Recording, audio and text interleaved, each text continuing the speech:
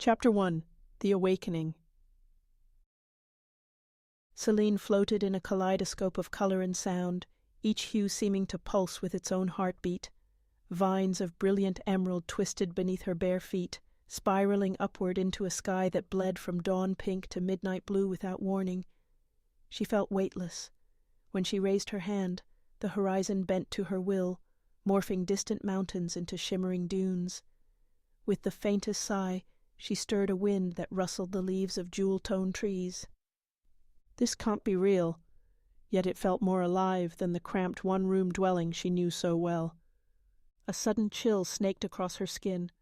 Shadowy silhouettes emerged at the edges of her vision, too vague to define but unsettling in their intent. The air crackled with tension, and the sky churned from a pastel swirl to a foreboding charcoal. Selene's breath caught in her throat. She tried to mold the dream, to push the shadows away, but they remained anchored. One figure lifted an indistinct arm, and a ripple of blackness flared outward. Instantly, the surreal beauty collapsed into a grey void. She awoke with a gasp, heart pounding as though it wanted to batter its way out of her chest. The memory of that velvety dreamscape clung to her mind, each vivid color now fading like ink sinking into parchment. Blinking the sleep from her eyes, Selene surveyed her reality. Walls with chipped paint, a sagging cot, and a lone fluorescent bulb sputtering overhead. The small living space was more a prison than a home, tucked in a dilapidated complex that the government had long ago stopped maintaining. Slowly she sat up, brushing short strands of shoulder-length brown hair behind her ears. Her clothes, a threadbare shirt and faded pants, bore patches upon patches, each a testament to her impoverished life. From the alley below came the distant hum of people stirring, readying themselves for another day of menial work and bureaucratic scrutiny. She inhaled, longing for the sweetness of her dream, but finding only stale air tinged with iron and dust. Morning dragged her into routine. Selene flicked on the rickety stove, heating the last spoonful of tea leaves in a dented pot. While the water heated, she surveyed the gloom outside her window. Distant towers of chrome and glass stood on the horizon, glittering fortresses where the elite lounged in curated bliss. Their dreams, everyone said, were designed to be restful and refined, courtesy of the government's official Dream Management Bureau. Meanwhile, those in Selene's district received only oppressive nightmares, or worse, the echoing emptiness of unsatisfying sleep. She poured the weak tea into a chipped mug and took a tentative sip, trying to ignore the persistent shiver lingering at the base of her neck. Ever since she was a little girl, her dreams had been different. She never spoke about them, not even to Sophia, her best friend. Talking about uncontrolled dreams was dangerous. People disappeared for less. No one wanted to become the next cautionary tale whispered about in grimy corridors. Outside, the city coughed and stumbled into motion. Selene navigated a narrow lane with puddles that reflected the morning's hazy light. Overhead, propaganda screens flashed messages extolling the virtues of the government's dream control. Stability for all, the slogans promised, interspersed with warnings that those who meddled with dreams put society at risk. A vendor's cart squeaked by, offering stale bread at prices no one could really afford. In the distance, an enforcer in a black uniform barked instructions at two older men who lowered their heads in silent obedience. The air tasted of rust, as if the entire district was decaying from the inside out.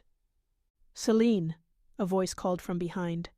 She turned to see Sophia jogging to catch up, her own attire just as worn, a second-hand jacket, shoes scuffed at the toes, yet her eyes sparkled with concern and something like hope. "Hey," Selene said, mustering a faint smile. "You look like you barely slept." Sophia's tone was gentle. "Was it bad again?" Selene exhaled. She and Sophia had known each other since they were children, but Selene still hesitated to reveal too much. "Weird dream," she said vaguely. "It's nothing." Sophia slowed her pace. "Take care of yourself. People around here are whispering about more vanishings, someone rumored to have dream powers. I just worry sometimes." Selene's stomach tightened. "I'll be fine." They walked in tense silence, parting ways at the entrance to an industrial factory that loomed like a steel beast. Selene would spend the next 8 hours in a mind-numbing assembly line, her body going through motions while her mind drifted. By midday, she had a break long enough to stand outside, among co-workers who traded hushed rumors. Someone mentioned that a man with odd visions had been taken from his home by enforcers. Another whispered about Dreamweavers, those rumored to shape dreams as they pleased. Selene kept her face impassive, but her heart pounded at the word. Dreamweavers. It felt like a name for the very thing she feared, a label for the raw control she'd briefly tasted in her own dream. Outside, a gust of wind kicked up dust around them. The barbed wire fence that enclosed the factory's yard rattled, and overhead, a surveillance drone glided like a mechanical hawk. Selene glanced around, feeling eyes on her, but no one paid attention. Why would they? The shift ended in a mechanical whirl of final conveyor belts, and Selene trudged through the factory gates into the dusky light. Shadows stretched along the street, warping the outlines of buildings into ominous shapes.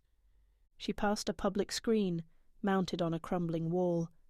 It displayed bright, comforting scenes of the upper districts, lush gardens, glistening walkways, and smiling citizens who apparently had everything they could want. Selene had heard that some of them drifted to sleep on plush mattresses, lulled by government-engineered lullabies that shaped pleasant, harmless dreams. How different must their world be, she mused. Halfway home she felt it again, that prickling sensation on the back of her neck, the same feeling she'd had this morning when stepping outside. She turned sharply. Across the street, a stranger in plain clothing froze, then hastily blended into a group of passers-by. Selene's pulse surged. Was someone following me? She quickened her steps, slipping into a side alley where she could duck behind crates. Heart hammering, she dared a peek around the corner, but the stranger, whoever they were, had vanished into the drab sea of people.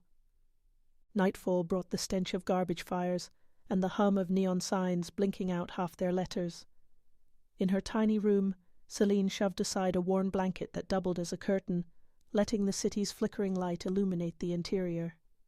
She rummaged for any leftover food but found only a heel of stale bread. Her eyes flicked to the battered clock on the wall. It was late, yet sleep both tempted and terrified her. Eventually, weariness overcame caution.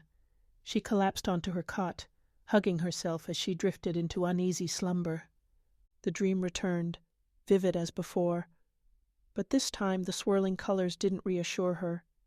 The same shadowy figures hovered at the perimeter, closer now, their forms distorting the dream's luminous edges. A metallic tang filled the air.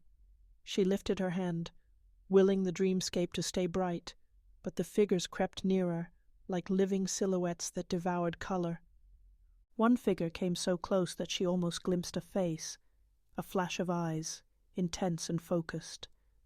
The sky roiled overhead, flickering with stormy reds. Then a surge of darkness rippled outward, as if cast by an invisible hand, shattering the dream's pastel hues. Selene gasped awake. Sweat beaded on her brow. She lay there, chest heaving, listening to the ragged rhythm of her own breath. The tiny room felt colder than before, claustrophobic in its silence. She swung her legs over the side of the cot, pressing her palms to her temples. That was when she noticed it, a faint glow emanating from her left hand. Her heart nearly stopped. In the dim light, her palm was marked by the soft outline of something luminous, a subtle shape she couldn't fully discern. She rubbed furiously at her skin, but the glow persisted, flickering like a dying ember. The reality of it doused any lingering threads of sleep. What was happening to her? She curled her palm into a fist, forcing herself to steady her breathing.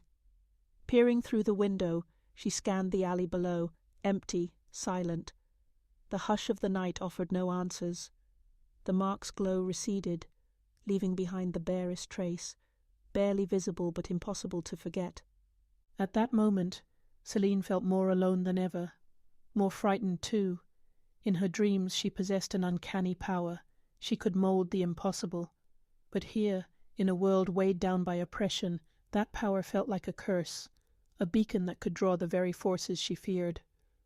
Still trembling, she fumbled for the thin blanket, pulling it tight around her shoulders. There was no going back. Her dreams were changing, and with them, so was she.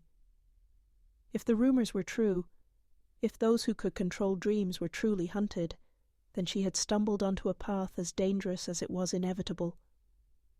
In the stillness, Selene forced herself to breathe slower, calmer. She stared at the faint glow until it disappeared altogether, leaving her palm as plain as before, except she knew now it wasn't plain at all. And she knew, with the marrow-deep certainty of a dreamer awakened, that her life would never be the same. Chapter 2. Awakening Shadows. Sleep was a brittle shell that Selene dared not break, yet morning came regardless. She woke to the thin grey light seeping through her threadbare blanket, the same light that revealed paint peeling off the walls and the leaky faucet's endless drip. Outside the world groaned awake, but Selene lingered in bed, clutching her left hand. She needed to be sure the faint glow she had witnessed the night before was just a trick of the mind. She uncurled her fingers. In the pale light, her palm looked perfectly ordinary. No flicker, no eerie luminescence. The relief that swept through her was almost enough to make her laugh. Almost. Then she remembered how it had appeared, the subtle shine that refused to vanish when she rubbed it. A wave of unease settled in her stomach. It happened once. It could happen again. By the time she left her room, the rest of her apartment building was stirring. Someone muttered curses about broken plumbing. A child cried in a hallway that smelled of rancid cooking oil. Selene kept her head down and gripped her worn satchel, trying to quell the dread that clung to her like a persistent shadow. Her first stop was a cramped food stall near the corner where she worked. The vendor there, an older woman with tired eyes, sold battered fruit and rock-hard bread at cut-rate prices. Selene handed over her last coins for a bruised apple, silently praying her next paycheck wouldn't be delayed again. As she turned to leave, she caught sight of a policeman, one of the enforcers. He wore a dark, neatly pressed uniform with polished boots that seemed insultingly clean in their dingy surroundings. A baton hung at his hip, and his gaze swept across the market stalls, seeking anything out of order. Selene froze. That baton, that unflinching stare, it reminded her of why so many people in her district moved with eyes lowered and words hushed. "Keep moving," she told herself. Heart hammering, she forced a calm expression and slipped into the crowd. The main street leading to the factory was livelier than usual. A street argument had erupted between two vendors squabbling over territory, drawing onlookers. Thick tension simmered in the air, and a child, barely 5 or 6, stood on the periphery, wailing for a parent lost in the commotion. Selene's chest constricted. The child's cry came sharp and panicked, like an alarm. Before she could stop herself, she veered toward the sobbing boy. Her own worry, her own fear of seeing someone so young left adrift in this harsh city, surfaced with a jolt of empathy. She knelt down and laid a gentle hand on his trembling shoulder. "It's okay," she murmured, glancing around for any sign of the boy's caretaker. But all she saw was a chaotic swirl of people. The child gasped for air between sobs, tears cutting streaks through the dirt on his cheeks. Selene's thoughts raced. I need to calm him down, help him feel safe. She pictured a comforting image in her mind, a woman's figure, warm and reassuring, holding the boy's hand. She imagined the woman stepping toward him, offering a gentle smile. It was a fleeting fantasy, a wishful thought. Yet the boy suddenly stopped crying, his gaze shifting to a spot just behind Selene. She turned and froze. A translucent mirage shimmered in the air, the vague outline of a woman that flickered like the glitchy holograms in the upper-class squares. Selene's breath caught. I did that. I made that happen. The mirage hovered for only seconds, but it was enough. Around them onlookers sucked in startled breaths. One woman shouted in alarm, and a vendor dropped a crate of vegetables, the contents spilling across the ground. Selene's heart pounded so hard she feared it might crack her ribs. She released the child and stumbled backward. The mirage wavered, then dissipated into nothing. The hush that followed was deafening. A handful of people wore expressions of shocked awe. Others looked frightened. Eyes darted between Selene and the spot where the mirage had been. It was as if the entire market inhaled in collective fear, waiting for the hammer to fall. Suddenly the boy's frantic parent came sprinting out of the crowd, scooping the child into her arms. Selene felt a burst of relief until she noticed the policeman from earlier pushing his way through the throng. His gaze locked onto her, hard and distrustful. Panic seized her. Run. Her instinct screamed it before her mind caught up. She turned and took off, dodging between stunned bystanders, the policeman's shouts echoing behind her. "Hey, stop!" She didn't dare look back. Selene ran until her lungs burned. She ducked into a narrow alley that reeked of sour trash and pressed her back against the cool, damp brick. Footsteps thundered past the alley's entrance, but whoever pursued her missed the turn. She stayed frozen, trembling. Her mind replayed the incident in the market, the child's tears, her impulse to console him, the shimmering mirage, something she had summoned. She pressed a hand to her mouth, terrified not just by the policeman's reaction, but by what she herself had done. Why couldn't I control it? She realized her left palm tingled. When she lifted it, she found no glow, only the memory of what it had done. Her breath came in staccato bursts. She forced herself to calm down. She couldn't stay in the alley forever. Slowly she edged out of hiding. The policeman was nowhere in sight. A wave of relief warred with dread. She needed to avoid crowds, at least until she could sort out her next steps. Instead of heading to the factory, Selene turned toward home. Her wages would be docked for missing a shift, but that was a problem for another day. Right now, self-preservation mattered more. She slipped in through the back entrance of her building, a narrow door with a busted lock, then climbed the stairs 2 at a time.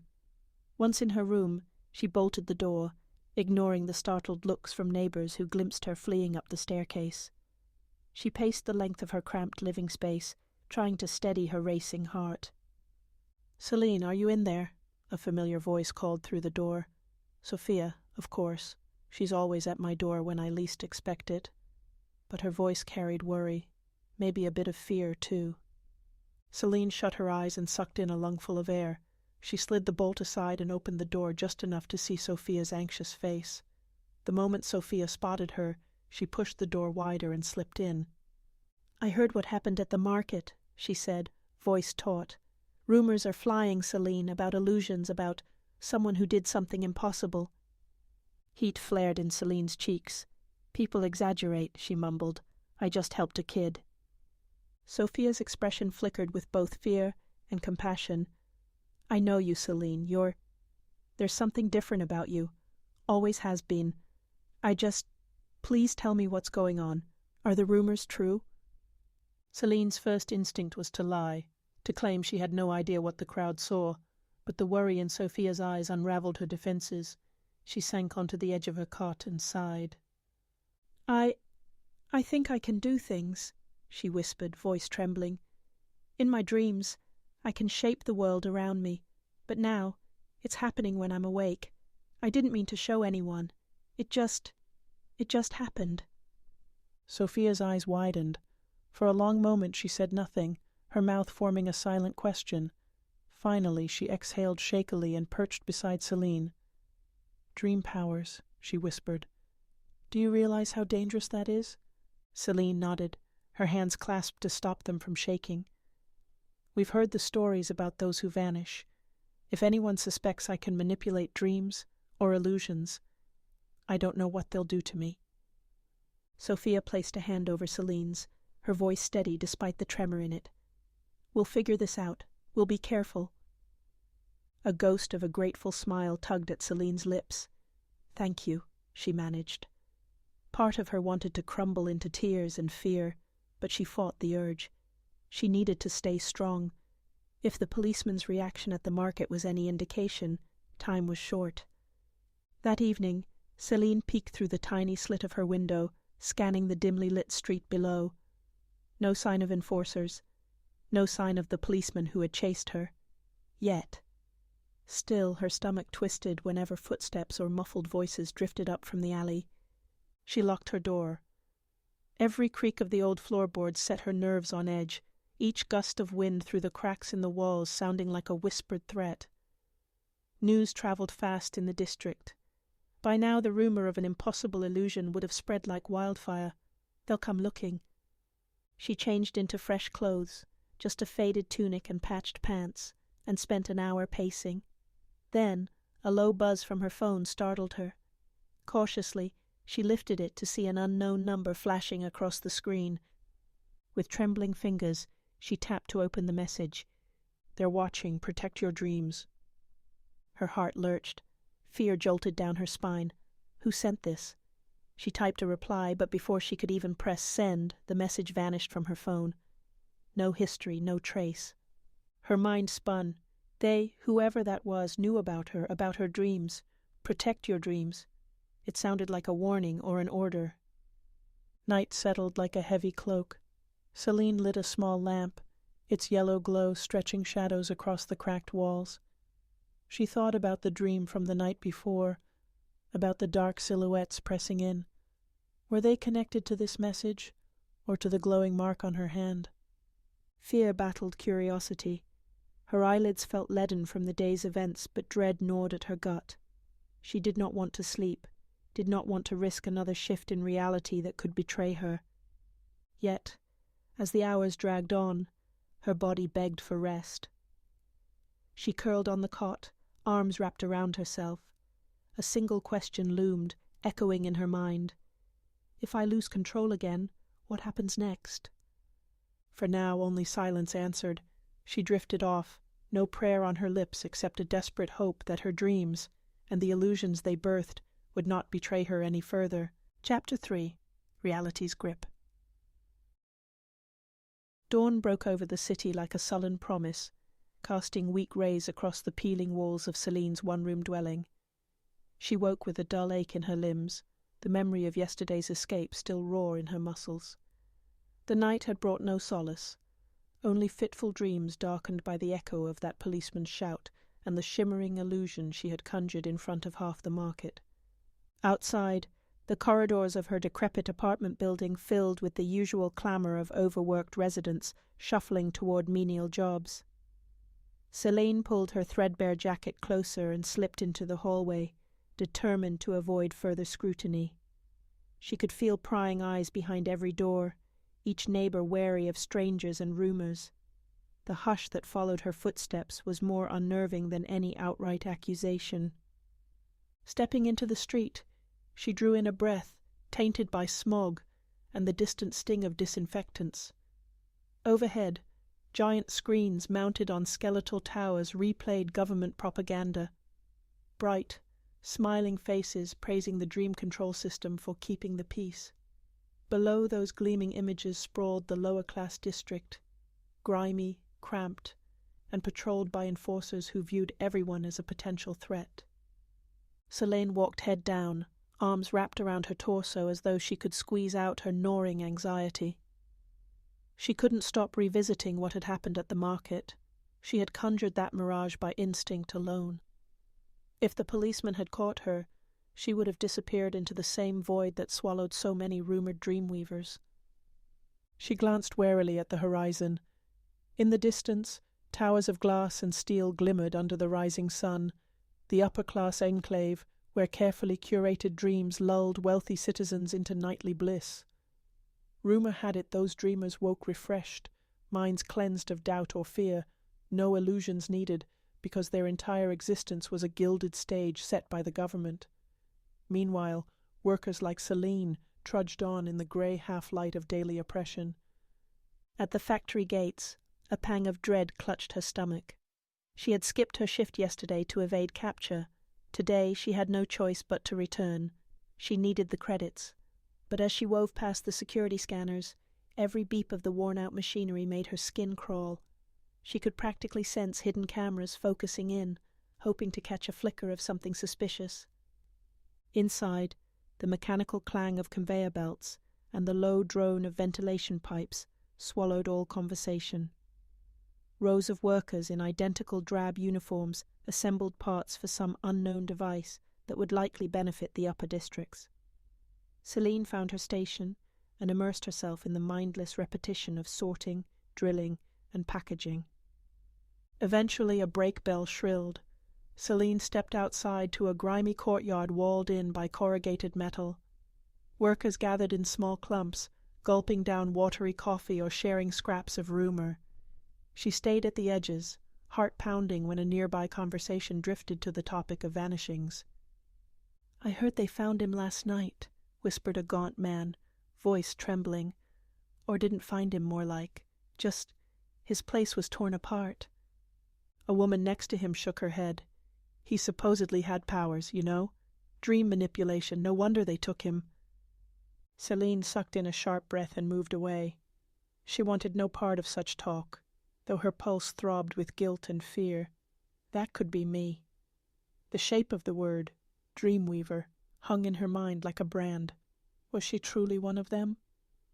When her shift ended, Selene lingered on the factory's threshold. The day had slid into a bleak, overcast afternoon, and the wind carried the tang of chemical runoff from the nearby industrial canal. She pressed herself against the side gate, scanning the street for enforcers. If the policeman from the market was out here, waiting. A hand closed gently on her shoulder. She whirled to see Sophia, her large eyes flooded with concern. "You shouldn't stand out here like this," Sophia murmured. "Everyone's on edge, including the enforcers. Let's walk together." Selene nodded, her throat dry. They fell into step, words subdued. Sophia's presence was a small comfort, a reminder that she wasn't entirely alone. "I heard more rumors," Sophia whispered after a while, voice barely audible over the distant grind of factory motors. "About illusions at the market, about a policeman who chased someone into an alley but never found them." She looked at Selene. "Nobody's identified you by name, yet." Selene swallowed hard.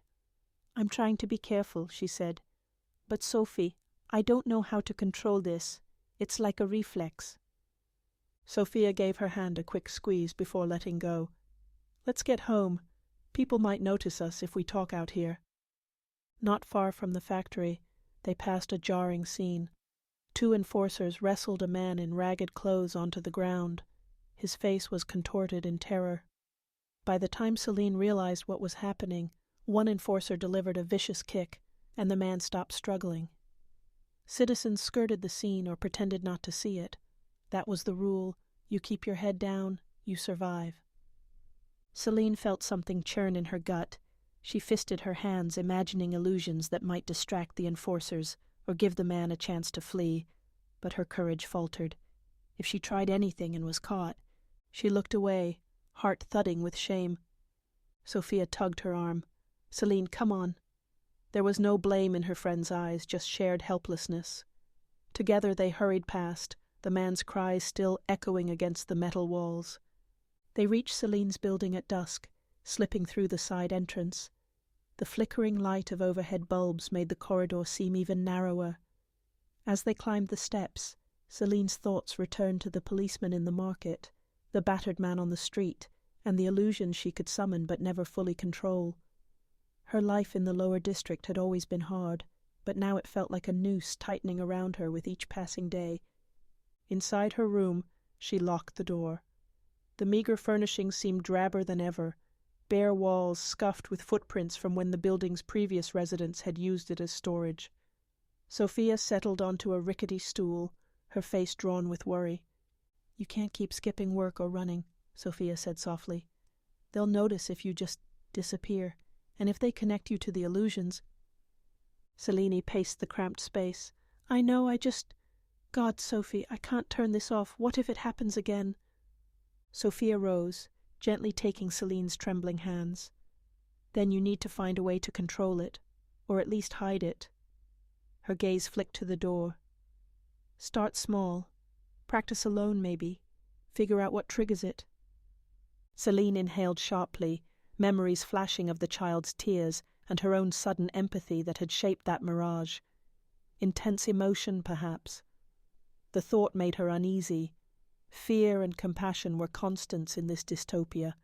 How could she ensure her illusions wouldn't flare again? Still, she could see the kernel of a plan. If she understood her powers, maybe she could avoid giving herself away.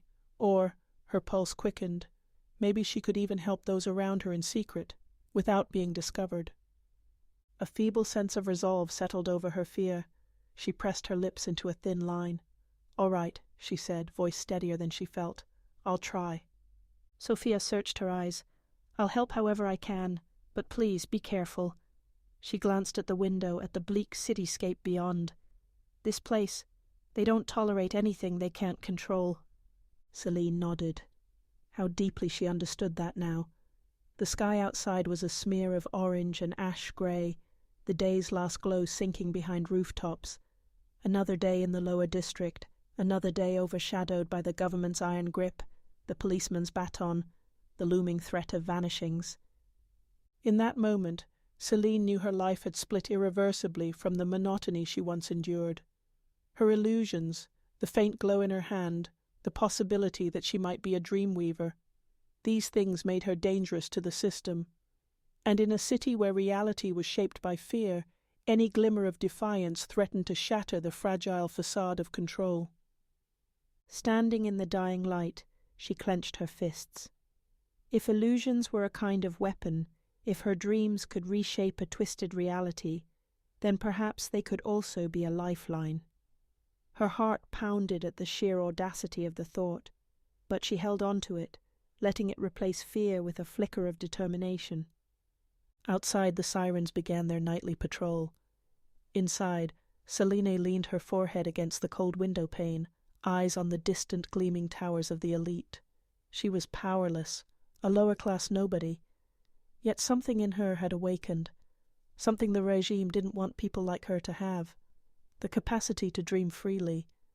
And for the first time in days, despite the gloom, she felt a faint surge of hope battling her terror. She would endure reality's grip for as long as she had to, because maybe, just maybe, she could learn to bend that reality to protect those she cared about, even if it meant risking everything. Chapter 4. Into the Night. Sleep had never felt so elusive. Selene lay awake on her narrow cot, staring at the makeshift desk where a hastily sketched map glimmered under the weak light of a single bulb. She'd found it slipped under her door 2 nights earlier, coordinates hastily scrawled across its surface, accompanied by a cryptic note. "The answers you seek are here." As if the ragged tension in her life needed further provocation. Part of her wanted to tear it up and feign ignorance, but the events of the last few days, the accidental illusion at the market, the quiet terror in every sideways glance, and most importantly, the raw power she couldn't deny, gnawed at her. Hiding forever wasn't an option. With a sigh, she swung her legs off the cot. A thin dawn light filtered through the threadbare curtain, mocking her restlessness. She rose before the factory shift horn blared, slipping into her usual drab clothes. Over the last couple of days, she'd avoided Sophia's concerned gaze, offering only terse answers about her just needing space. But that morning, as Selene paused in front of the cracked mirror, her friend appeared at the door unannounced. "Selene?" Sophia's voice was tentative. "You're up early, everything okay?" Selene's pulse skipped. The map. She'd left it out on the desk. She snatched it away, folding it before Sophia could see. "I'm fine," she lied, forcing a half-hearted smile. Sophia's eyes, dark with concern, flicked around the room as if searching for a clue. "I'm worried about you," she said. "You've barely spoken since the market incident." Selene swallowed. She wanted to tell Sophia everything, to share the ominous note, the coordinates, and the swirling dread in her heart. Yet fear stitched her lips shut. "I just need time," she managed. "I promise I'll explain eventually." Sophia opened her mouth to protest, but seemed to sense Selene's resolve. "Okay," she said quietly, stepping aside as Selene gathered her satchel. The unspoken tension coiled between them, leaving a bitter taste in Selene's mouth. That afternoon, Selene slipped away from her shift early. No one noticed her absence. The assembly line churned on, oblivious to missing cogs. She clutched the map, following the coordinates scrawled in ragged handwriting. They led her east, toward the city's outskirts, a place she'd visited only in rumors. Rusting factories loomed like hollow titans over the deserted streets, their once mighty furnaces long cold. The air grew damp with an eerie mist that hugged the ground, obscuring broken concrete and twisted metal. Overhead, a few ancient security drones hovered, leftover relics that occasionally sparked to life. Selene's breath hitched when a drone's flickering red light swept her way. Instinct flared, and she closed her eyes, picturing a ripple in the air around her. "Hide me," she pleaded silently, heart pounding. She opened her eyes and saw, to her shock, a faint blur. Like a mirage, it distorted her shape enough that the drone's light passed over without alarm. Selene let out a shaky breath. I did it again. The relief warred with the knowledge that each new use of her power might draw more attention to her. At last, the map's coordinates landed her in front of a derelict warehouse whose sagging roof threatened collapse. Broken windows let in the feeble daylight, and splashes of graffiti marred the outer walls. Signs of recent activity, scattered footprints, a half-broken lock, hinted that this place, for all its decay, was not entirely abandoned. Selene hesitated. Her heart rattled like a bird's wings trapped in a cage. But backing out now would leave her with more questions and the same gnawing vulnerability. She pushed the warped door open, the rusted hinges squealing in protest. Inside, shadows sprawled across the cavernous space. Dim light shafted through the broken roof, illuminating heaps of scrap metal, rotted crates, and someone standing near the far wall. A young man with close-cropped hair and an alert posture turned as she entered. He wore clothing a step above hers, still practical, but less tattered, and carried himself like a person entirely aware of his surroundings. "Selene?" he asked, voice calm. There was no surprise in his expression, only recognition. Her pulse lurched. How does he know my name? She took a cautious step forward, one hand clenching the map. "I've been waiting," the stranger said, walking closer. He kept his hands visible, an unspoken gesture of peace. "I'm Ethan." Selene found her voice. "Did you leave the map?" she asked, suspicion warring with curiosity. Ethan nodded. "I've been tracking you in a sense, through the dream realm." The words jolted her. "The dream realm? You mean like illusions, like what I do?" A small smile curved his lips. "Yes, though illusions are just the surface. Some of us have talents, abilities to sense and shape dreams. I'm what people call a lucid dreamer. You, Selene, you have a rarer gift." She shivered. The idea of being tracked through dreams felt invasive, yet also explained the strange feeling of being followed. She stepped further into the warehouse. "What do you want from me?" "To warn you," he replied. His tone was calm but underscored by urgency. "And to offer help. I've seen your energy signature in the dream realm. It's strong and unusual. The organization that hunts Dreamweavers will be very interested in you." Selene swallowed. "They're already interested," she muttered, recalling the policeman at the market. "How do I know this isn't a trap?" Ethan studied her for a long moment. "I'll show you," he said, "but words aren't safe. We should speak where they can't overhear us." Before she could question him, Ethan knelt, touching a small metallic disc on the floor. A soft hum resonated, and the environment around them changed.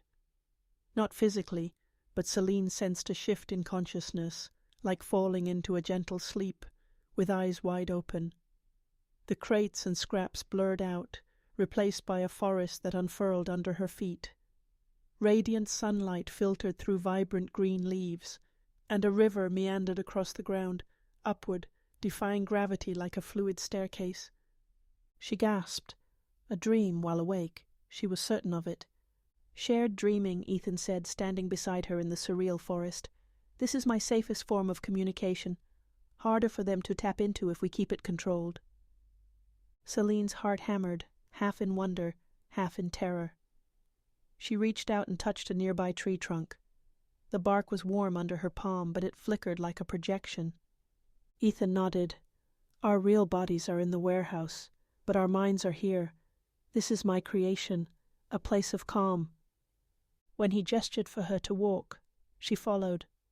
Around them the forest glowed with unearthly colours. In the distance, birds of shifting hue darted among the treetops. Awe mingled with an odd sense of déjà vu, reminding her of her own dreams, where she could bend reality with a thought. "Selene," Ethan said quietly, "you're more than just a lucid dreamer. You have a skill called Oneiric Fusion. It's the ability to fuse dreamscapes together, to weave illusions seamlessly between the dream world and reality. Rare and extremely dangerous if the government finds out." Selene halted, her pulse roaring in her ears.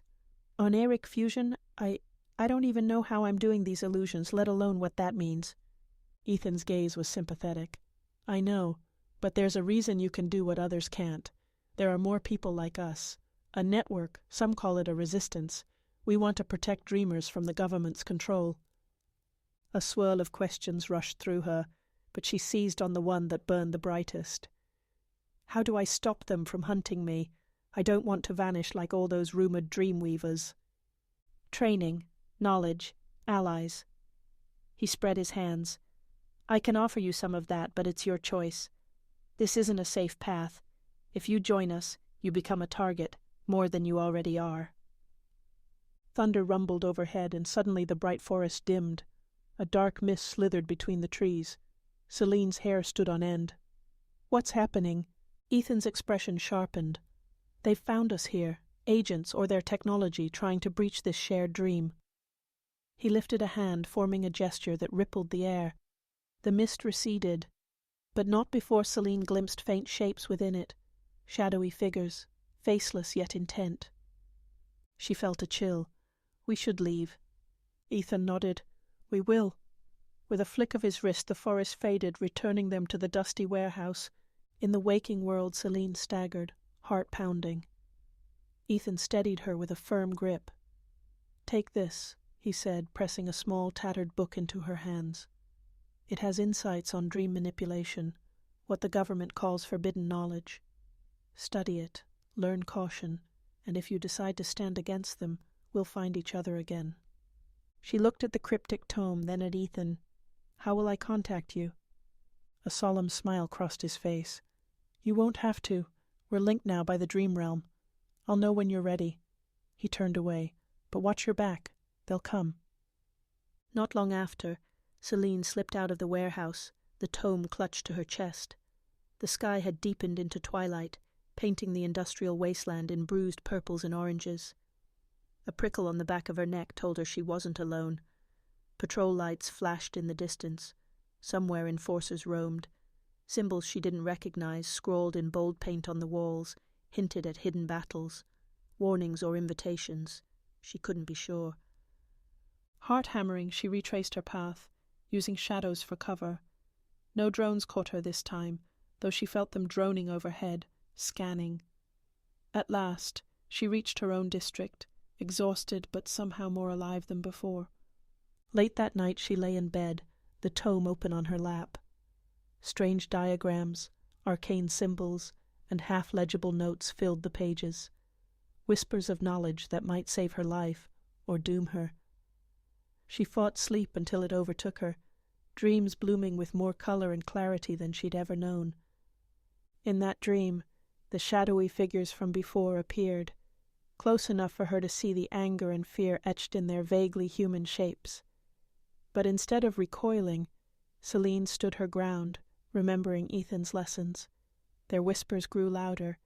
The answers lie within. She woke gasping, the tome pressed to her chest as if it had never left her hands. In the pale gloom she resolved to learn what it held. Tomorrow she would return to her job. Tomorrow she would face the city's oppression again. But now she had a fragment of power, and the faintest glimmer of hope. Chapter 5, Gathering Storm. A single lamp illuminated the cluttered table in Selene's dimly lit room, throwing elongated shadows across the walls. She sat hunched over the tattered tome Ethan had given her, flipping through pages scrawled with cryptic sketches of eyes, spirals, and half-legible script. Most of the words were indecipherable, some ancient dialect or code, yet certain symbols glowed faintly when she ran her fingertips over them. Then it happened. A page that had previously been blank revealed a sketch of a building plan, pulsing with faint luminescence. A line of script beneath it read, "Come at dusk." The sudden appearance made her heart thump, half excitement, half terror. She'd already been warned that her unusual abilities and the artifact in her possession attracted danger. Still, the page felt like a lifeline tugging her into unknown territory. If Ethan believed she should follow, perhaps she must. She found the building in the crumbling outskirts of the city, once a grand library, now just a shell of cracked columns and rotted shelves. Dusk laid an orange glow over broken windows. The main doors, great slabs of wood, stood partially ajar, and when Selene slid inside, the hush felt almost sacred. Motes of dust swirled in the half-light, and the faint smell of old paper and mildew lingered. "Over here." The voice was warm, female. Selene turned to see a slight figure with dark hair standing amid toppled bookcases. The woman wore simple, functional clothing, nothing to indicate she might be dangerous, but her presence radiated something calming. "I'm Ava," the stranger said, stepping forward. "You must be Selene. Ethan told me you'd come." Her eyes flicked to the tome Selene clutched. "And that you carry knowledge forbidden by the regime." Before Selene could reply, soft footsteps approached from the far side of the library. A taller figure emerged, clad in a threadbare coat over a lean build. His hair was shot with silver despite his seemingly young face. He regarded Selene with cool assessment. "Draven," he introduced himself, voice low but resonant. "I've been a student of the dream realm for many years. I'd say a pleasure to meet you, but these are grim times." Selene swallowed hard, nerves prickling. "Ethan said there were others, Dreamweavers, like him, like me. He called you a network, maybe a resistance." Ava's gaze softened. "We don't use the word resistance lightly, but yes, we're here to protect people who can shape dreams, and to stop the government from twisting those gifts into something monstrous." Draven gestured for Selene to follow. They led her deeper into the library's bowels, past shelves collapsed like dominoes, until they reached a clearing lit by salvaged lanterns. Waiting there, arms folded, stood Ethan. Relief flooded Selene at the sight of his familiar face. "Glad you came," Ethan said quietly. "We've been watching the organization's movements. They're tightening their nets, hunting anyone with even a whisper of dream-based ability." He turned to Ava and Draven, introducing them properly to Selene.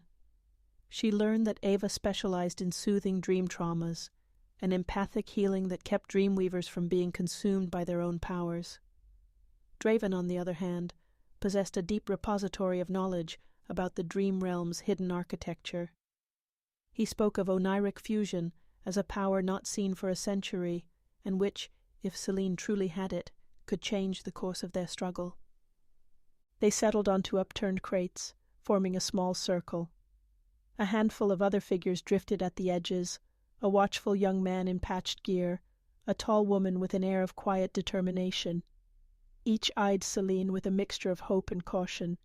Ethan kicked off what felt like an impromptu meeting. "We lost someone last week, one of our own. The organization's agents raided a safe house. We barely escaped." He paused, letting that sink in. "Dreamweavers with your kind of ability, Selene, are prime targets. We want to help you learn to control it." A flutter of panic ruffled her chest. I barely understand what it is," she admitted. "That's what we're here for," Draven said, tone gentling. "We've trained others before, but your case is unique. Oneiric Fusion could let you blend entire dreamscapes with reality if it matures unchecked. That kind of power in the wrong hands—" His silence was pointed, leaving no doubt about the danger. Selene inhaled, glancing at the ring of determined faces. "Then show me." They led her through a practical demonstration, a shared dream session. Even the concept daunted Selene, but she followed Draven's instructions. Slow her breathing, let Ava's voice guide her into a trance. Soon the library's tattered walls blurred, replaced by a soft glow. They found themselves in a dim meadow under a turquoise sky. Flickers of moonlight danced on silver grasses. "This is Ava's construction," Draven explained in the dreamscape. A gentle environment for practice. Selene tried to replicate illusions the way she had at the market, reaching within for that spark of emotional focus. At first she conjured only a faint flicker of light, but as Ava murmured encouragement, shapes formed, flickering orbs, silhouettes that wavered like spectres. A surge of excitement nearly broke her concentration. The illusions faltered, twisting out of control until Draven steadied them with a sweep of his hand, the dream meadow rippling from the impact. Selene's cheeks warmed with embarrassment, but Draven simply nodded. That was impressive for a first attempt. With practice, you'll maintain stability. Ethan appeared in the dream, smiling. See? You can do it, you just need guidance. A flutter of hope stirred in her chest, before everything around them shuddered. The meadow darkened abruptly, the edges dissolving into black. Alarm flared in Ava's eyes. We're being breached from the outside. In an instant, the shared dream dissolved, snapping them back to the echoing library. The muffled sound of shouting reached them, footsteps pounding across the marble floors. Eyes wide, the group scrambled for cover. A squad of black-clad enforcers burst in through a side entrance, their guns and batons catching the lantern light. The watchers at the perimeter rushed forward, illusions blossoming to confuse the intruders, snarling beasts, shifting shadows. But the enforcers advanced in a tight formation, unnervingly well prepared. "Go!" Draven barked, pushing Selene toward a narrow corridor. Ava and Ethan flanked her. Half the group fought to hold back the enforcers, luring them deeper into the library's labyrinthine shelves. Snarls of gunfire rattled the ancient building. As they fled, Selene's stomach lurched. One of the watchers, a wiry man she'd glimpsed earlier, took a blow to the head and crumpled, carried off by the enforcers. She clenched her fists, desperate to help, but Draven dragged her along. "We can't lose you too," he hissed. The survivors emerged through a hidden exit into the choking night air. Sirens wailed in the distance. "They must have tracked a dream signal," Ava said, voice shaking with anger. "They're getting better at this." Selene's eyes burned. She'd just begun to realize she wasn't alone, that others shared her burden. Yet here was the ugly truth. Every step deeper into the dream world painted a target on them. She swallowed hard, looking at the grim determination on Draven's face and the pained guilt in Ethan's. "This won't stop us," Ethan said quietly. "We'll relocate, regroup. We can't let them pick us off." Draven nodded, gaze settling on Selene. "We'll continue training you, but know this. You might be the key to turning the tide, and that makes you invaluable and dangerous in the eyes of the organization." Selene sucked in a breath, steeling herself. The fleeting glimpse of hope was battered by the night's violence, but it still glowed deep inside her.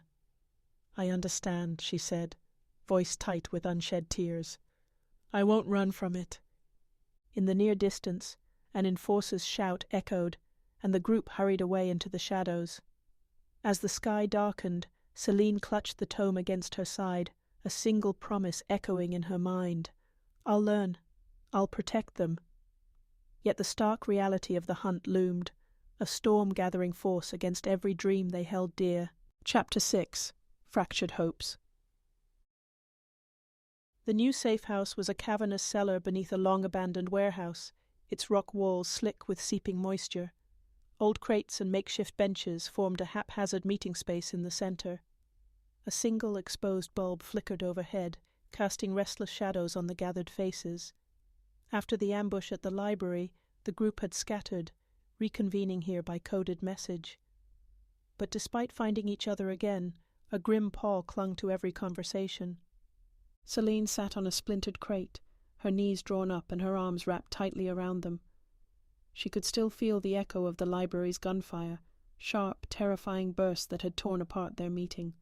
Some of their allies had been captured or forced to flee. Now only a battered core remained, Ethan, Ava, Draven, and a few others, each bearing fresh bruises and shaken nerves. Every footstep in the corridor beyond made them flinch. Ava hovered beside Selene, a quiet, empathic presence. "Hey," she said softly, pressing a steaming mug of tea into Selene's hands. "You haven't slept, have you?" Selene managed a weak shake of her head. Images from the failed gathering haunted her, the watchers falling under enforcer batons, illusions shattering against bullet fire. "Not really," she admitted, voice hushed. "I keep thinking about the people we lost, and what might have happened to them." She dared a quick glance at Draven, who stood a short distance away, conferring with two watchers who had barely escaped the raid. His face was taut, eyes shadowed with anger or sorrow, maybe both. He caught Selene's gaze for a moment. A flicker of sympathy passed between them before he returned to his hushed discussion. Ethan paced the cellar's perimeter. In the ghostly light his expression looked more pained than usual. Earlier, he'd confided to Selene that the library ambush reeked of sabotage. Someone must have leaked their location. But calling out the possibility of a traitor would shred what little trust remained in the group. Worse still, they had no proof. By evening the survivors formed a loose ring in the middle of the cellar. Draven set down a small lantern, its wavering light illuminating tired faces. "We need to talk," he said, voice carrying a gravity that silenced the room. "We've lost some of our people. Others are in hiding or worse, captured. The library was compromised far too precisely. I'm afraid we have a leak." A muffled gasp rippled through the group. Nervous glances flew from one face to the next, each daring not to accuse but unwilling to deny it. Selene's pulse throbbed. She remembered how the enforcers seemed to know exactly which route they'd use to escape. Ava, standing close to Draven, folded her arms. "Draven's right. That raid was coordinated. They knew our safe points." Her voice wavered, half anger, half heartbreak. "I can sense fear all around us. Everyone is terrified, but we can't let panic break us apart."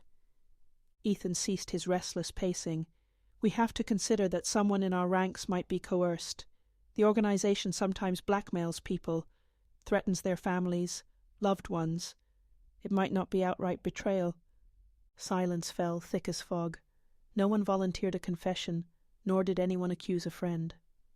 Selene's gaze landed on a watcher named Lyle, a brash, wiry young man who bit at his thumbnail incessantly. She didn't know him well, only that he'd joined the group a month before her. He avoided her eyes. Draven exhaled, raking a hand through strands of silver-shot hair. "We can't unravel this by suspicion alone. What we need is to regroup, recover, and continue to train. If we let distrust consume us, the organization wins." They broke off into smaller clusters, strategizing how to fortify the cellar from prying eyes or eavesdropping technology. A pair of watchers tested electronic jammers in the corner, hoping to obscure any signals. Another group pored over a city map, marking abandoned places where they might hide supplies. Everywhere Selene looked, she saw the same mixture of worry and resolve that she felt in herself. She wound up beside Ava again. The healer's presence radiated a calming influence that soothed Selene's frayed nerves. "Are you going to keep training me?" Selene asked quietly. "Even after all this?" Ava nodded. "You need it more than ever. Oneiric Fusion is powerful, but it's fueled by emotion. If you let fear and guilt take over, you might lose control. You saw how illusions can fail against real bullets. We have to refine that power, make it a defense, or a tool to protect people." Selene swallowed. "I feel guilty. Like if I'd mastered it sooner, maybe I could have shielded the group better, saved them from the enforcers."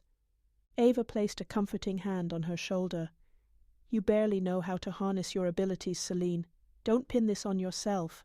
The best thing you can do is learn and keep everyone safe next time." That night, they held a brief training session, more subdued than any Selene had experienced. Ava and Draven guided her into a shared dreamscape, a battered courtyard reminiscent of the library, but empty, quiet. Broken pillars and half-collapsed walls loomed around them, stirring uneasy memories. Selene's breath hitched. "Focus on something small," Draven instructed within the dream. "Create a barrier. Imagine it solid, unyielding. Keep the shape simple." Selene closed her eyes, summoning the flicker she recognized as her dream energy. Slowly, a translucent wall shimmered into being, curving around them like an invisible dome. She poured her concentration into steadying it. For a moment it held, faintly glowing, but then a twist of anxiety seeped through her, and the barrier flickered in and out of existence. Ava caught Selene's arm before she could stagger. Deep breaths. Don't dwell on the fear. Draven circled, testing the barrier's edges. Not bad for a first attempt, but it needs anchoring. Your emotions are still too raw. Selene bit her lip. The memory of her allies falling at the library replayed like a cruel echo, riling her guilt. She pictured their faces, their terror, fear spiked, and the barrier shattered into swirling motes of light. Her heart sank, but Draven laid a firm hand on her shoulder. "This is why we practice," he said gently. "We'll go again." After they emerged from the dream training, Selene felt drained, both physically and emotionally. The cellar had grown colder, condensation dripping from overhead beams. Most of the group lay curled in sleeping bags or huddled on crates, trying to catch fragments of rest. Lyle hunched at the far side of the cellar, an anxious set to his jaw as he fiddled with a handheld radio. He glanced up once, meeting Selene's eyes before quickly looking away. The night wore on, and Selene dozed fitfully against a wall.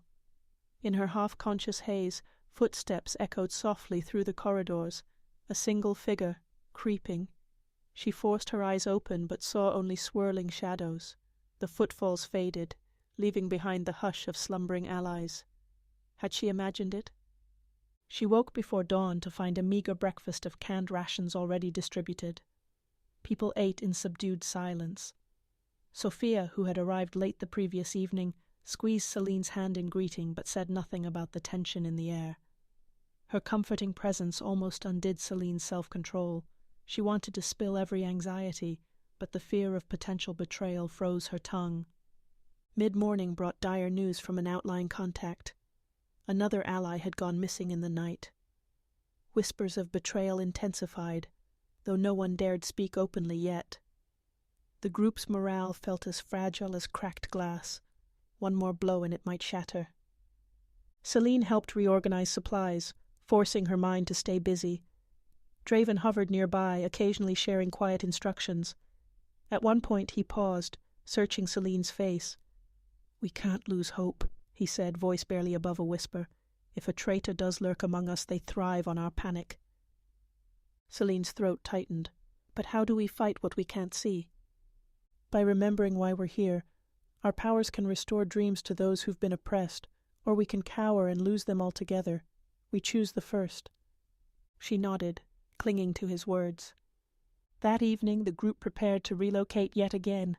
This safe house felt compromised, suspicion gnawing at everyone. The watchers gathered up gear, eager to leave before nightfall. Selene carefully folded her meager possessions, extra clothes, the precious dream tome, and slipped them into her satchel.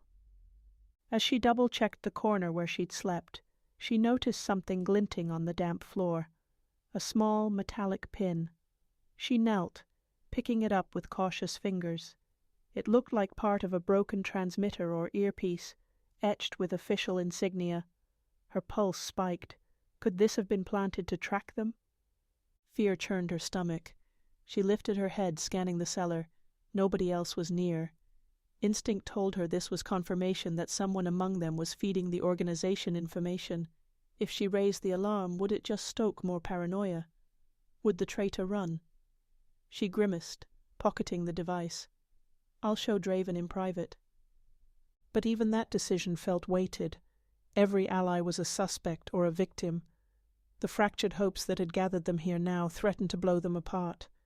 Outside the wind howled, a storm gathering under the city's smog-stained sky. Selene clutched her satchel and moved to follow the others, her heart heavy. The dream realm offered brief respite, a place where illusions might guard them. But in the waking world, illusions faltered under suspicion and violence. As thunder rumbled in the distance, she steeled herself, determined not to let fear break her. They had to find a way forward, no matter how fractured their hopes might be.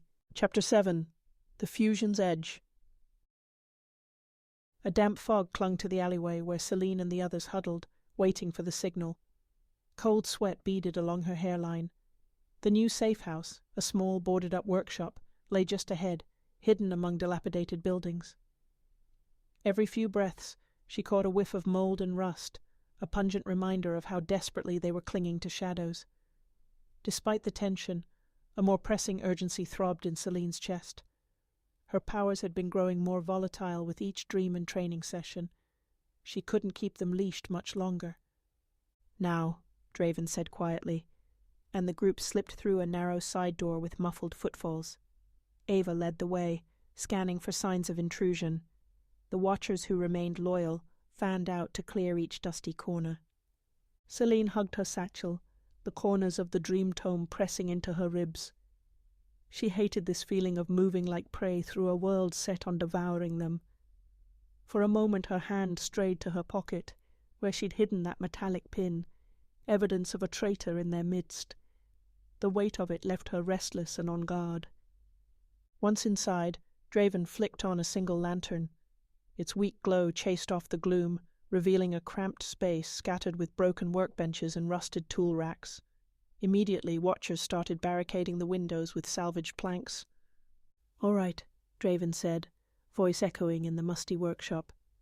"This is our best option for now. We'll keep rotating safe houses until we figure out who's feeding intel to the organization. But first," his gaze settled on Selene, "we need to talk about your powers." Selene shifted, suddenly self-conscious. She was painfully aware of every eye turning her way, Ava's concerned empathy, Ethan's steady encouragement, a few watchers' skeptical glances. Lyle, perched on a stool in the corner, avoided her gaze, a perpetual scowl etched on his features. Draven set the lantern down and folded his arms.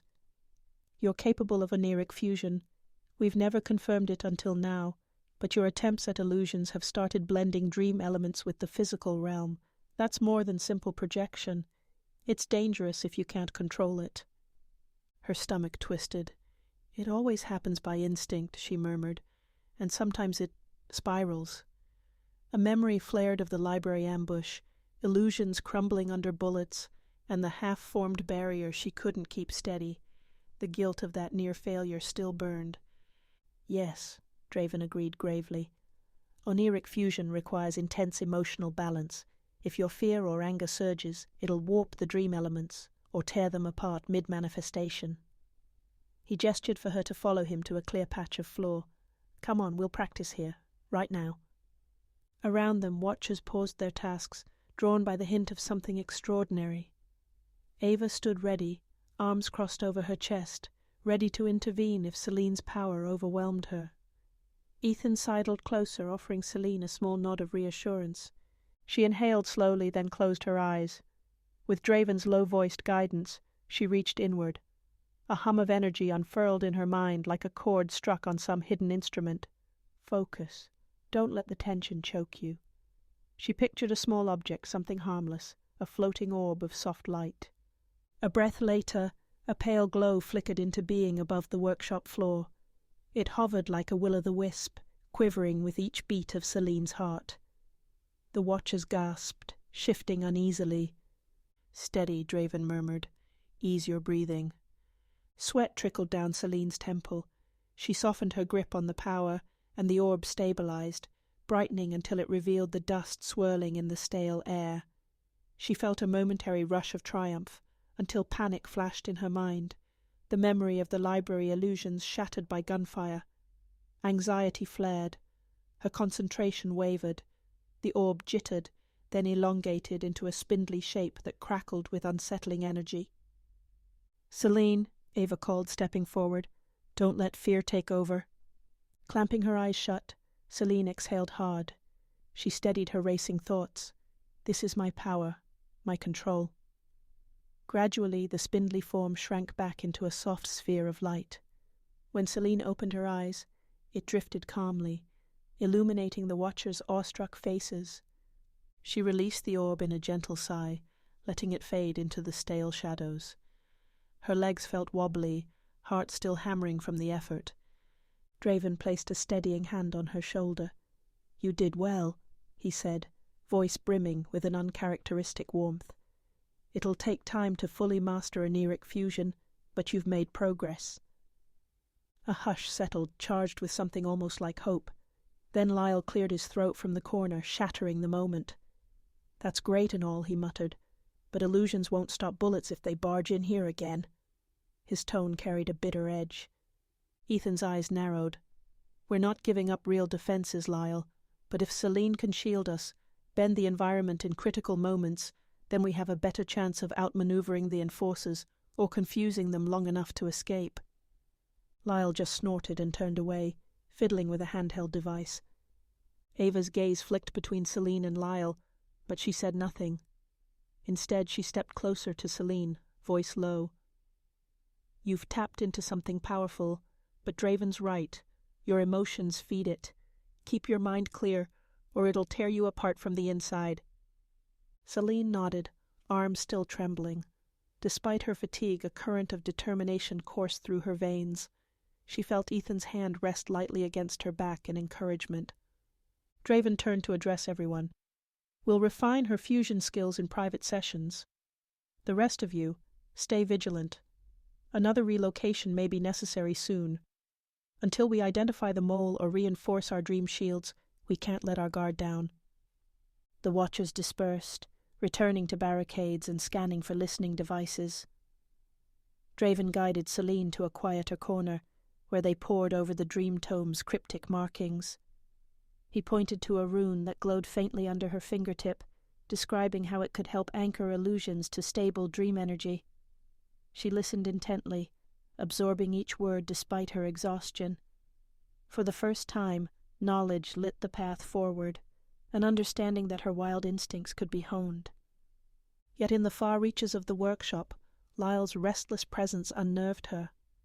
Glancing once, she found him watching her with an unreadable expression, the shadows obscuring half his face. Was he impressed? Or resentful? Suspicion flared. Could he be the one feeding secrets to the organization? She stifled the thought, focusing on Draven's lesson. Still, the question lodged like a splinter in her mind.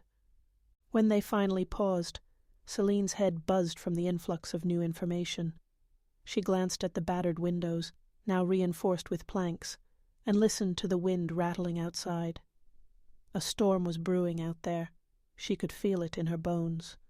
But inside, a different storm grew, the unstoppable current of a power she barely controlled, a traitor lurking among them, and a mission that demanded they hold on to hope, even as illusions and reality intertwined in increasingly perilous ways. Selene drew a shaky breath. No running now. She would hone Oneiric Fusion, no matter the cost. She'd keep her eyes open for the mole, and when the enforcers came again, as they inevitably would, she'd be ready. Her illusions, her dreams, her resolve hardened against the edge of fear. Chapter 8. Dreamscape Drifters. Night draped itself over the decaying workshop like a thick velvet curtain, muffling the outside world. Within those walls, however, anticipation and unease hummed like static in the air. The watchers sat scattered among overturned crates and wooden pallets, their faces flickering in the pale glow of lanterns. Selene felt each beat of her heart echo in her ears. Tonight they would attempt something new, a deeper foray into the dream realm, a collective drift that Draven insisted could unify them. She crouched beside a makeshift table, where Ava carefully laid out small, egg-sized devices connected by thin wires. They looked like lumps of scrap, but Ethan explained they were dream stabilizers, cobbled together from old circuits and a dash of improvised tech. Their purpose, to keep the group anchored while sharing a dream. A subtle hush fell over the watchers, intrigued by the chance to explore dreamscapes beyond the typical illusions. "All right, gather up," Draven said, stepping into the circle of light. His silver-threaded hair caught the lantern glow, accentuating the determined set of his features. "We're attempting a synchronized dive. The organization's stepped up raids and we can't lose more ground. If we master shared dreams, we can train faster, learn to fight back without alerting them." Selene's gaze flitted around the room. Across from her, Ethan gave a firm, encouraging nod. Ava busied herself, handing each watcher a stabilizer to hold or clip onto a belt loop. Lyle lingered on the outskirts, his arms crossed, expression guarded. The tension between them, between the entire group, hadn't lessened since the suspicions of betrayal arose, but no one spoke of it tonight. They needed unity, however temporary. Draven gestured for everyone to sit. "Ava, start the induction." Ava closed her eyes, inhaling deeply.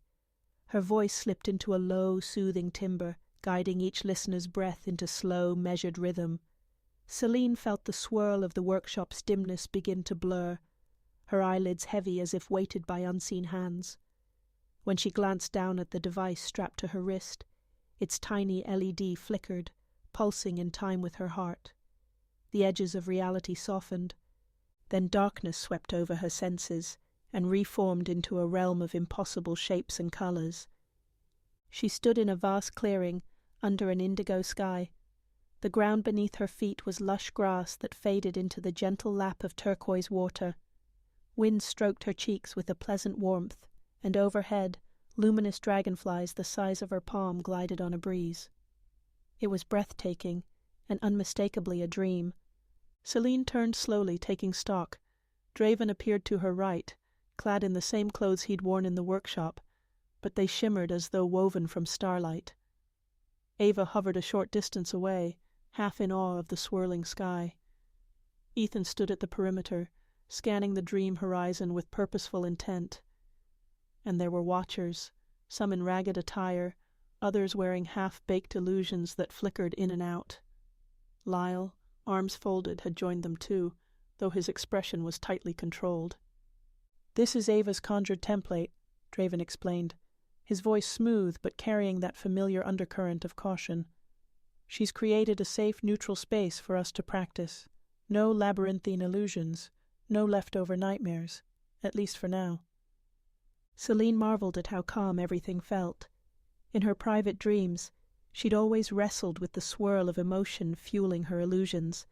Here, Ava's empathic influence seemed to cradle them in gentle stability. The watchers began to explore, some testing how far they could drift before the dream shifted. Others attempted small illusions, sparks of color, ripples in the sky. Lyle remained planted in place. Draven caught Selene's eye. "Try something small," he urged softly. "Tap into your Oneiric Fusion, merging dream elements with personal intent." She swallowed, glancing at her fingers. When she extended her hand, she pictured a floating archway of shimmering glass. A swirl of warmth spread from her chest to her fingertips, and to her delight, a delicate curved arch appeared at the clearing's center. A hush of wonder passed over the watchers. The arch glowed with a faint brilliance, blending seamlessly with Ava's dream environment. But the moment was short-lived. A fissure snaked across the sky with a thunderous crack, and the air rippled like a disturbed pond. Ava gasped, her control faltering as a roiling black mist seeped into the horizon. Someone yelped. Selene's arch flickered and nearly vanished. Ethan's voice rang out. "Maintain focus. Something's invading from outside the dream." A wave of dread slithered down Selene's spine. She recognized that oily darkness, reminiscent of the Enforcer's meddling or a traitorous breach. Lyle's figure blurred at the edge of her vision, shifting uncertainly. The watchers closed ranks, illusions flaring in brief attempts to repel the intrusion. Ava fought to seal the dream from infiltration, her posture rigid with strain. Yet the mist expanded, devouring swathes of turquoise water and inky sky. Draven's features tightened in grim concentration. "Everyone, linked together, combine your dream energy." Selene and a handful of watchers clasped hands. Willing her newfound powers to stay steady, she projected calming breath into the space. Ava's empathic aura bolstered them, weaving a tapestry of unity. The black mist wavered against their collective effort. Then, with a wrenching pull, the sky fractured. One by one, watchers were ejected from the dream, their forms snapping out of existence like popped bubbles. Selene clung to consciousness, knuckles going white as she fought to remain. She glimpsed Ethan, mouth set in fierce determination, resisting the pull. Draven's outline flickered alarmingly.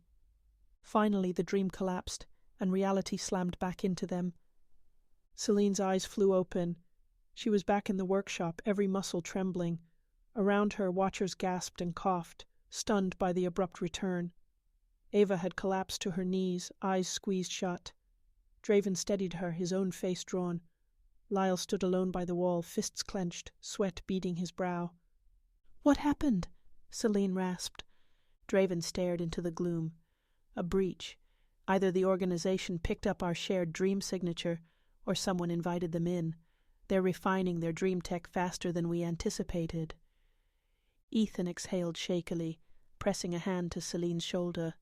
We still gained valuable practice, but the next time we do this, we'll need stronger protective wards, or a more secure location. Ava, regaining her composure, murmured, "We can't keep losing safe spaces like this. We have to fight back, or we'll never be able to train without interference." In the hush that followed, Selene's heart thundered. She recalled that black mist creeping across the turquoise sky. No matter how wondrous the dream realm could be, it was no sanctuary if the organization, and possibly a mole, could intrude at will. Rising shakily, she saw her archway had manifested for only a few precious seconds. But those seconds had been enough to prove something. United, they could shape miracles in the dream. If they grew stronger, perhaps they could ward off the encroaching shadows, anchor each other against betrayal and fear. The question was whether they could survive the next assault, real or dream, for that chance. Chapter 9. Whispers of the Past. A pale dawn filtered through the workshop's boarded windows, revealing dust motes swirling in the half-light. Selene sat alone at a makeshift table, quietly turning the pages of her dream tome. Her eyes stung from lack of sleep, but every time she closed them, the memory of that black mist intruding on their shared dream flared behind her eyelids. Ava drifted by, setting down a chipped mug of tea near Selene's elbow. "Morning," she said softly. Her empathic energy radiated gentle concern. "Any luck figuring out what went wrong last night?" Selene shook her head. "All I know is we were making progress before they broke in, whoever they are." She paused, swallowing. "It's like the more we push the limits of the dream realm, the easier they find us." Ava's lips pressed into a worried line, but she said nothing, her gaze flicking toward Draven, who stood in the far corner of the workshop. He was scrutinizing a battered laptop with one of the watchers, tension carving lines on his face. The entire group moved about in hushed agitation, aware that each new day felt heavier with looming threats, raids by the organization, the possibility of a mole, and the risk that their dream forays might endanger them even more. At midday, Draven called a gathering. The watchers settled into a rough circle, perched on crates or leaning against the walls. Ethan stood beside Selene, radiating a supportive calm she drew strength from. Clearing his throat, Draven addressed them, voice echoing in the hollow space. "We're under pressure. We keep relocating, but eventually that will fail if someone in our midst leaks our positions." Eyes swept around the room, haunted and questioning. "We can't keep ignoring the possibility of betrayal." A short silence met him. Then one of the watchers, a woman named Mira, spoke up. "All we have is fear and suspicion. We can't tear ourselves apart without proof." Lyle's jaw tightened. He stood in the shadows, arms crossed. "So what's the plan? We wait until they corner us again?" Draven refused to look away from Lyle's glare. "No, we keep searching for answers. About this mole, about the organization's new dream tech, and about the broader threat they pose. We must also fortify our dream defenses." He set a weary hand on Selene's shoulder. "Oneiric Fusion may be the key to shielding us from further breaches." Selene felt a shiver run through her. She was no stranger to the idea that her powers might save them, but the weight of it pressed down harder every day.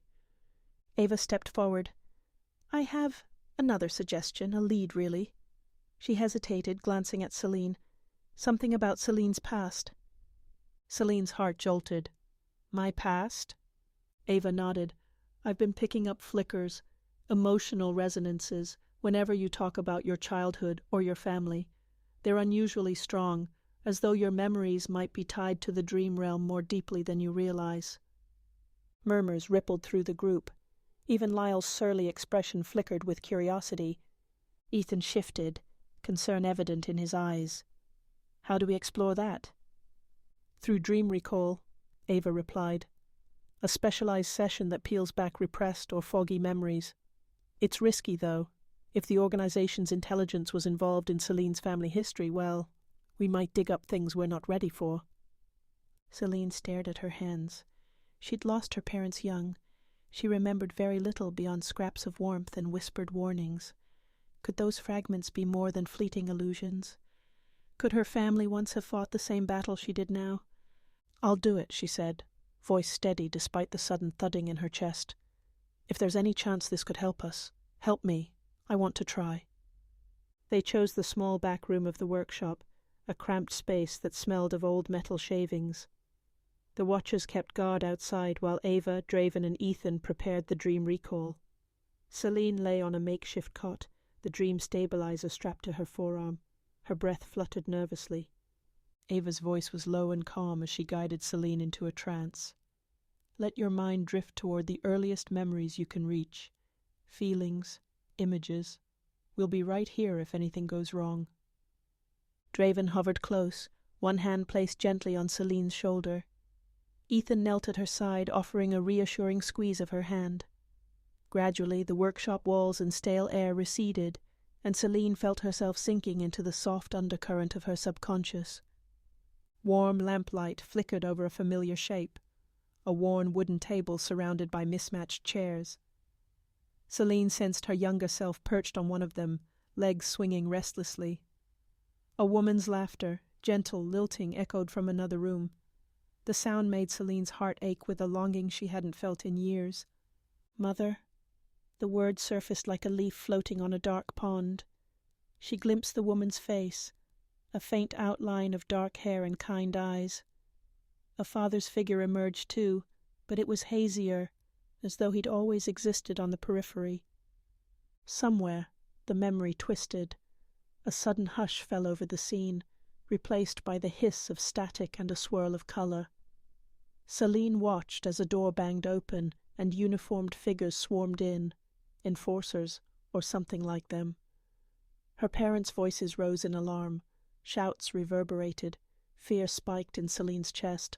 A child's terror turned raw and visceral. She tried to steady herself, remembering Ava's instructions. Observe. Don't get lost in the memory. But the scene pulled her deeper, every detail painting itself across her senses. One of the intruders barked an order. "Seize them. They're Dreamweavers. High-level threat." Selene's father moved to shield her mother, illusions of swirling mist and twisted shadows flickering around them like frantic attempts at defense. Selene's mother's eyes sought the child's, voice trembling. "Never let them find you." Then came a flash of white, a suffocating wave of dread, and the memory shattered. Selene jerked upright on the cot, gasping. Her heart hammered so painfully she feared it might burst. Ava was at her side, brow furrowed with concern. Ethan's grip tightened around her hand, knuckles white. "You saw something?" Draven asked, gaze serious. Selene rubbed tears from her cheeks, fighting the quiver in her throat. "My parents. They were Dreamweavers. The enforcers came for them. That's why I barely remember them." Silence followed, heavy with empathy and realization. She felt, more than saw, the watchers just beyond the doorway, straining to hear. Ava placed a comforting hand on Selene's arm, eyes filled with sympathy. Draven exhaled slowly. "Then your powers are in your bloodline. That explains a lot." Ethan's voice was barely above a whisper. "I'm sorry." Selene swallowed hard, chest tight. The memory revealed so little but told her everything. Her family had been part of this battle long before she ever wielded illusions. Now she inherited their gifts and their enemies. "How does this help us?" she asked, trying to steady the tremor in her voice. "Any records of Dreamweavers captured or vanished by the organization might mention your parents," Draven replied. "If we find details, we might uncover how they were subdued and how to defend against it." A flicker of something like hope stirred among her sorrow. The watchers, overhearing, exchanged glances. She wasn't the only one who'd lost people to the regime's dream manipulations. If her past offered any clue to halting the onslaught, it might be worth the pain of reliving it.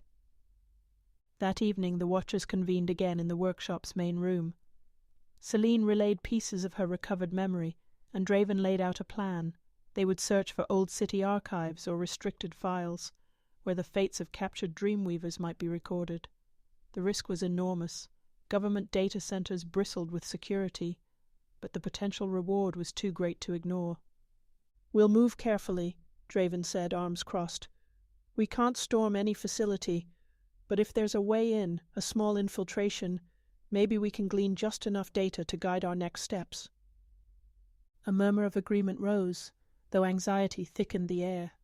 No one liked the idea of sneaking into a lion's den. Lyle in particular rolled his eyes. "That's if we even get close to their archives without being shot or mind-wiped," he muttered. But he didn't protest further. After the meeting, Selene lingered by the workshop door, mind swirling with heartbreak and resolve. She stepped outside into the crisp night air. Stars flickered faintly behind the city's haze. She closed her eyes, letting memories float in her mind. Her parents' faces, one clear, one blurred, like half of a puzzle yet unsolved. Footsteps approached. It was Ethan, pausing a polite distance away. "You okay?" he asked gently. She exhaled, arms hugging herself. "I will be, just processing." He hesitated, then offered a faint wry smile. "Welcome to the Club of the Half-Broken. We all are in a way." She managed a small, grateful laugh despite the tears that threatened. "Thanks, Ethan." He nodded and stepped closer, voice dropping. "We'll get answers. About your parents. About this war we're in. No matter what it takes." Selene studied his determined gaze and felt a pang of gratitude. She nodded, tears brimming. Even in the gloom, she sensed the watchers moving inside, restless but unified around a new glimmer of purpose. The wind whispered across the rooftops, carrying the distant hum of an ever-present threat. "Whispers of the past," she murmured, echoing the haunting memory. If unearthing her family's fate could spark a way forward, she owed it to them, and to everyone who'd lost their freedom to the regime, to chase every clue. With renewed resolve, she brushed away tears and turned back to the workshop's dim light. Tomorrow, they would plan the infiltration. Tomorrow she'd face her parents' shadows head-on, trusting that the memories wouldn't destroy her, but instead illuminate the path she was destined to walk. Chapter 10. Eclipsed Truths. Grey clouds rolled in before dawn, casting the city in a half-lit murk that seemed to swallow the horizon. Selene stood outside the workshop, drawing her jacket tighter against the cool air. A faint metallic taste tinged her tongue, the promise of rain, or perhaps only her own anxiety. Today marked a crossroads. If the plan to infiltrate the archives succeeded, they might finally glean the truth about her parents and the other Dreamweavers lost to the government's grasp. If it failed, she banished the thought, shivering at the implications. Inside, she heard hushed voices, footsteps scraping over concrete. The watchers were already up, tension coiling around every word. She steeled herself and returned indoors to find Draven, Ava, and Ethan gathered around a jury-rigged computer station in the corner. "Everything set?" she asked, voice subdued. Ethan nodded. "As ready as it can be. Victor, our tech-savvy watcher, sent word that he's confirmed the location of the archive data. We'll move out in an hour." A flicker of hesitation crossed his face before he offered a reassuring half-smile. "We can do this." Selene wanted to believe him. She quickly scanned the workshop. Most watchers were busy packing small rucksacks with tools, checking battered sidearms or rummaging through crates of salvage. The earlier suspicion about a traitor in their midst lingered in the background, but with no proof, they had to move forward, trusting each other at least for now. Lyle lingered near a window, arms folded. His gaze flicked to Selene, unreadable as always. She looked away, remembering the sense of unease that stuck like a burr whenever she saw him. But this was bigger than personal mistrust. They needed every able body. Ava approached, pressing a small electronic band into Selene's hand. Wear this. It'll dampen any dream energy bursts if we need to blend illusions on the fly. It might keep them from tracking us too easily. Selene nodded, swallowing the knot in her throat. Thank you. The rendezvous point for the infiltration lay in the industrial sector, a drab maze of defunct warehouses and smoke-stained smokestacks. By midday, Selene, Draven, and a half-dozen watchers were huddled in a disused freight loading bay. The target building, a squat concrete complex adorned with the regime's emblems, loomed a block away. Armed enforcers loitered near the main entrance, weapons casually slung over their shoulders, as if daring trouble to find them. Selene peered around the corner. Her pulse thumped like a distant drum. We should be safe as long as illusions hold. Draven had a better plan, though. A covert entrance in the building's rear, leading to a seldom-used sublevel. Ethan joined her, leaning to whisper in her ear. Lyle and 2 watchers will create a distraction at the loading dock. Draven and I will cut through the fence. You go with Ava. Work your illusions if it gets dicey inside. She met his gaze, exhaling shaky relief that he would be close. Let's do it. With silent signals, the small team moved. Lyle and his group split off, creeping toward the loading dock. Selene caught a glimpse of Lyle's tense expression before he vanished behind a row of rusting cargo containers. Moments later, a thunderous clatter rang out. The watchers had shoved metal drums off a ramp, sending them crashing into a chaotic racket. Shouts erupted, and the enforcers at the main entrance sprinted toward the commotion. "That's our cue," Draven said, voice tight. "Go." They darted through the rain-slick alley. Ava pressed a device to a chain-link fence, which hissed and sparked, severing it without much noise. Draven and Ethan held the cut edges aside so Selene and Ava could slip through. Even in her fear, Selene marveled at how swiftly the watchers had turned junk into life-saving contraptions. The sub-level entrance loomed, a thick metal door with chipped paint. Ava fiddled with the locking mechanism while Selene kept watch, adrenaline pumping at every echo of boots on pavement. At last, the door gave way with a strained groan. They hurried inside, sealing it behind them. The sub-level corridor was cold and dimly lit by flickering fluorescent tubes overhead. Dusty crates and broken machinery formed silent sentinels along the walls. Selene followed Ava's lead, feeling Draven and Ethan close behind. The plan: find the data vault, extract whatever records they could on Dreamweaver arrests, including Selene's parents, and slip out before the enforcers realized they'd been duped. They advanced in careful steps until the corridor opened onto a security station. 2 startled guards jolted upright, reaching for sidearms. Ava reacted faster, conjuring an empathic surge that dulled their aggression. Selene, seizing her cue, coaxed the flicker of an illusion from her core, shadows of ghostly figures dancing at the edges of the station, spooking the guards into alarmed confusion. Draven lunged in, subduing them with swift, precise strikes. It was over in seconds. Ethan exhaled, glancing anxiously back the way they'd come. "Let's find the data vault, quick." Draven motioned to the sealed metal doors labeled Archives. Ava produced another salvage device that spat sparks as it worked to override the electronic lock. Selene's heart hammered, half expecting alarm klaxons any moment. The door slid open, revealing rows of tall cabinets interspersed with computer terminals. The musty air smelled of old documents and stale disinfectant. "Spread out," Draven ordered. "Grab anything referencing Dreamweavers' dream technology arrests. Move." They scattered, rummaging through drawers and scanning the scuffed terminals. Selene scanned an aging index screen that beeped under her touch, searching for keywords. Dreamweaver, mind control, Selene's parents. Each result made her pulse spike. Some files were encrypted, but Ethan's watchful presence guided her to a simpler directory. She tapped on a file name that read, Case Hash D77, Unauthorized Dream Manipulation. The date was old, years before her birth. The screen flickered, revealing a partially garbled but undeniable record. Notes on an operation targeting a Dreamweaver couple rumored to have a child with latent abilities. The name field was mostly redacted, but Selene recognized the faint outlines of her surname, half obscured. Her throat tightened. This must be them. She devoured every fragment, allegations of advanced illusions, forced suppression of their powers, indefinite detainment. A final note. Child unaccounted for, potential risk. A wave of cold dread enveloped her. She scrolled, searching for an ending, a mention of fate. Nothing.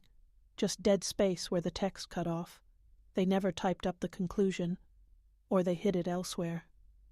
Selene. Ethan's voice broke through her trance. We've got trouble. She jerked her head up to see him near the entrance, eyes scanning the corridor. The distant thunk of boots echoed. In a flurry, the watchers downloaded files onto portable drives, stuffing physical documents into backpacks. Draven hissed, "We can't fight them off, we have to go." "What about Lyle's team?" Ava murmured anxiously. Before anyone could answer, a klaxon blared, red emergency lights strobing across the walls. The corridor thundered with approaching enforcers. "Move," Draven barked. Selene clutched the printouts detailing her parents' case, heart pounding. Ethan slammed the archive door behind them as they sprinted back through the sublevel. The siren's wail reverberated through the narrow hall. Enforcers appeared at the far end, weapons raised. Instinct flared. Adrenaline pumped. Selene mustered an illusion, a swirl of shifting shapes obscuring the watcher's retreat. Ava's empathic push unsettled the guards enough that their aim faltered. Gunfire cracked, bullets shrieking past. Sparks flew off the metal walls. Half blind with urgency, they tore back to the exit door, flung it open, and burst into the alley's rain-slick gloom.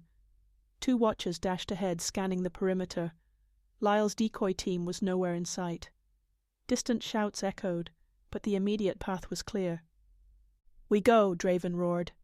They fled into the labyrinth of warehouses and dripping pipelines, each second a near miss for the enforcers who'd soon swarm the district. That evening, they regrouped at a temporary hideout, an old storage silo a few blocks from the workshop. Their breathing ragged, clothes damp, adrenaline still coursing, they dumped their stolen data onto a rickety table. The watchers quickly set about rifling through printed files and scanning drives, eyes darting with desperate curiosity. Selene hunched in the corner, hugging her arms. She'd snatched only a handful of pages referencing her parents, yet they told so little, only that the regime had deemed them high-threat Dreamweavers, locked them away. Are they still alive? Ethan approached, concern etched on his features. He handed her a small printout, a lead about an older detention facility used for special anomalies. Might be the place her parents were taken, if they were alive at all. The possibility jolted her breath from her lungs, filling her with a conflicting rush of hope and dread. Draven paced restlessly, scanning the rest of the documents. They've been expanding Dreamtech for years, using captured Dreamweavers as test subjects. It's worse than I thought. A hush settled as watchers exchanged grim looks. Ava clasped Selene's hand, her empathic warmth a tiny comfort. "We have the truth now," she said softly. "Or pieces of it. We won't let that truth stay eclipsed forever." Selene's eyes stung with the weight of what they'd discovered. The oppression she'd lived under was bigger, older, and more systematic than she dared imagine. It had devoured her family, threatened her friends, and sought to crush anyone who dared to dream freely. She inhaled, shaky but resolute. "We'll find them, my parents, or at least find out what really happened. Then we tear down this machine that's swallowing people whole." Ethan's hand hovered near hers. Draven's solemn gaze locked onto her. Around them, the watchers stiffened with renewed resolve. In that flickering lamp's glow, the stolen records lay like a testament of stolen lives. The final illusions about the regime's justice were gone, eclipsed by the raw reality of what the government would do for control. Outside, thunder rumbled again, but Selene no longer felt the dread in that sound. Instead, she felt the stirrings of a fiercer storm gathering within her, a storm that might one day wipe the slate clean, if only they could harness it. With her parents' memory fueling her, she stood on the threshold of a truth that might reshape every dream she'd ever known. Chapter 11. Shattered Illusions. Rain battered the corrugated roof of the storage silo, masking the muffled tension inside. By the weak glow of 2 lanterns, Selene watched as Draven sifted through pages and data drives scattered across a battered table. Her eyes felt raw, like she hadn't blinked in hours. They'd spent the night poring over the newly acquired files, snippets of horror stories about detained Dreamweavers, incomplete logs of experiments, and grim speculation on the fate of those who vanished. A hush fell as Ethan pushed away from the table, running both hands over his face. "Nothing definitive about that detention facility," he muttered. "No layout, no guard schedules, just testimonies from survivors who escaped. We don't even know if Selene's parents were sent there or somewhere else." Selene's heart twisted at those words, the fragile hope she'd clung to feeling more precarious than ever. Are they still alive? Could we be too late? She swallowed, forcing composure. "We'll find another lead," she said, more firmly than she felt. A tension-laced quiet settled. The Watchers needed direction, needed something to rally around, but all they had was a handful of half-finished puzzles. Ava, seated near Selene, rubbed her temples like she was fighting off a headache. The empathic strain, Selene realized, was taking its toll. So many roiling emotions pressed in on them: fear, suspicion, heartbreak. Suddenly Lyle kicked aside an empty crate, the clatter echoing. "We're spinning our wheels," he snapped. "We've got illusions and scraps of intel, and the organization's still steps ahead. If we keep going like this, we'll just get picked off." His gaze flicked around, daring someone to argue. Draven leveled a cool stare at him. "We have no choice. The illusions, especially Selene's Oneiric Fusion, are our best weapon. We can't rely on brute force against the regime's technology." He paused, voice gentling as he glanced at Selene. "But illusions aren't everything. We need strategy, caution, and unity." A bitterness flashed in Lyle's eyes. "Unity," he echoed, his tone thick with doubt. Then he clammed up, arms folded tight. Selene felt the weight of that single word. Unity, an ideal they desperately needed, but day by day, cracks in their trust widened. Between the traitor rumors and their repeated near misses, it felt like illusions were all that held them together, and illusions, by nature, could shatter. They relocated again at dawn, skirting the deserted factory blocks in the grey drizzle, searching for a more defensible hideout. The Watchers had scouted an abandoned textile plant near the city's edge, its looming smokestacks rusted and silent. Once inside, they barricaded doors, set up guard rotations, and carved out corners where each could rest or work. Ava summoned Selene, Ethan, and a few others to a secluded loft above the main factory floor, a space once used to store fabrics. A tattered tarp now shielded them from the leaky roof. "We'll try a small-scale shared dream again," Ava announced, eyes dull with exhaustion. "Focus on illusions that can protect us from infiltration. If we perfect a dream barrier, maybe it'll shield us from the organization's next breach." Selene's stomach churned at the thought. Last time, the black mist had overrun them. But she'd grown since then. She had to believe that. She took a shaky breath, exchanging a tense nod with Ethan. "Let's keep it small," Draven advised, pressing a handheld device into Ava's palm. "This stabilizer should help, but we'll maintain a lookout for any sign of infiltration. One sign of the organization's interference, and we cut it." With Watchers standing guard at the loft's perimeter, Selene, Ava, and Ethan sank to the floor, closing their eyes. The faint hum of dream stabilizers vibrated at the edges of her hearing. Slowly, the world's clammy chill faded as they sank into the familiar darkness of the dream realm. Warm sunlight kissed Selene's cheeks, and she opened her eyes to a rolling meadow dotted with wildflowers. Ava's constructed dream environment was simpler this time. No elaborate illusions, just a peaceful field under a soft blue sky. Ethan stood at Selene's side, his expression calm but watchful. "All right," Ava said, her voice carrying the same melodic authority it had in the waking world. "Let's practice layering illusions. We'll craft a barrier, reinforce it with empathy, then see if your Oneiric Fusion can stabilize it, Selene." Selene nodded. Her heart fluttered with a mix of anticipation and dread. She pictured a shimmering wall around them, something like glass, but alive with energy. She exhaled, coaxing that flicker within her chest to manifest. A transparent barrier flickered into view, curving around the meadow in a protective dome. Ava reached out, weaving empathetic calm through it, and Ethan anchored its edges with his lucid focus. For a moment, the dome felt solid, reassuring. Then a tremor rumbled through the dream. A faint crack splintered across the dome. Panic lanced Selene's chest. Was the organization invading again? She poured willpower into the cracks, trying to fuse them shut. Ava's face twisted in concentration. Focus. Don't let fear in. The crack wavered, but darkness seeped around the dome's edges, swirling like a serpent made of ink. Selene gasped, adrenaline spiking. She felt a presence, cold, ruthless, clawing at the dream from outside. Anxiety flared and the dome's fractures multiplied. She and Ava tried to hold it, but the illusions strained under the assault. A sudden voice, deep and echoing, reverberated through the sky. "Enough illusions. Your time ends here." The dome shattered like fragile glass, shards of dream stuff dissolving into nothing. Selene reeled, a wave of disorientation choking her senses. Ethan caught her arm, mouth set in alarm, but the world warped, pulling them from the dream in a painful lurch. They jolted awake in the loft, hearts racing. The watchers hovered around them, alarmed. Draven knelt nearby, eyes cold with fury. "We spotted a disturbance in your dream signals, some kind of infiltration again.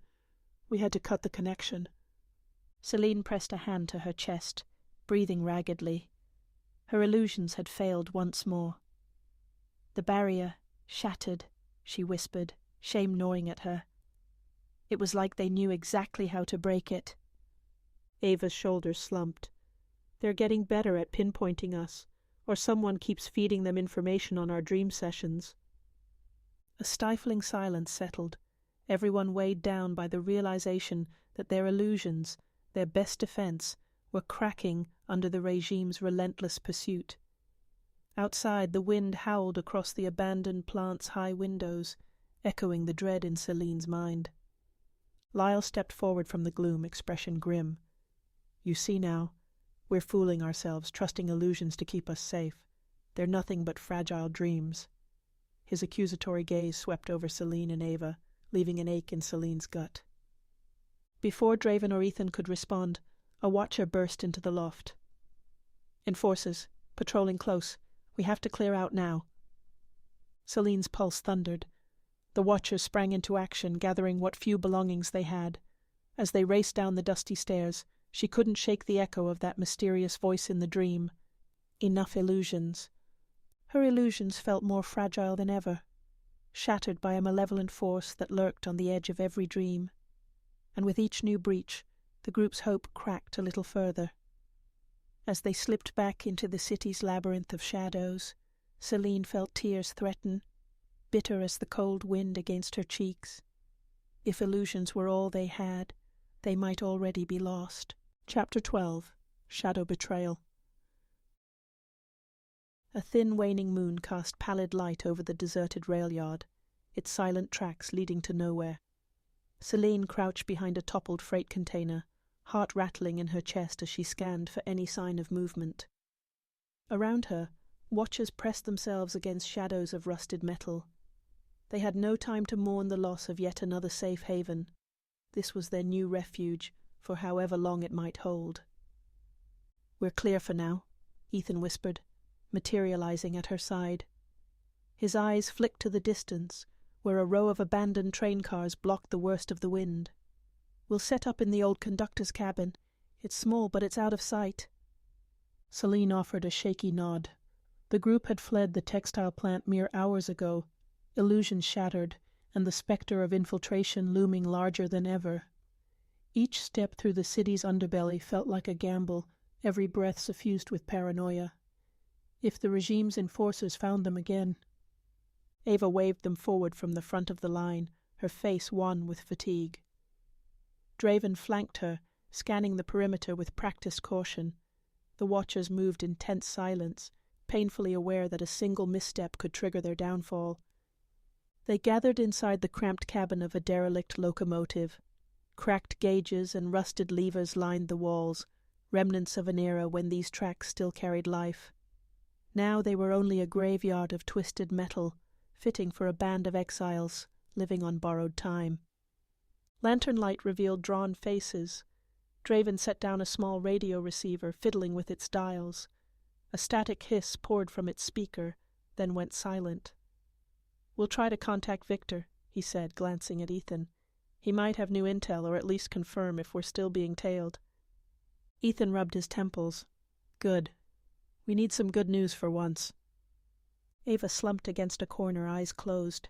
Selene suspected the empathic strain on Ava was reaching a breaking point. Even a quick glance told her that no illusions would be attempted tonight, not with morale this frayed. Lyle hovered by the half-broken doorway, his posture rigid.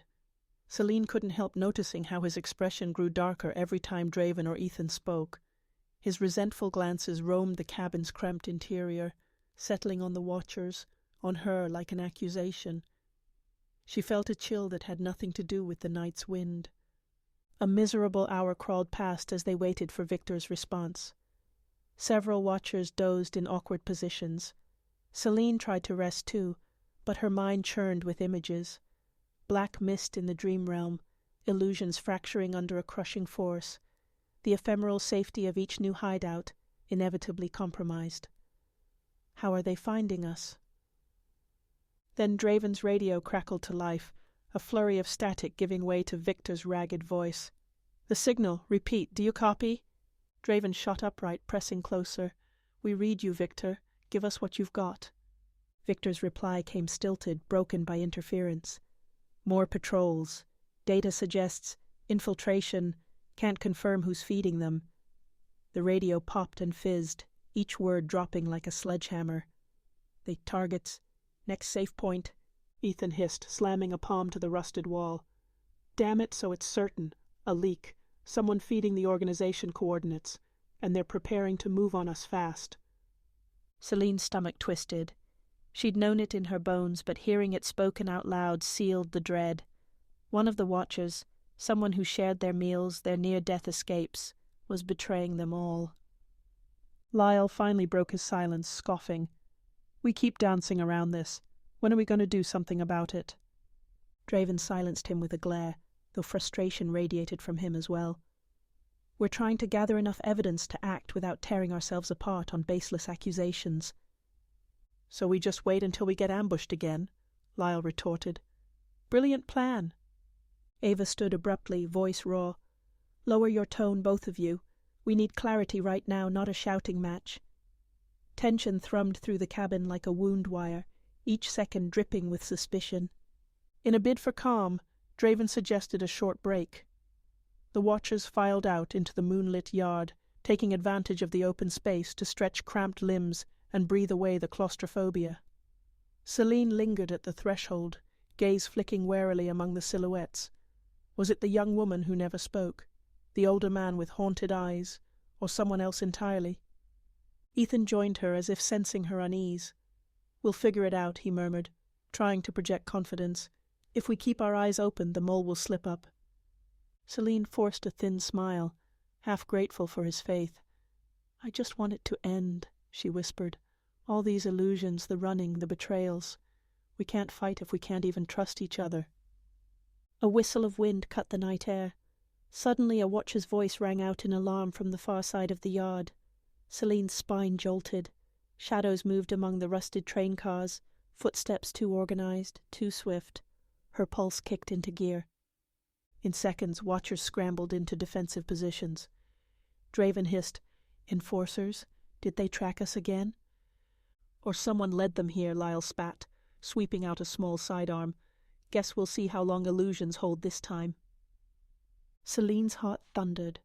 Ava grabbed her wrist, urging a hurried retreat behind a line of cargo containers.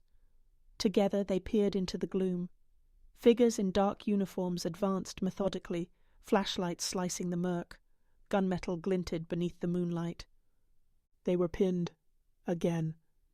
The watchers hastily assembled illusions, minor distortions to cloak their shapes in the train yard's tangle of machinery.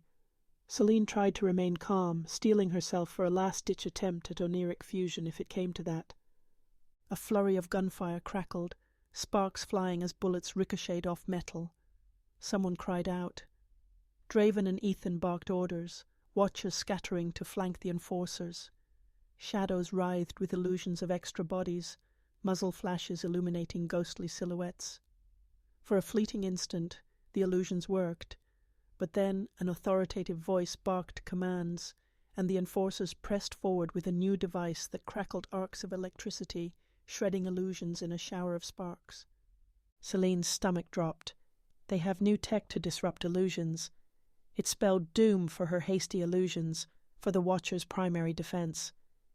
As the illusions crumbled, the Watchers found themselves exposed in the flicker of harsh flashlights. Lyle loosed a furious curse, returning fire in panicked bursts. Ava held tight to Selene, trembling in empathic overload. Another Watcher slumped to the ground, a bullet wound blooming red against his shirt. Selene bit back a scream, mind whirling with the same question. Who betrayed us? Who let them in? As chaos swallowed the rail yard, the illusions they'd relied on for protection lay in tatters. Shouts and gunfire mingled with the thunder of her own heartbeat. Selene clenched her fists, adrenaline flooding her veins, and prepared to summon whatever dream-forged might she could muster. If illusions failed, maybe Oneiric Fusion would hold them off, but fear gnawed at her. Another muzzle flash lit the scene, revealing Watchers pinned down amid twisted steel. In that stark burst of light, Selene glimpsed a single figure slipping away from the fighting. Her eyes widened. Lyle or someone else? She didn't see the face clearly, but dread pummeled her. Someone was disappearing into the shadows while the rest fought for their lives. She swallowed her terror, tears threatening. They were falling apart under an unrelenting assault. If this truly was the moment of betrayal, it had landed like a killing blow, shattering their illusions, their unity, maybe all that remained of their hope. Chapter 13. Gathering Storm. The rail yard raged with gunfire and flickering illusions, a battlefield of rust and desperation. Selene pressed herself against a twisted heap of metal as bullets whined overhead, each ping echoing across the abandoned train cars. Sparks spat from the new disruption device the enforcers wielded, a technology specifically designed to shred illusions. She tasted iron on her tongue, fear, frustration, the copper tang of blood in the air. At her side, Ava clutched her own arm, breath hitching. The empath's eyes were unfocused, overloaded by the swirl of terror and pain around them. Selene glanced over to where Draven and Ethan crouched behind a derelict boxcar, exchanging frantic gestures with a handful of Watchers. She could see the strain on Draven's face, the coil of tension in Ethan's stance. Everyone looked moments from shattering. A crack of lightning illuminated the sky, an unexpected flare that revealed the carnage, Watchers pinned behind rusted beams, enforcers fanning out in a coordinated sweep. Selene grimaced. They're closing in. It wasn't supposed to end here, in a labyrinth of decaying steel. A sudden rush of adrenaline steadied her trembling limbs. If illusions wouldn't hold, she still had Oneiric Fusion. Maybe she could bend reality enough to shield them. But the thought of summoning that power under so much panic made her chest tighten. She was no master. If her emotions overwhelmed her, the dream energy could unravel. Still, doing nothing meant certain capture. She steadied her breathing, letting the frantic tempo of her pulse settle. Then she closed her eyes, searching for that flicker in her mind's eye, a spark bridging the dream realm and the waking world. The noise of gunfire dulled to a distant roar. Slowly she pictured a barrier arching like glass around the Watchers, a shimmering dome that might repel bullets and disorient the enforcers. Her heart thundered. She reached deep, letting the swirl of fear funnel into raw willpower. A faint glow sparked in her chest, coursing out to her fingertips.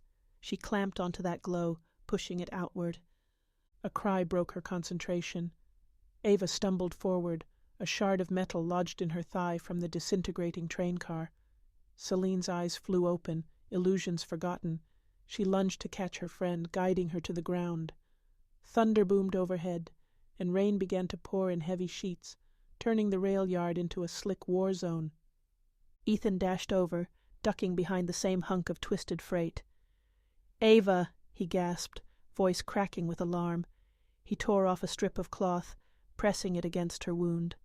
Ava's jaw clenched, tears rolling down her cheeks. She nodded in thanks, though her face was pale. The illusions. The dome. I have to try again, Selene thought, but her hands shook. Every time she pulled at the edges of Oneiric Fusion, a memory flashed. Dream barriers cracking under assault. That black mist coiling in a dream sky. "We're pinned." Draven's voice sliced through the chaos. He fired a round at an approaching enforcer, who dove for cover. Another device crackled, shorting out a small decoy illusion conjured by a watcher. "Fall back!" Ethan shouted, voice rough with frustration. "We need to regroup. There's no point dying here." Selene's shoulders slumped. She pressed a hand to Ava's, sharing a look of apology, then nodded at Ethan.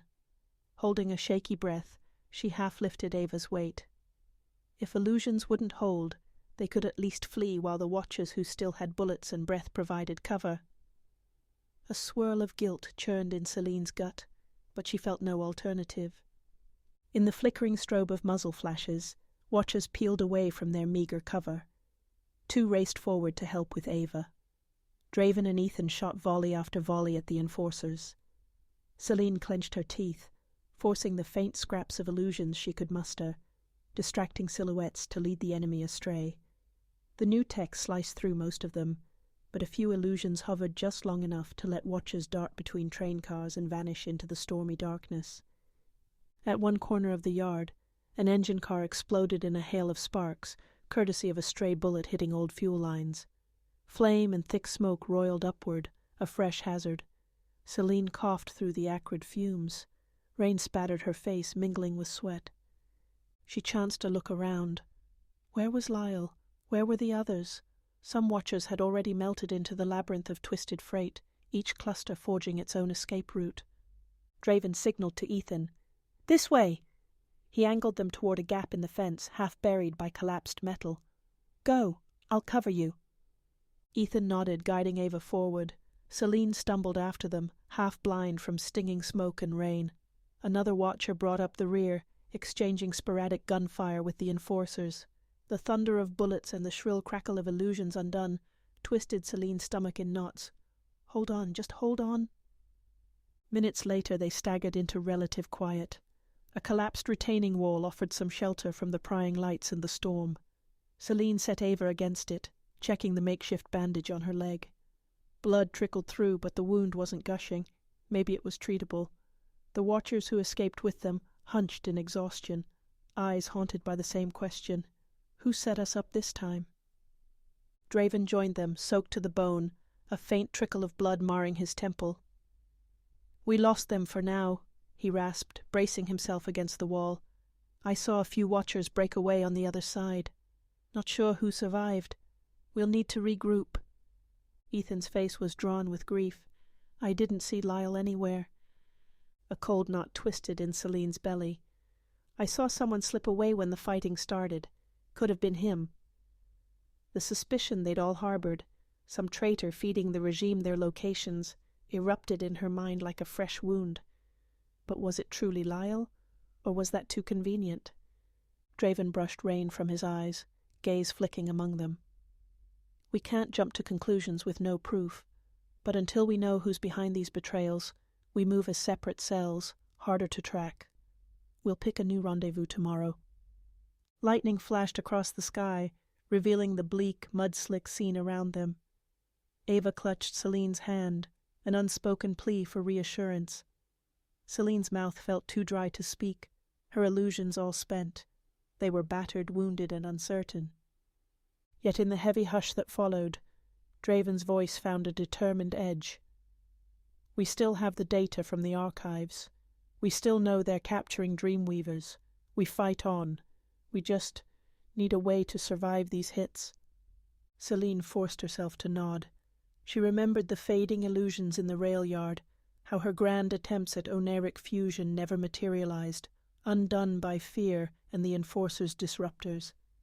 Each failure stung deeper, but as she looked at Ava's pained expression, Ethan's grim resolve, and Draven's battered determination, a flicker of defiance sparked in her chest. The Watchers needed hope. If illusions alone couldn't save them, maybe something new, something stronger would. Stifling a shiver, she pressed her shoulder against Ava's, offering silent comfort as the storm raged overhead. Tonight's betrayal had shattered more illusions, but perhaps it would galvanize the Watchers to find truth in unity beyond illusions. A new storm was gathering inside them all, a fury at the regime's relentless pursuit, a vow not to let fear or traitors break them again. They'd survive, and when the time came, they'd strike back. In Chapter 14, Nexus Night Anticipation Stage. A hush clung to the crumbling apartment complex, broken only by the hiss of leaky pipes and the wind rattling loose window panes. Beyond its sagging corridors, the city braced under a perpetual grey sky. Inside, Selene and the remaining Watchers had gathered in a cramped upper-floor flat, a temporary hideout chosen more for its obscurity than any comfort. The stale odor of abandonment filled the air, mingling with the tang of worry that refused to fade. Selene stood in what had once been a living room, now stripped of furniture and layered in dust. Rainwater dripped through a crack in the ceiling, splashing into a bucket. The rest of the Watchers huddled around a small table where Draven spread out a newly scavenged map. Nearby, Ethan adjusted a battery-powered lantern, throwing pale light over the group's exhausted faces. Ava was propped against the wall, her leg hastily bandaged from the rail yard ambush. She looked drained but alert, her empathic senses still tuned to the undercurrent of tension. Since the night they'd narrowly escaped certain capture, the Watchers had stayed in small roving clusters. Now, for the first time in days, enough of them had regrouped to plan their next step. Draven ran a scarred finger along the map's edges. "We have intel on where the organization plans to unveil a new iteration of their dream weapon, some sort of mass projector that can force entire districts into controlled dreaming." He paused, swallowing the bitterness that weighed on his words. "They call it the Nexus engine. If it goes online, free dreaming becomes impossible." A ripple of shock went through the Watchers. Selene's pulse quickened. She'd heard rumors, mass dream manipulation, entire populations lulled into compliance or terror, but to see Draven's grim confirmation hammered the danger into place. If they allowed such a thing to stand, every Dreamweaver's power and every common citizen's last vestige of freedom could be snuffed out. Ethan exchanged a glance with Selene before speaking. "We also have whispers that the final test for this weapon is scheduled soon, maybe in the next day or two. If they succeed, they'll roll it out across the city. That means we have a narrow window to act." The Watchers stirred, fear and resolve flickering in their eyes. Ava winced, shifting her injured leg. "We can't fight that head-on," she murmured. "Enforcers guard it, plus the traitor in our midst might warn them of any sabotage." At that, the room grew tense, the unspoken possibility of betrayal looming over them. They knew one false move could cost them everything. Draven cleared his throat. "We can't storm the facility directly, but if we can sabotage the engine before it goes live, throw a wrench in its systems, cripple it from within, then we can buy time to gather more forces. Maybe even publicize what they're doing and spark open rebellion." Selene listened, heart pounding. She felt the Watchers glancing her way. Oneiric Fusion. They expected her to help neutralize the dream-based aspects of this weapon. She rubbed her damp palms against her worn trousers, remembering the illusions that had cracked before. Could she be strong enough now? As if reading her thoughts, Ethan gave her a steady, supportive nod. She inhaled, letting that small gesture fortify her. There's no going back.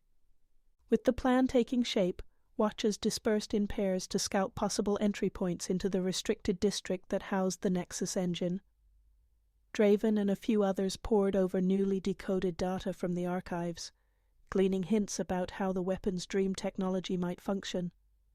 Meanwhile, Ava fought her physical pain to focus on an empathic technique that could shield a small group from detection by enforcers. Selene found a moment of quiet in a side room, away from the constant churn of urgency. The walls here were chipped and molded, but at least it was silent except for the patter of rain against grime-streaked windows. She sank onto the floor, hugging her knees. Her mind spun with the realization that if they failed to stop this Nexus engine, the government would have the ultimate stranglehold on every sleeping mind. A soft sound of footsteps made her look up. Ethan entered, worry etched onto his face.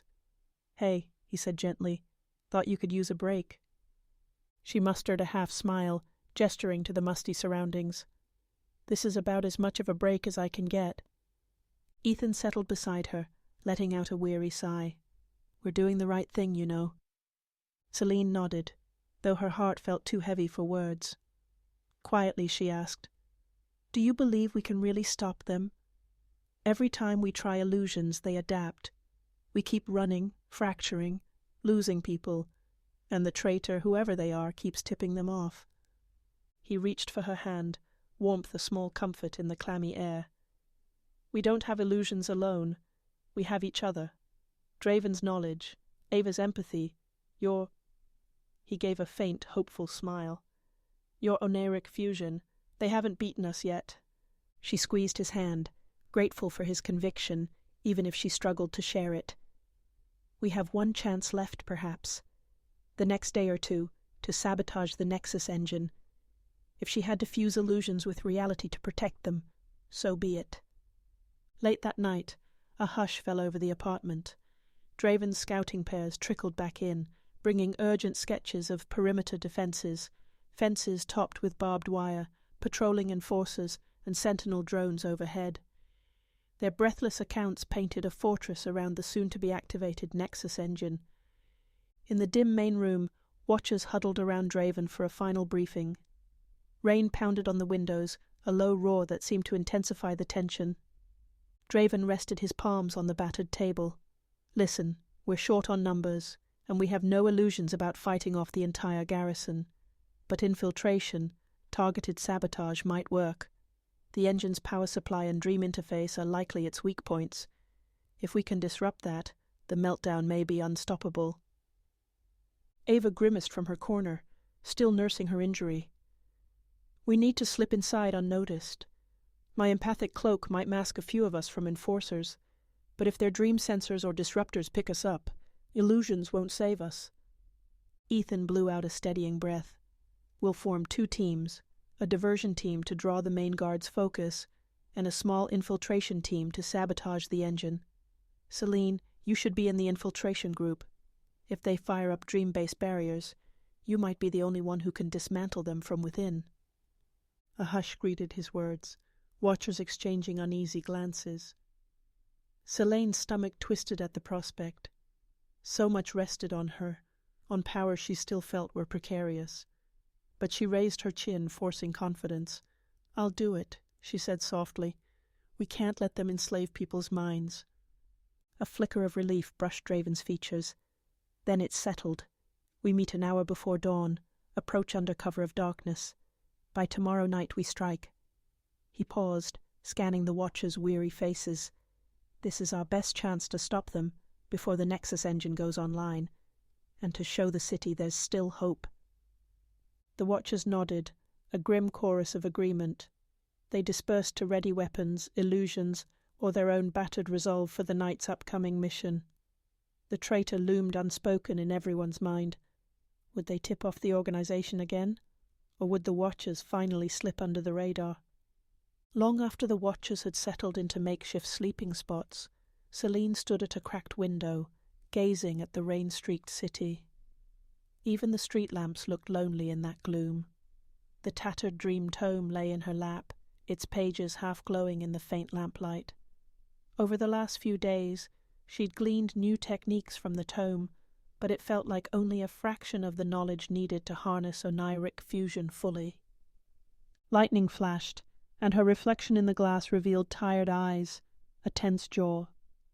She recalled her parents' faces, flickers from her forced memory recall, and the anguish of not knowing their fate. If the Watchers succeeded with tomorrow's infiltration, maybe they could unravel more of the regime's secrets, rescue the living, or avenge the fallen. The thought hardened her determination. A rustle behind her. She spun to see Ethan, one hand resting on a nearby chair. He said nothing, but the quiet understanding in his gaze was enough. She stepped into his arms, letting the weight of impending action sink into the circle of warmth he provided. Outside, thunder rumbled like a drum roll for the battle to come. They stood that way for a time, no words exchanged, only the hush of breath and the distant patter of rain. In that moment, Selene embraced the flicker of hope within her. Tomorrow, they'd face the heart of the regime's dream manipulation. A storm gathered in her mind, a fusion of fear, anger, love, and defiance. If illusions were shadows cast by the mind, then Oneiric Fusion could be the lightning that illuminated truth. This time, she vowed silently, I won't break. If the Watchers needed a storm to stand against the regime, she'd become it. She'd harness every ounce of dream energy and fear, shape it into something unstoppable. And if the traitor among them tried to sabotage the mission, well, illusions aside, they'd soon learn there was a far mightier force stirring in her heart. Chapter 15. Fusion's Fury. A bone-chilling wind scoured the wet pavement as Selene, Draven, and a small infiltration team stepped from the alleyway into the pre-dawn gloom. Their breath rose in shaky plumes, each exhale stoked by the knowledge that this mission would determine far more than their own fates. The government's Nexus engine, capable of enslaving entire districts through engineered dreams, waited within the sprawling complex ahead. "We've set the diversion," Ethan murmured, glancing over his shoulder at the Watchers behind them. Ava, pale but determined despite her injured leg, offered a curt nod.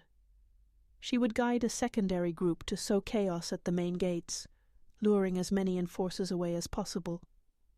A hush fell. Draven patted the stolen security badge strapped to his coat. "Remember," he said, voice low, "this infiltration hinges on stealth. We hit the engine's power core, sabotage the dream interface, then exfil. Avoid direct fights. And if illusions fail, we run." Selene pressed a hand to her racing heart, feeling the faint edges of her Oneiric Fusion power flicker through her thoughts. She'd practiced illusions enough to know they'd shatter if confronted with advanced disruptors. But a deeper force simmered inside her, something she hoped could tip the balance. She drew in a breath, eyes scanning the looming structure, a labyrinth of concrete walls and floodlights piercing the pre-dawn haze. The Watchers split into two, the main team with Ava and Lyle circling left toward the facility's gates, while Selene, Draven, Ethan, and 3 more Watchers skirted the perimeter fence on the right. Distantly, sirens wailed, a normal background hum in the city, but now each screech set nerves on edge. Within minutes, the quiet of the outer yard shattered. A series of small explosions rattled the air. Ava's diversion. Floodlights whipped around, bright beams raking the perimeter. Shouts echoed and a klaxon started blaring. Selene's group crouched behind cargo crates, sweat slicking their palms, waiting for the enforcers to scramble toward the racket. When the lights pivoted away, Draven signaled, "Go." They bolted through a gap in the fence, forced open by a short-range cutter. Adrenaline surged in Selene's veins as she slipped into the compound's dark corridors. 2 Watchers peeled off to guard the rear, leaving her, Draven, and Ethan forging deeper inside. A chilling hush lay over these inner corridors, as though the building itself withheld breath.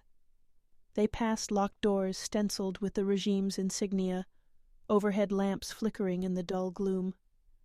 Occasionally they glimpsed distant flickers of illusions, or the muzzle flash of gunfire, evidence that Ava and her team's chaos had spilled inside, drawing foot soldiers away.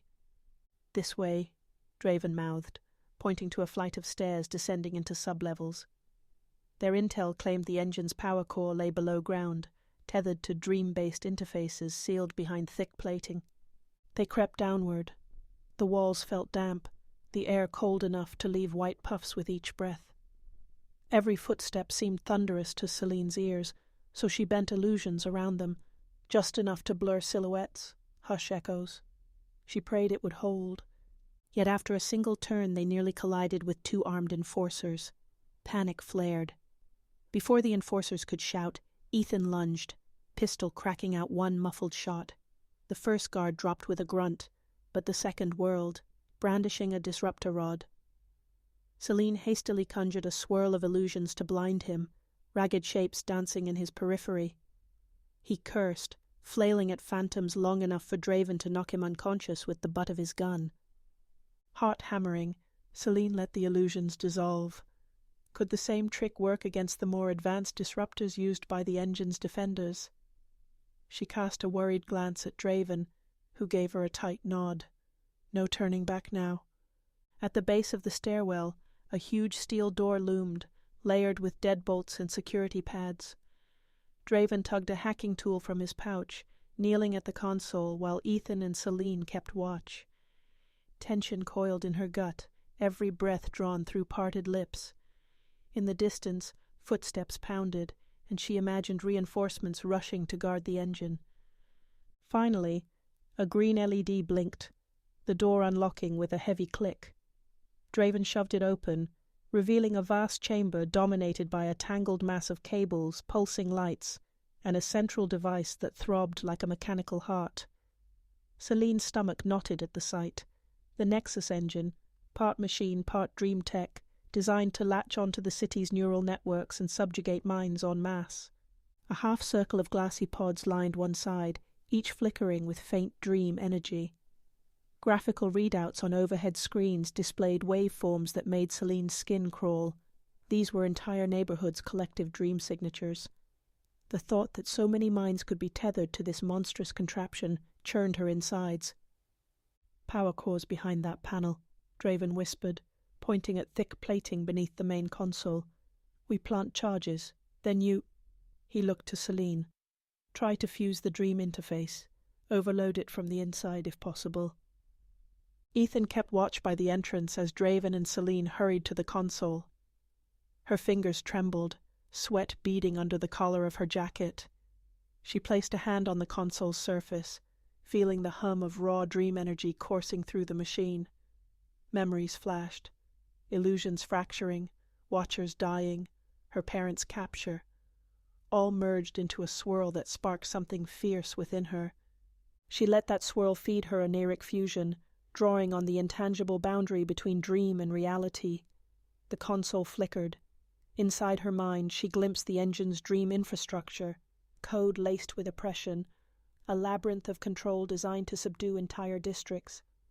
She pressed deeper, teeth gritted, weaving illusions into the code's fractal shape.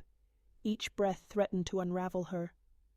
A low groan reverberated in the chamber, lights flickering from blue to red. She sensed the machine struggling under her intrusion, dream energy tangling with real electronics. She had to sabotage it carefully. Too much force might backfire. Too little would accomplish nothing. Her arm shook, chest tight. Draven worked at the core panel, attaching small charges with gloved precision. "Another minute," he murmured over the hiss of machinery. Suddenly an alarm wailed, sharper than before. A side door slammed open, and heavily armed enforcers poured in. Their disruptor rods crackled, lethal arcs dancing across the air.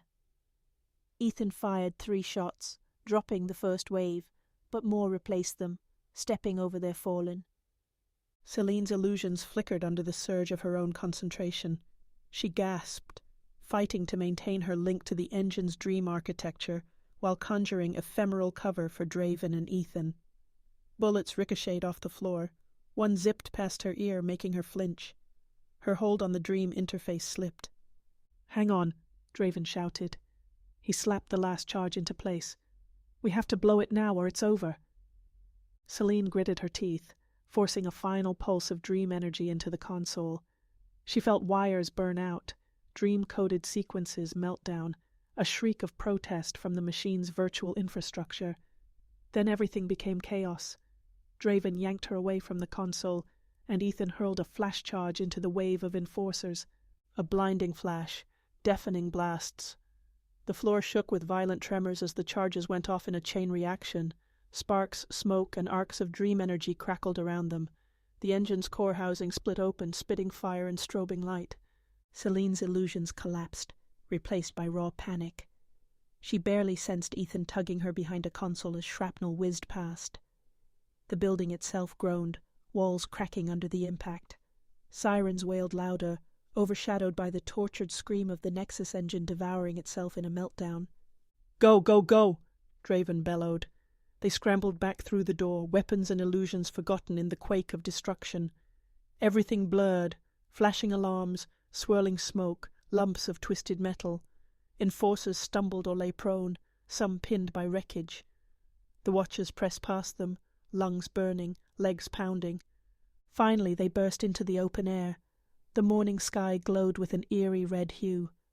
Behind them the facility rumbled, smaller explosions popping like fireworks. Selene collapsed onto the pavement, heart racing. Ethan and Draven leaned against a battered wall, adrenaline etched in every line of their faces. For a long moment no one spoke, the Watchers too stunned or exhausted to do more than breathe. They'd done it. They had sabotaged the Nexus engine, the dreaded dream manipulator. But a bitter question hung in the smoky air. Had they destroyed it fully, or merely delayed the unstoppable? Selene coughed, tasting ash and sweat. She gazed at the hissing ruins. Her illusions might be fragile, but tonight her Oneiric Fusion had flickered with real fury, dealing a blow to the regime's dream tyranny. And yet the cost? She glanced around, counting Watchers. Not enough. The cost was too high. In the distance sirens blared, reinforcements likely racing in. Draven hauled Selene to her feet, voice hoarse. "We need to vanish. Now." Ethan slid an arm under her for support. As they limped away, she felt the city's wind on her cheeks. Sparks from the ruined facility drifted skyward like vengeful spirits. The Watchers had struck a blow. But the storm was far from over, and the next clash might demand even more from her fragile illusions and the unstoppable fury that simmered beneath. Chapter 16. Shattered Dreamscape. A hush settled over the ruin of the industrial complex as dawn turned the sky an ashen grey. Smoke curled in wisps from the collapsed remains of the Nexus engine. Here and there sparks flickered among twisted wreckage, still crackling with residual dream energy. Sirens had long since faded. Either the regime had pulled back to reevaluate, or the Watchers had gone too far underground for pursuit to matter in this moment. Either way, the air tasted of scorched metal and Pyrrhic victory. Selene coughed against the acrid smell, forcing her feet forward in slow, pained steps. Her vision still swam from the chaotic flight after the engine's destruction. She and the remaining Watchers had scattered, reassembling hours later in a makeshift hideout amid the city's labyrinth of decrepit buildings. A few Watchers dozed in exhaustion, while others paced, waiting for word on who had survived. Through the fractured windows, the city's lights glimmered under low-hanging clouds. She found Draven, leaning against a blackened support column in what once might have been an office.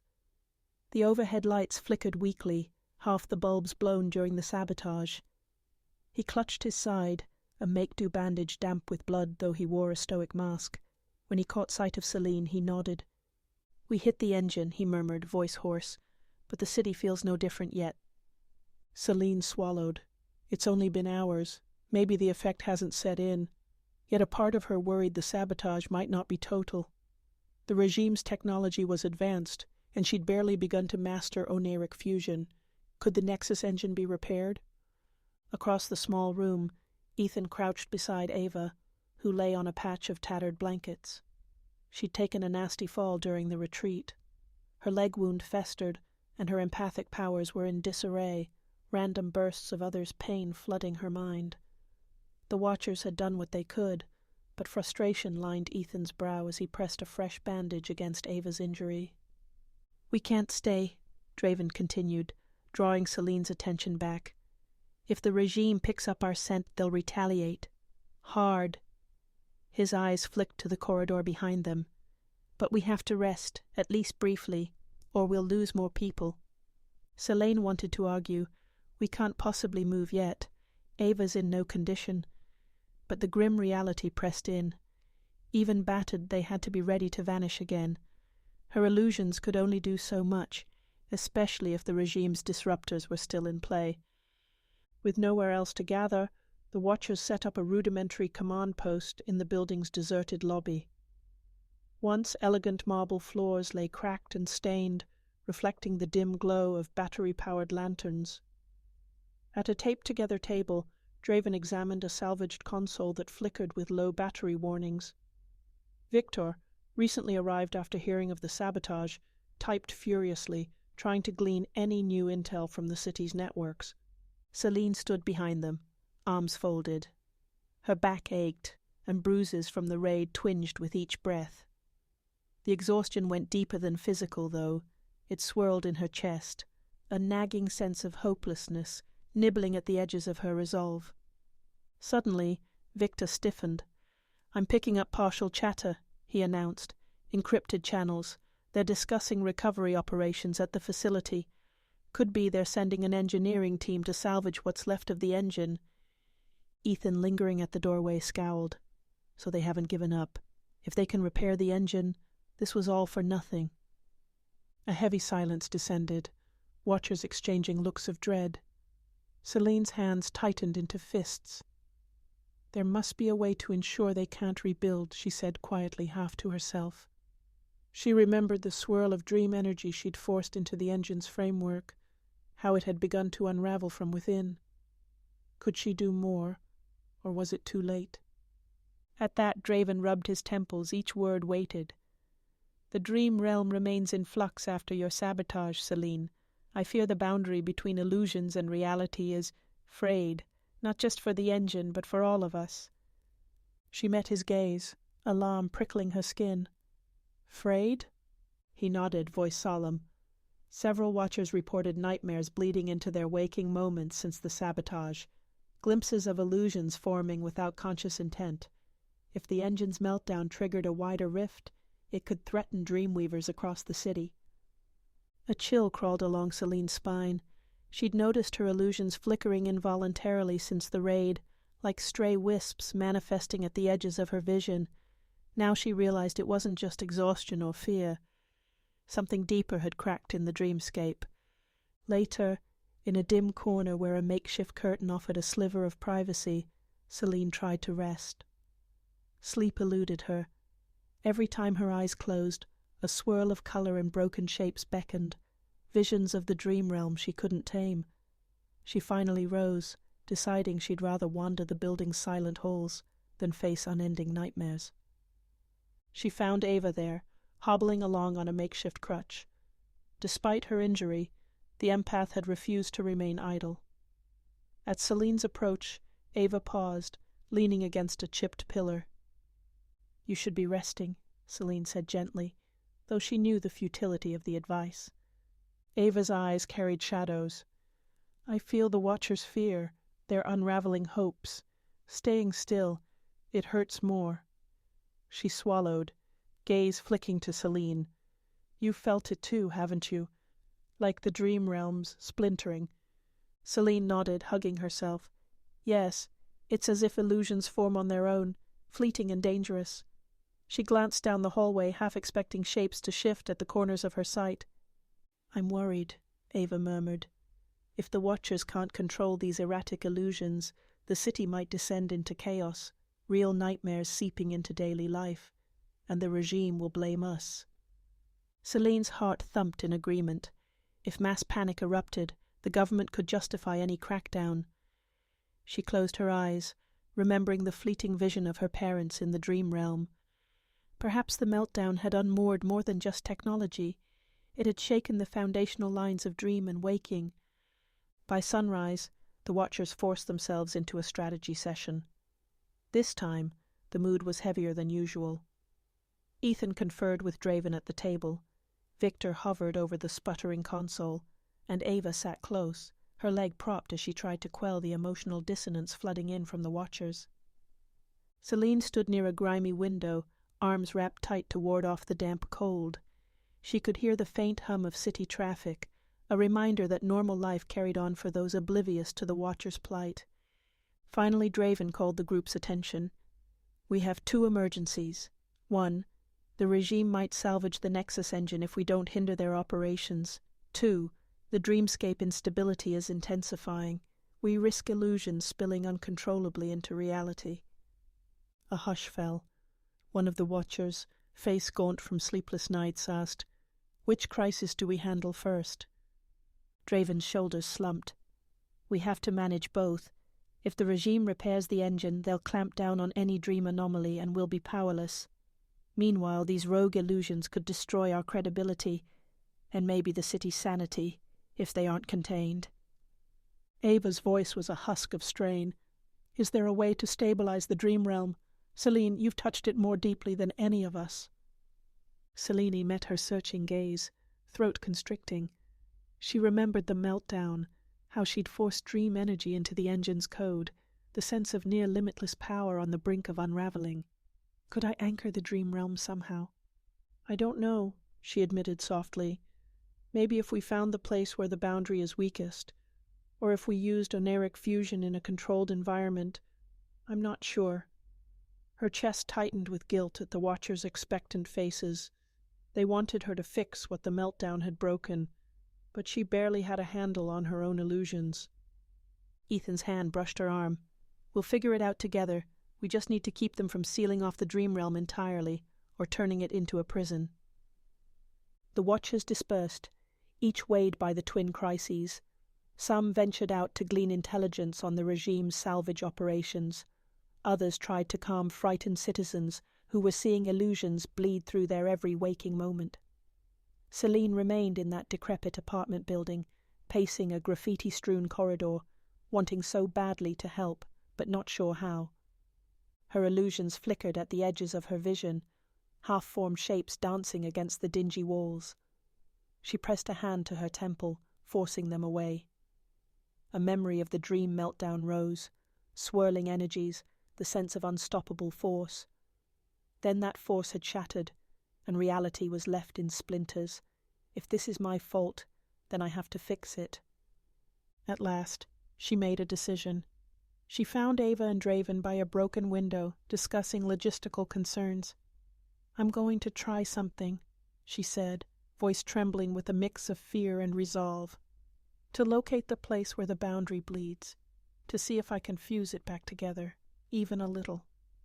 Draven's eyes widened, flicking to Ava as though in silent inquiry. Ava gave a slight nod. "If you think it might help, but you can't go alone." Selene squared her shoulders. "I'll take who I can trust," she said, voice firmer than she felt. The unspoken reference to the traitor loomed between them. Draven offered to accompany her, but she shook her head. "We need you here to coordinate. Let Ethan come. He's linked to my illusions in a way.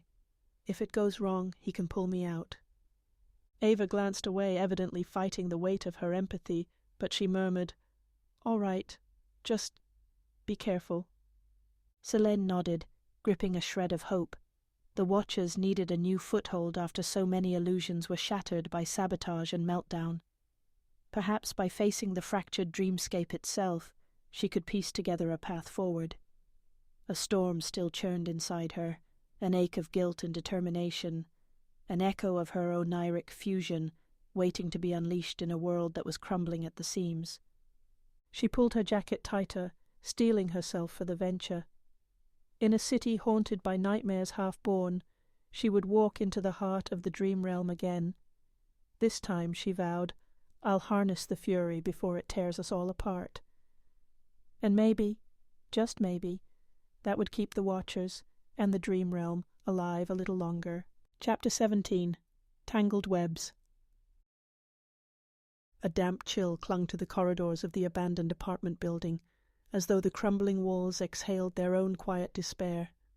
Dim morning light filtered through cracks in boarded windows, just enough to cast elongated shadows of Selene and Ethan as they moved with hurried steps. In the back of her mind, Selene still felt the pulse of the dream realm, frayed and bleeding into reality. Each flicker in her peripheral vision, an out-of-place shape or color, reminded her how the meltdown's fallout had torn open something fundamental. Ahead, Draven stood with crossed arms, his posture guarded. 3 other Watchers lingered behind him, scanning the halls for any sign of the traitor's presence. Tension roiled beneath every interaction. No one trusted even the walls to keep their secrets. Selene paused, nerves swirling. "So, Ethan and I will try to locate the boundary's weakest point," she repeated, a tremor in her voice. "We'll attempt a controlled drift into the dream realm, see if I can use Oneiric Fusion to stabilize things. At least enough to stop illusions from spiraling out of control." Ethan nodded, slipping the strap of a small satchel across his chest. Inside were dream stabilizers, an improvised device for anchoring them in a shared trance.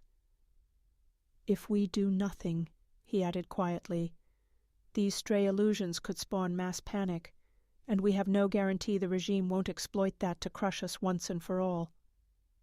Draven's gaze flicked between them, worry etched into the lines of his face. "Understood. But watch yourselves. The meltdown triggered anomalies we've never dealt with. If the boundary is truly torn, you might walk into a dreamscape that fights back, or that tries to latch onto you permanently." Ava, leaning on her makeshift crutch nearby, offered a subdued nod. "Remember, if it gets overwhelming, break the connection. Don't get lost in that realm." Her empathic voice carried a tremor, still recovering from the rail yard ambush. "We'll monitor from here, try to keep a tether." Selene mustered what resolve she could. Over the past hours, flickers of illusions had haunted her vision, half-formed nightmares materializing, then dissolving. If she didn't act soon, the Watcher's fragile unity might fracture completely. With every accidental manifestation, paranoia grew that the traitor was stirring nightmares on purpose, or that the meltdown had doomed them all. They chose a vacant apartment on the top floor, once a child's bedroom judging by the faded murals of stars on the walls. The Watchers nailed a plank across the door to deter interruptions. Dust-laden air glimmered in the pale light from a single high window. It felt eerily peaceful, as though the room existed in a separate slice of time. Ethan knelt on the warped floorboards, setting out 2 dream stabilizers with practiced care. Selene crouched beside him, pressing her palm to the floor to steady a tremor that rolled through her. "Am I ready for this?" she wondered. If illusions had nearly destroyed them, what did it mean to intentionally walk into the dream realm's raw wound? "You're not alone," Ethan said, as if sensing her doubt. He gave her hand a reassuring squeeze. She returned a faint smile, grateful for his steadiness despite her swirling fears. Closing her eyes, she slowed her breathing. She pictured the boundary in her mind, a shimmering, ragged veil between dreams and waking. They'd slip into that space, attempt to spot the worst tears, and see if she could weave a stable seam with her fusion power. She exhaled, letting the faint hum of the stabilizers sync with her heartbeat. The shift was abrupt. One moment, Selene clung to the musty floor. The next, she felt the pull of a hush deeper than silence. The dream realm stretched around them, dimly lit by an impossible twilight. The walls of the apartment flickered, half translucent, as though rendered in watercolor. Ethan stood beside her, likewise half real, his silhouette pulsing gently in her peripheral vision. A swirl of partial illusions drifted through the corridors. Phantoms of Watchers, fragments of flickering daydreams the meltdown had unleashed. Shapes formed and vanished at the corners of her eyes, each echoing a latent fear or memory. The entire building felt layered with ephemeral scenery, ghostly vines along the walls, echoes of children's laughter, sometimes even the rumble of distant thunder that made the floor tremble underfoot. "Is this all from the meltdown?" Ethan asked softly, stepping around a shifting pattern that looked like shattered glass on the floor. Selene nodded, pressing a hand to her chest. She felt the dream energy swirling inside her, roiling. The meltdown opened a wound, letting random illusions seep through. "If I can find the biggest tear—" She let her senses drift, scanning for the place where illusions felt most distorted. At once, a murmur of emotion tugged her, like an invisible current. She followed it down the hall, her footprints leaving slight ripples in the dream-laced floor. Ethan shadowed her, careful not to let illusions snag his concentration. Their journey led to a deeper corridor, each step accompanied by flickering shapes. Sometimes Selene glimpsed wraith-like watchers sobbing with no sound. Sometimes monstrous outlines loomed. The boundary felt raw here, and it tugged on her Oneiric Fusion like a magnet. Her pulse quickened. She paused at a half-collapsed doorway. Beyond it lay what looked like the same child's bedroom in the real world, but overlaid with swirling color that defied geometry. The walls breathed as if alive, the star murals dancing. A dull ache struck behind her eyes, as though the dream realm pressed against her skull. "This must be the tear," she whispered, reaching out. The air thrummed with power. Ethan crouched by her, brow furrowed. "Be careful." He placed a supportive hand on her back, sharing in her tension. "If it's too much—" Selene closed her eyes and concentrated, letting the swirl of Oneiric Fusion awaken. She felt illusions stirring at her command, weaving in slow ribbons of light. The tear flickered, its edges trembling. She tried to coax them together, forging a seam from her own fear and hope. For a moment it worked. The swirling color stabilized, binding like glowing threads. Relief blossomed in her chest. "I can do this." But abruptly, a spasm of dark emotion tore through her mind. She felt an echo of betrayal, a sense of dread, like the Watcher's collective fear poured into the dream realm. The tear shuddered, resisting her illusions with a violent lurch. Darkness bled into her vision, and illusions coalesced into a twisted figure, faceless but heavy with malice. It lunged at her, howling with a silent roar. Selene gasped, illusions unraveling. The tear flared open, a wave of raw dream energy crashing outward. Ethan yanked her aside, bracing them both against the wall as the entire corridor warped. Staccato illusions slammed around them, flickers of nightmares from watchers across the city. The meltdown had made this place too unstable for a mere patch. Panting, Selene forced her eyes open. "It's not working. The meltdown's damage runs deeper. We need something stronger, a unifying anchor." Tears pricked her eyes. She glimpsed the twisted figure reforming in the swirling gloom, as if drawn to her presence. Ethan's grip trembled. "Let's get out. We can't do this alone." Reluctance gnawed at Selene. She hated retreat, but illusions cracked around them, the tear roiling like a hurricane's eye. If they stayed, she risked being swallowed by a maelstrom of half-formed nightmares. With a heavy heart, she withdrew her concentration. Their link to the dream realm dissolved in a rush, catapulting them back into the battered apartment. Selene collapsed onto the floorboards, gasping. Her entire body shook, sweat beading on her brow. Ethan knelt beside her, pressing a hand to her shoulder. Outside the door, watchers pounded, calling if they were all right. Draven's urgent voice carried through the plywood barrier. Selene just shook her head, tears mixing with frustration. She'd glimpsed the torn boundary and realized the watchers lacked the unity or power to mend it, not alone at least. Ethan helped her upright, voice tight. "We'll report to Draven. Maybe they found another lead." He paused, searching her gaze. "Don't blame yourself, we tried." Selene gave a shaky nod, though despair churned in her gut. Tangled webs of illusions, meltdown aftermath, and betrayal now enmeshed the watchers in a crisis that seemed unstoppable. If the tear refused to be sealed, nightmares would bleed into reality unabated, fueling the regime's clampdown. She drew a ragged breath, stepping into the corridor, flanked by watchers who offered fleeting solace. The air in the building felt heavier than before, an invisible weight pressing on every soul. Selene swallowed, bracing herself. She had seen firsthand how savage the meltdown's aftermath could be, and how easily illusions could spiral beyond their control. The Watchers needed a plan that transcended illusions and anchored them in something real. Otherwise, these tangled webs might pull them all into darkness, leaving no dream unbroken. Chapter 18, Revelations. Outside, dawn struggled to pierce the city's grimy haze, painting the skyline in a forlorn grey. Within the remains of an abandoned electronics shop, the Watchers gathered in hushed urgency, hearts still pounding from their narrow escape, and the mounting crises unleashed by the Nexus engine's meltdown. Shelves lay overturned, Dust motes danced in the weak light spilling through broken windows, and the stale air seemed thick with the weight of unspoken fears. Selene stood with her back against a cracked display counter, arms folded tight to steady her nerves. After her failed attempt to mend the dream tear, the creeping sense of dread had only grown. Strange illusions haunted every alley, while the Watchers' numbers dwindled under the relentless pressure of enforcer raids. A single question loomed. What now?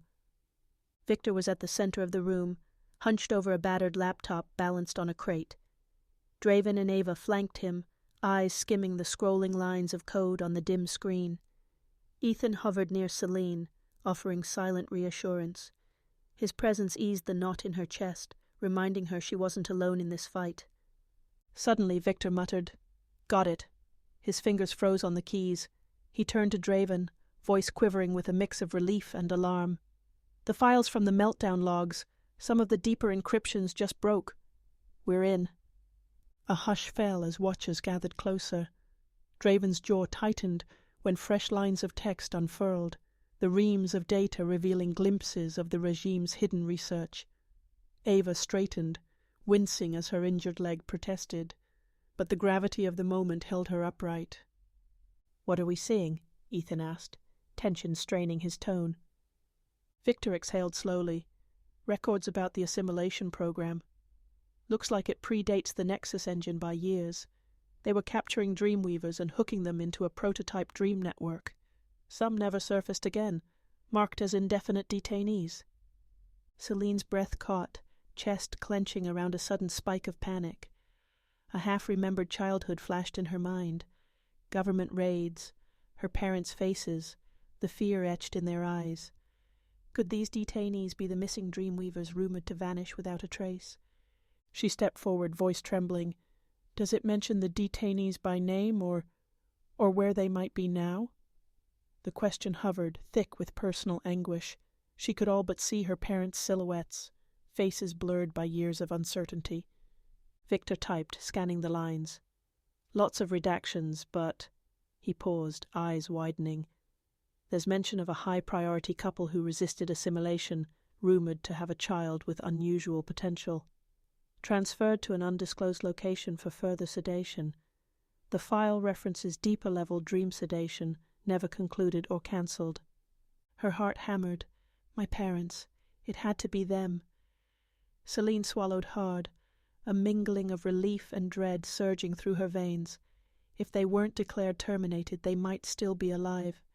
But at what cost? Ava let out a shaky breath. So they've been forcibly keeping Dreamweavers in some dream-locked state for years, and with the meltdown sabotage, that sedation might be breaking. If these detainees awaken, they'll awaken to a city on the brink of a dream collapse. Draven finished grimly, the lines around his mouth deepening. The meltdown unleashed illusions everywhere, the dream realms torn, and these people have no idea what's become of the world in their absence. Selene's thoughts whirled. Freed Dreamweavers, long suppressed, might have powerful abilities, but they'd also be disoriented, traumatized, and ripe for the regime to recapture if the Watchers didn't intervene first, or if the Watchers themselves remained too fractured to help. A sudden tremor passed through the building, or so it felt. Selene's illusions had been erratic since the meltdown, sometimes stirring even without her bidding. Out of the corner of her eye she glimpsed a fleeting shape, a wisp of color that vanished into a dusty corner. She pressed her lips together. Another reminder that they were running out of time to stabilize the dream realm. "Coordinates," Ethan prompted, voice laden with urgency. "Anything about where these detainees might be held?" Victor paged through more text, lines of code running like water. "There's mention of a secondary facility, an Annex Delta, somewhere on the outskirts. They moved detainees there once they proved resistant to standard sedation. The meltdown logs hint that was also where they stored certain incomplete data for the Nexus engine, possibly a backup research station." Draven shot Victor a meaningful look. "So the regime might have a fallback option if they want to rebuild the engine, or harness these Dreamweavers again." Ethan's jaw tensed. "We can't let them. This might be our chance to free the people caught in the assimilation. Selene's parents, everyone else. Selene inhaled, struggling to keep tears from welling. "We have to go there," she said softly, a tremor in her words. "Find them before the regime does, or they'll remain pawns in this nightmare, and the meltdown illusions will only get worse if more minds are forcibly linked." A flurry of murmurs rippled through the Watchers. The raid on the Nexus engine had decimated their morale, left them battered physically and emotionally. Another infiltration on the heels of such a defeat felt daunting. But the glint of determination in Draven's eyes and the quiet steel in Ava's posture told Selene they wouldn't shrink from this. It was a chance at true leverage, rescuing Dreamweavers who might tip the balance. She glanced back at Ethan, who nodded solemnly. "We do this together." As the Watchers dispersed to plan and arm themselves, Selene drifted to a corner of the shop, where a grimy window let in a weak grey light. Tiny illusions flickered at the edges of her vision, phantoms of nightmares seeping from the dream realm's rent. She closed her eyes. If they freed more Dreamweavers, if they found her parents, perhaps they could unite to seal the tear and repel the regime for good. Yet the traitor among them still lurked, a knife at their backs. A gentle hand touched her shoulder, and she turned to see Ava, wincing slightly from her injured leg. "You okay?" Selene forced a wavering smile. "I'm scared," she admitted, the weight of her words surprising her. "Learning they might be alive, my parents, it's all I hoped for. But the meltdown illusions keep spiraling, and if we fail again—" Ava's empathy shone in her eyes. "We won't. Or if we do, we try again. This has gone beyond illusions. It's about freeing people from a system that's stolen their dreams, and the very ones who can mend this rift." Selene nodded, blinking back tears. Ava offered a quick, reassuring squeeze before hobbling back to help Draven review the infiltration plan. In that small gesture, Selene found a sliver of renewed conviction. They had leads. They had a location to strike next, a reason to unify their fractured group. If the meltdown illusions were a looming catastrophe, the Watchers now had a chance to fight it on two fronts, saving captive Dreamweavers while fortifying their own powers. With every passing hour, illusions bled further into the city, and the Watchers had yet to corner the traitor. But these revelations from the decrypted logs lit a path of sorts, however dangerous. She inhaled a shaky breath, smoothing a hand over her worn jacket. "We'll find them," she whispered to the swirling dust motes, "and I'll do everything I can to seal the dream realm's wound." An echo of resolve pulsed in her chest. The meltdown had shattered illusions across the city, but it also thrust truths to the surface. If the Watchers had the courage to face them, united, unwavering, maybe they could seize a future beyond the regime's tyranny. Or perhaps the illusions would devour them first. No matter. Selene steeled herself, bracing for the storm ahead with only a battered dream tome and unwavering hope to guide her. Chapter 19. Shifting Shadows. Rain swept in from the east, drawing a curtain of silver across the city's fractured skyline. Selene peered through a murky window in the abandoned electronics shop, counting the droplets that streaked the glass. Each one felt like a ticking second, a reminder of how little time they had left before illusions and fear swallowed everything. She turned to face the Watchers clustered behind her.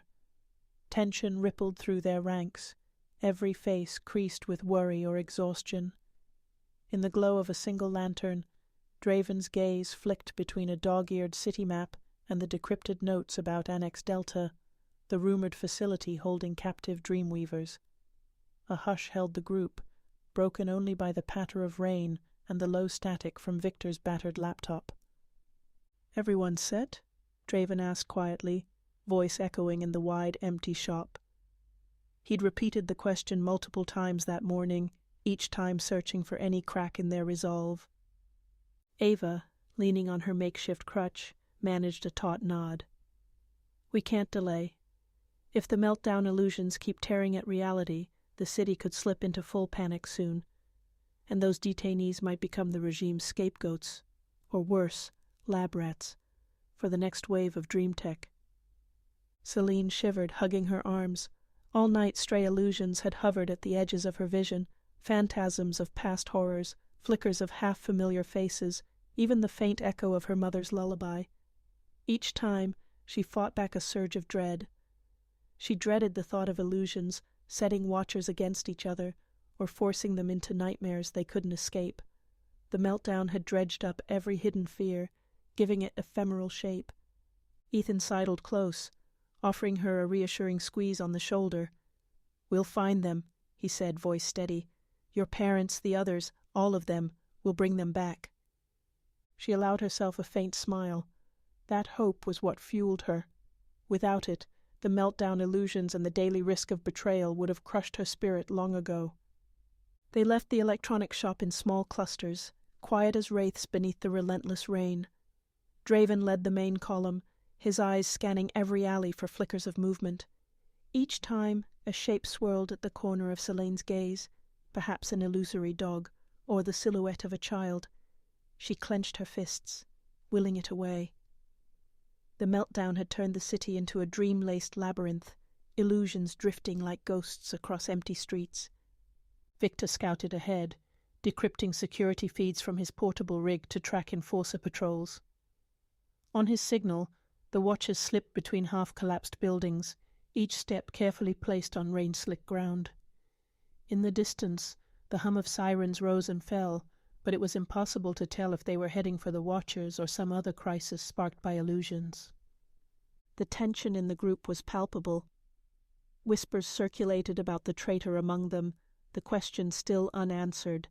Who kept giving the regime their safe house coordinates? With the meltdown illusions running rampant, paranoia ran high. Every rustle behind them made watchers flinch, half expecting a bullet or an enforcer's disruptor rod. Selene's illusions couldn't quell that fear. If anything, they sometimes sharpened it. They reconvened at an abandoned subway entrance near the city's outskirts, an old station with shattered turnstiles leading down into stale darkness. Draven waved them inside, checking the coordinates scribbled from the newly decoded logs. According to these notes, Annex Delta is built over a defunct subway line. We can approach from below if the tunnels aren't completely collapsed or flooded. Ava exhaled, adjusting her crutch on the slippery stairs. Then we avoid the main roads and upper security. Good. If the meltdown illusions are thick in the city, maybe it'll distract the enforcer's topside. Selene felt her chest tighten, or trap us underground with illusions in the dark. She glanced at Ethan, reading the same concern in his eyes. They pressed on anyway. The watchers filed down, flashlights cutting through the musty gloom. Water dripped from the ceiling, forming shallow pools along the cracked tiles. Faint echoes of their footsteps reverberated in a haunting chorus, as though something lurked beyond the next bend. In the flicker of the flashlights, ephemeral shapes sometimes materialized, faces pressed in silent screams against the walls, or fleeting shadows dancing across the old tracks. Selene's heart lurched with each one. She clenched her fists, focusing on the real textures of damp air, the chill seeping through her jacket, the firm ground underfoot. Stay anchored. Don't let illusions hijack your senses. After a half-hour of careful progress, the watchers halted at a rusted junction. Victor tapped his phone. If the logs are correct, we're beneath Annex Delta. We should find a vertical conduit or old maintenance shaft leading up into the facility. Draven signaled for quiet, and watchers extinguished, all but a single flashlight. Selene's pulse hammered in her ears. If the meltdown illusions had compromised enforcer routines, it might give them an advantage, but it also meant no one truly knew what lay ahead. The meltdown might have twisted Annex Delta's dream tech, or left captive Dreamweavers in dangerous delirium. They found the maintenance hatch by faint braille-like signage. The watchers worked in tense silence to pry it open, stepping into a narrower corridor. A stale chemical odor wafted down, reminiscent of antiseptics and old electronics. Selene gagged slightly, recalling the cold sterility of the Nexus engine chamber. She prayed this place wasn't as monstrous. One watcher inched forward, pistol raised. The corridor ended at a sealed door with a flickering keypad. The watchers tensed, bracing for alarms or cameras. But no siren blared. Instead, an eerie hush pressed in. Draven used a small hacking device on the keypad, and the door slid open with a groan. Selene's breath caught as they stepped into a dimly lit subterranean space, a labyrinth of glass-walled cells, blinking monitors, and cables snaking across the floor. The watchers fanned out, weapons ready. The meltdown illusions flickered in corners, ghosts of who knew what drifting near the glass. Or were they illusions at all? She caught glimpses of pale figures behind those glass walls, some lying motionless, some pacing aimlessly. Ava gasped. Gods, are they Dreamweavers? Selene's stomach lurched. The assimilation logs had spoken of detainees kept in sedation. Now these glass cells, half lit with flickering readouts, made the Watcher's infiltration of the Nexus engine seem like child's play. The meltdown illusions glimmered around each cell, warping the interior like half-formed nightmares. She squinted at one occupant, a gaunt man with vacant eyes, tethered to tubes that pulsed with faint light. She shuddered. Draven moved quickly, checking the monitors. They're all in some suspended dream state, partial sedation, partial meltdown effect. If we free them abruptly, they might lash out or collapse. We have to be careful. Selene's heart thundered. She scanned each cell, dread warring with urgent hope. Could her parents be among them? Her illusions flickered at the edges of her vision, nearly conjuring shapes that danced behind the glass. She forced them down, stepping carefully from cell to cell, searching for familiar faces in the gloom. Ethan kept pace, offering wordless support. At last, Selene paused, before a cell door labeled only with a numeric code that matched old references. Inside, 2 figures lay on cots, bodies drawn and pale. Their hair was streaked with silver, eyes closed behind sedation masks. She felt tears prick her eyes. Some intangible recognition stirred. Even if she'd last seen them as a child, something in her gut told her, they're my parents. Her stomach twisted in both terror and relief. She wanted to rush in, but Draven yanked her back gently. We can't just open it. They're tied to sedation lines. We need to power down the system carefully or risk shock to their minds. Selene nodded, tears blurring her vision. Then hurry. They set watchers to guard the corridor. Draven and Victor huddled around a central console bristling with half-dead monitors. The meltdown illusions caused the screens to flicker with random shapes and dream-coded text. Carefully they deciphered controls, severing sedation feeds in a slow, measured sequence. Each beep on the console felt like thunder in Selene's ears. Meanwhile, illusions crawled up the walls, shapes swirling at the corners of the watcher's eyes. Ava held them at bay with an empathic dampening field, face contorted in strain. Sweat trickled down her neck, but she refused to falter. Not now, not when we're so close, she muttered through clenched teeth. Finally, Draven let out a breath. I've isolated sedation for that cell. He beckoned to Selene. The door should open on manual override. Then we detach them from the sedation harness slowly. Heart thundering, Selene moved to the cell's keypad. She keyed in the sequence, and the door hissed open. Inside, the 2 unconscious Dreamweavers barely stirred. The meltdown illusions sparked across the room, like flickering arcs of color. She swallowed, stepping in with Ethan at her side. Gently, they unfastened the sedation lines from each limp form, careful not to jar them. A faint beep signaled the sedation halt. Seconds stretched. The older man stirred first, eyes fluttering open, glassy, disoriented. He tried to speak, but only a hoarse croak emerged. Selene's vision blurred with tears. She recognized faint traces of his features, a memory of a father's protective arms. The woman, similarly frail, jerked awake in confusion. They stared at Selene with dawning recognition, or perhaps only an innate bond that bridged years of sedation. She choked back a sob. They live. Ethan cleared his throat gentle. We'll get you out, it's okay. No sooner had he spoken than an alarm began to wail from the console. Enforcers. The meltdown illusions abruptly intensified, swirling as though feeding on the sudden spike in fear. Draven's voice echoed from the corridor. "We have inbound hostiles, 5 or 6 heavily armed." A surge of dread crashed over Selene. They had to protect these Dreamweavers, her parents, and everyone else in the facility, but illusions twisted the air, threatening to trap them in nightmares. If the Watchers couldn't hold off the Enforcers, all would be lost. She closed her eyes, letting Oneiric Fusion stir in her chest. Maybe illusions alone couldn't save them, but if she could stabilize them for a final push. "Selene," Ethan urged, "we have to move. Now." Her parents blinked at her, blinking away sedation. They seemed to sense her presence, though no words formed.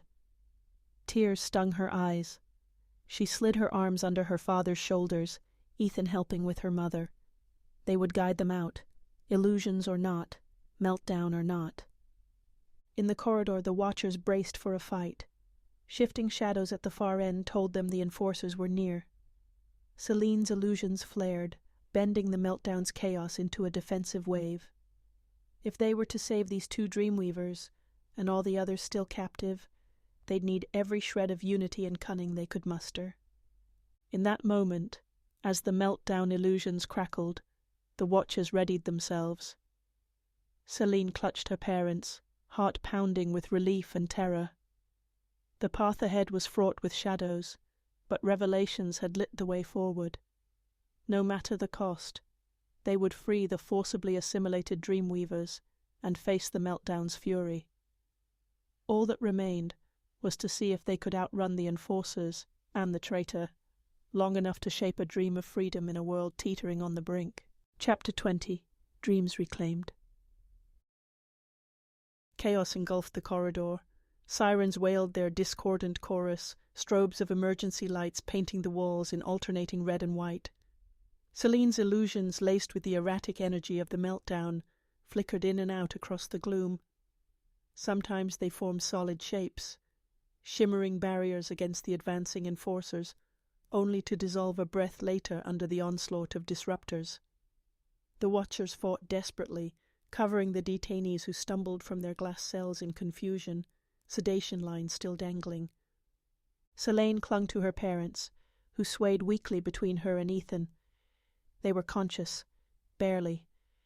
Relief and adrenaline coursed through her veins, but so did a stab of fear. If the meltdown illusions overwhelmed her now, if she lost control of Oneiric Fusion, all could unravel in an instant. "Hold them off," Draven's voice rang out, echoing over the clatter of gunfire. He ducked behind a console, returning fire at the small squad of Enforcers pushing down the corridor. Sparks flew where bullets ricocheted, each impact showering the floor with chips of tile. Beside him, Victor fired short, measured bursts, sweat glistening on his brow. Ava limped forward, mouth set in pain, and raised her arms. A wave of empathic energy washed out, dulling the Enforcer's aggression momentarily. It gave the Watchers a chance to herd the dazed Dreamweavers through the corridor. Yet even as Ava's power ebbed, illusions shimmered at the edges, half-formed nightmares hungrily feeding on the fear in the air. Selene gritted her teeth, lowering her parents to lean against a fragment of broken wall. Around her, dream shapes roiled, shadows, monstrous silhouettes, flickers of ghostly figures. The meltdown illusions were intensifying, drawn to the swirl of terror and pain. She felt them coil around her mind, beckoning. "I have to focus." She breathed in, drawing on that luminous core of Oneiric Fusion. Her vision blurred with color, the meltdown illusions stuttering in confusion. If she could bend them to her will, even briefly, they might create a path to escape. Steady, she told herself, remembering every training session, failure after failure, then the triumphant moment she'd forced the meltdown sabotage. This time, the illusions wouldn't break her. "Cover me," she shouted. Ethan nodded, striding away to rejoin Draven and Victor. The Watchers redoubled their volley, pinning the Enforcers behind a half-fallen security barrier. Gunfire roared in the air, but Selene forced her breathing to slow, eyes fluttering closed. She pictured the swirling illusions in the corridor as threads of color, each one a ribbon of dream stuff. She felt their jagged fear, their hunger, their chaos, and she offered them purpose. In her mind's eye, she spun the illusions into a fluid tapestry, forging a shining corridor of warped light. She poured empathy and resolve into it, smoothing the raw edges that lashed out. A hush fell, as though the meltdown illusions paused to consider her invitation. Then, with a flicker of acceptance, they coalesced into a protective archway stretching down the corridor. Selene's eyelids snapped open. The watchers gaped as they saw the meltdown illusions knit together, forming a nearly opaque barrier that pulsed with color. Gunshots spanged off it, the impacts rippling outward in waves of prismatic light. Behind that shimmering shield, the Enforcer's disruptors flared, but for once, the illusions didn't dissolve. They held. "Move," Draven hissed, seizing the chance. One by one, Watchers and newly freed Dreamweavers darted beneath the archway, away from the lethal gauntlet of bullets and disruptors. Ava hobbled alongside them, guiding the frail detainees. The meltdown illusions hissed and crackled, their chaotic energy harnessed for a single shared goal: escape. Selene's heartbeat thundered as she kept the illusions intact, feeling them strain against the disruptors. She beckoned to Ethan, who beckoned Draven and Victor. At last, they took her parents' arms, helping them forward. Relief washed through Selene, tears stinging her eyes. In the swirl of color, she recognized fleeting glimpses of her parents' anxious expressions, bewildered but alive. The Enforcers battered the illusionary barrier, curses echoing. One disruptor rod crackled with a high-pitched whine, tearing a ragged hole in the shimmering archway. Selene's breath caught. She poured more willpower into the illusions, sealing the breach just long enough for Ethan and Victor to drag the final detainee through. A bullet hissed past Selene's cheek, nearly grazing her. She recoiled, illusions flickering. Just a bit longer. She darted back, sliding out of the corridor in a crouch. Her illusions collapsed with a roar as the meltdown's wild energy rebounded, swirling in fractal patterns before exploding in a shower of sparks. The watchers and detainees stumbled into a dim side chamber, panting and bleeding, but alive. Ethan quickly barricaded the door with scraps of metal. Draven planted a final charge on the corridor's structural supports, then slammed the control switch.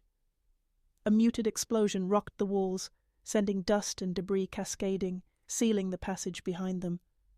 The Enforcer's shouts grew distant, muffled by rubble.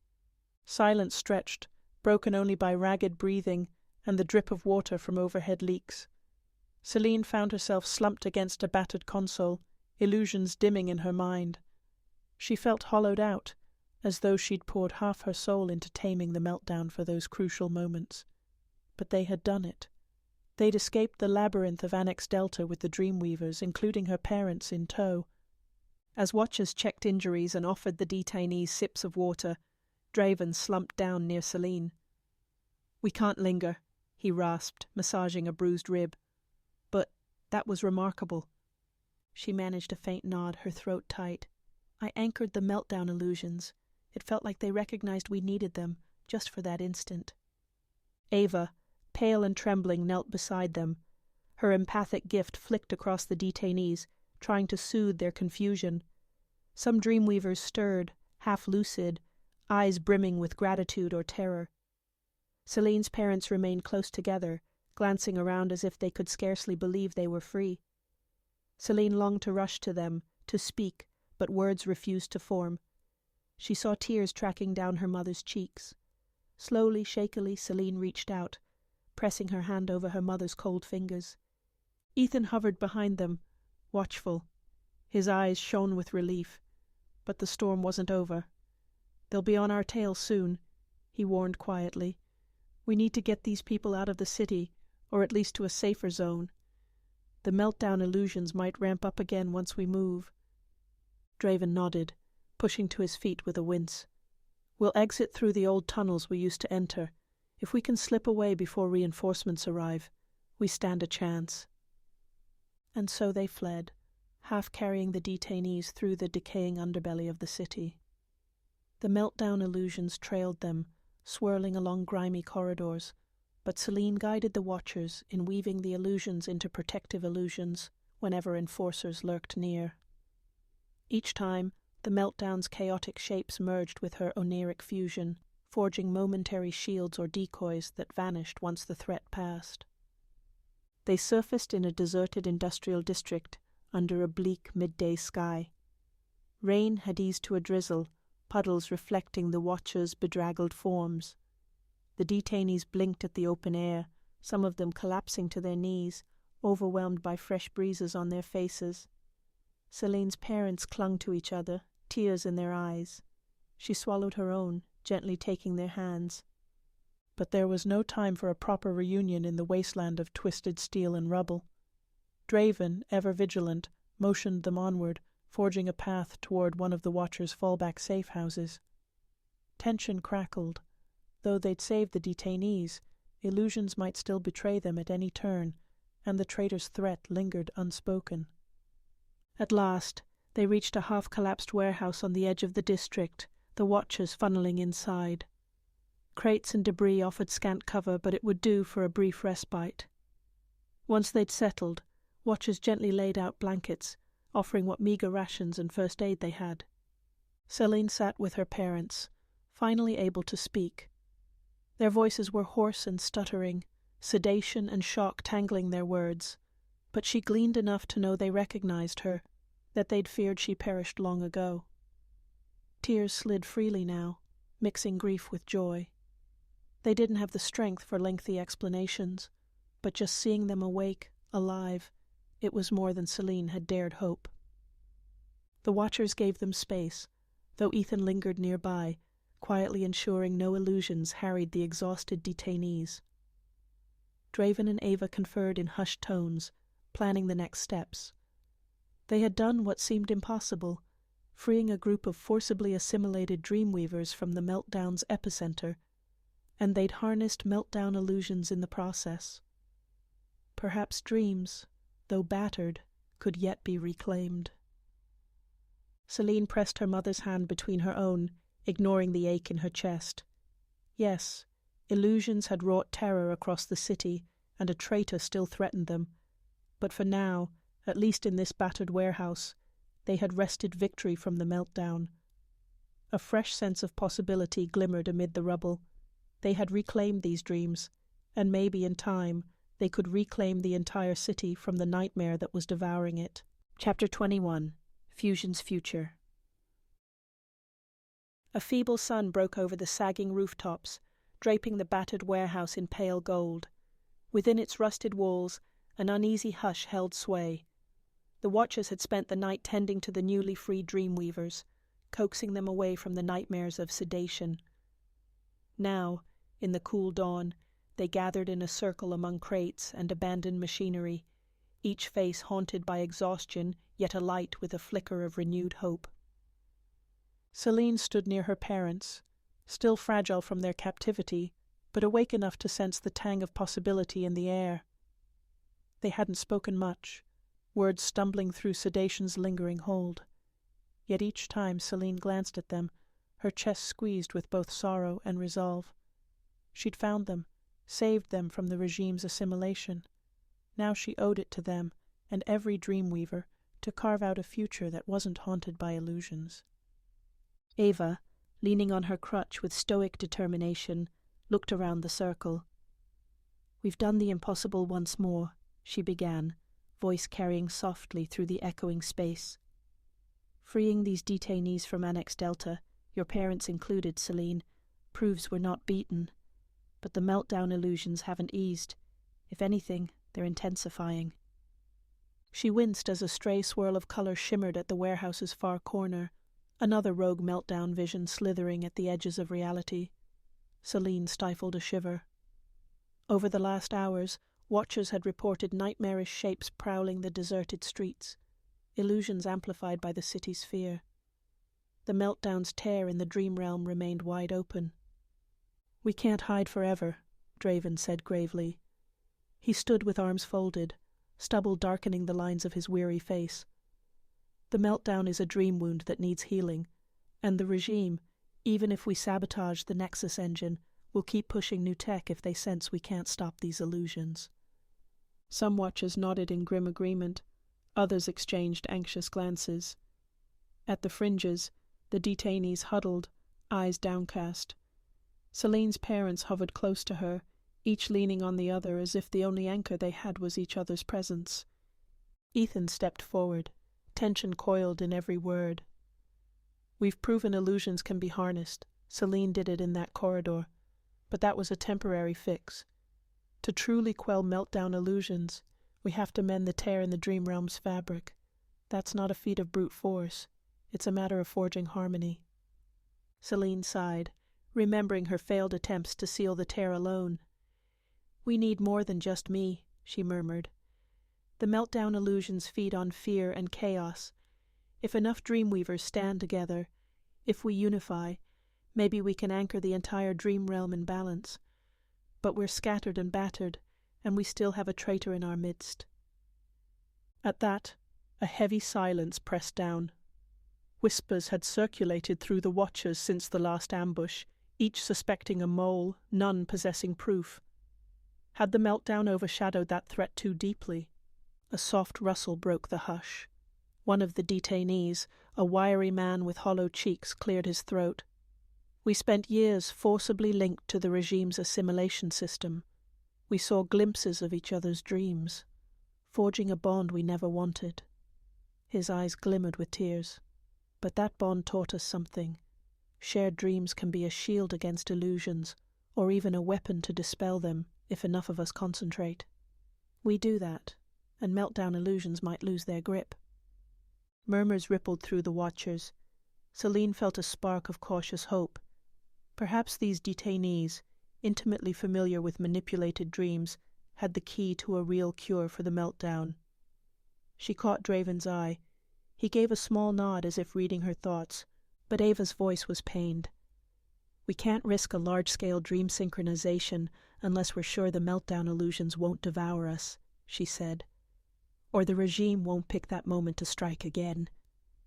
"We'll have to guard ourselves in both realms," Draven agreed. "Set a perimeter in the physical world, fend off enforcers if needed, and unify our dream powers, forging— call it a fusion of spirits, if you will. It's risky." He scanned the circle. "But I see little other choice." Selene's heart thudded. She recalled how fragile illusions had been in battle. But if the detainees, watchers, and every Dreamweaver who could muster the strength stood together, perhaps they could channel something beyond illusions. A stable dream anchor that mended the tear. She pressed her lips tight, glancing at her parents. They met her gaze with tremulous, encouraging looks. Victor spoke up, crossing his arms. "And the traitor among us?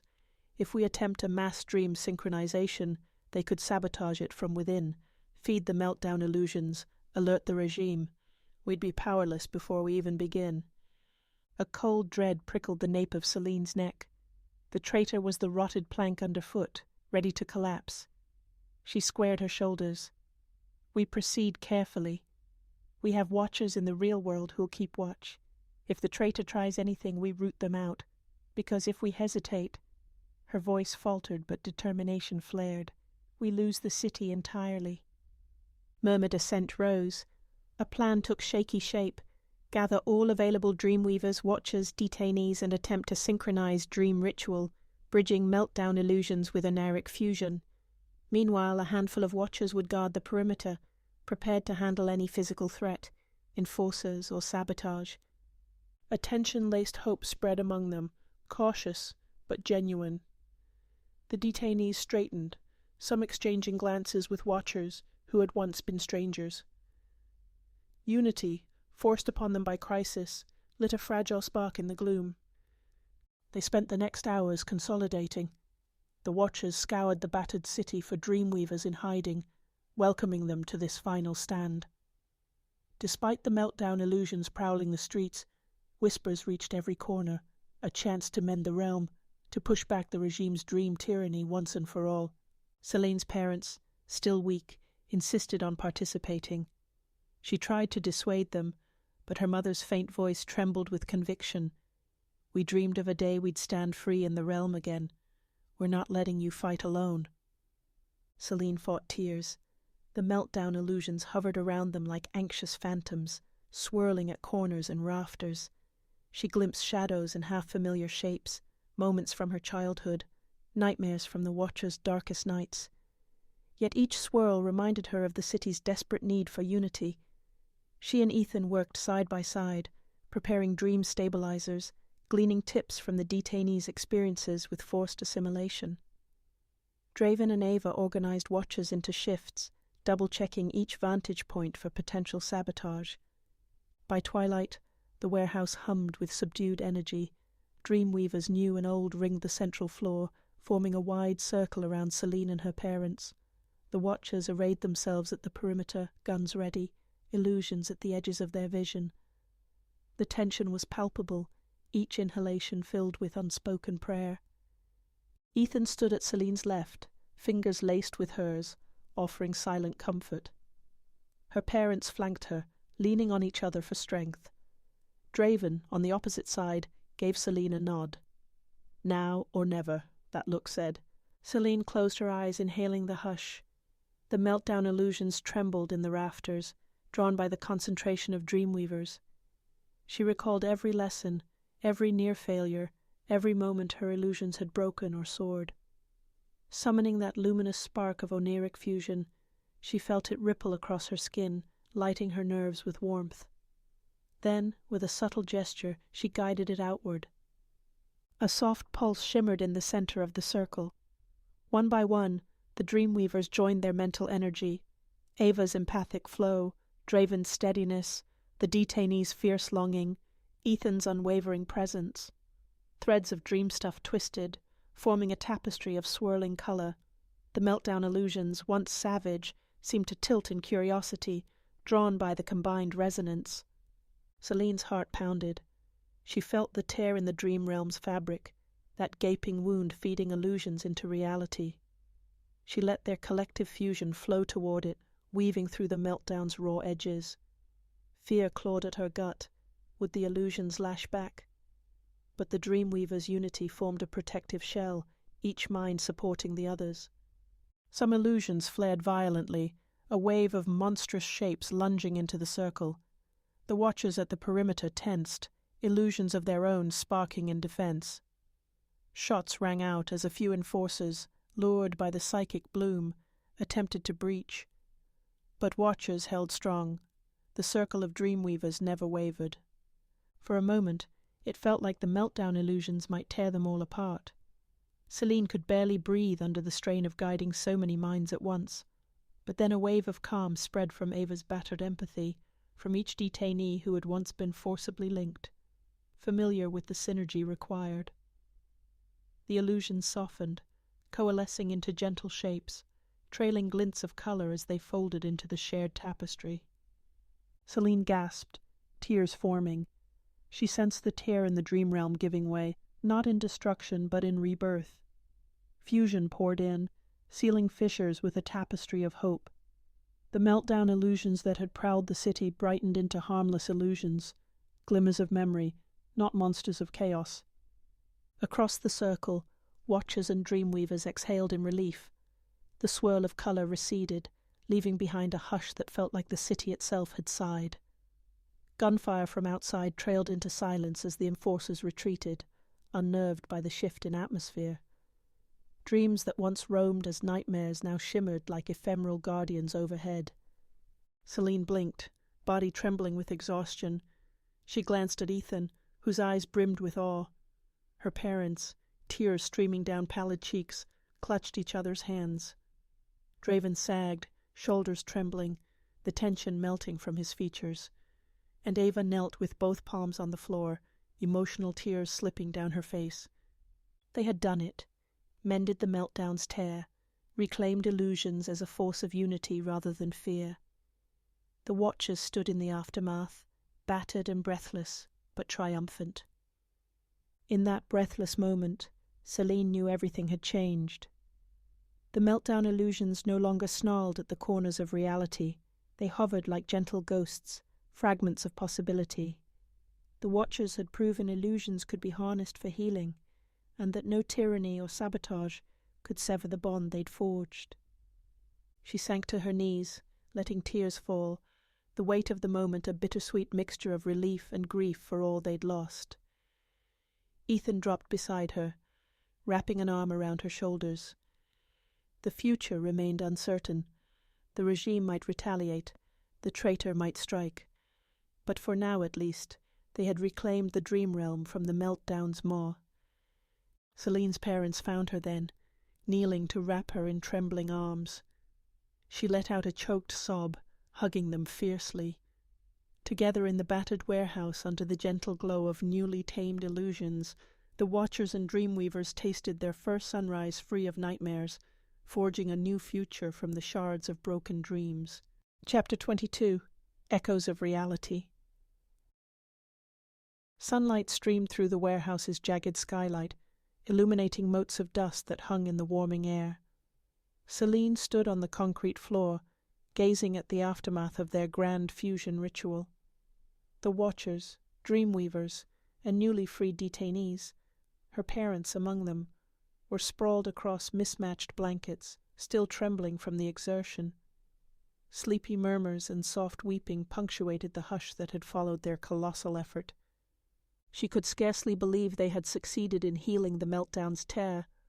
Where once illusions had prowled the city like savage beasts, now faint glimmers of color drifted peacefully, echoing memories rather than manifesting as nightmares. If she closed her eyes, Selene could sense a new equilibrium in the dream realm, a gentler pulse. Draven leaned against a broken support column, his expression locked between awe and exhaustion. Nearby, Ava dozed in a shallow doze, her crutch resting at her side, while a pair of watchers monitored her with quiet concern.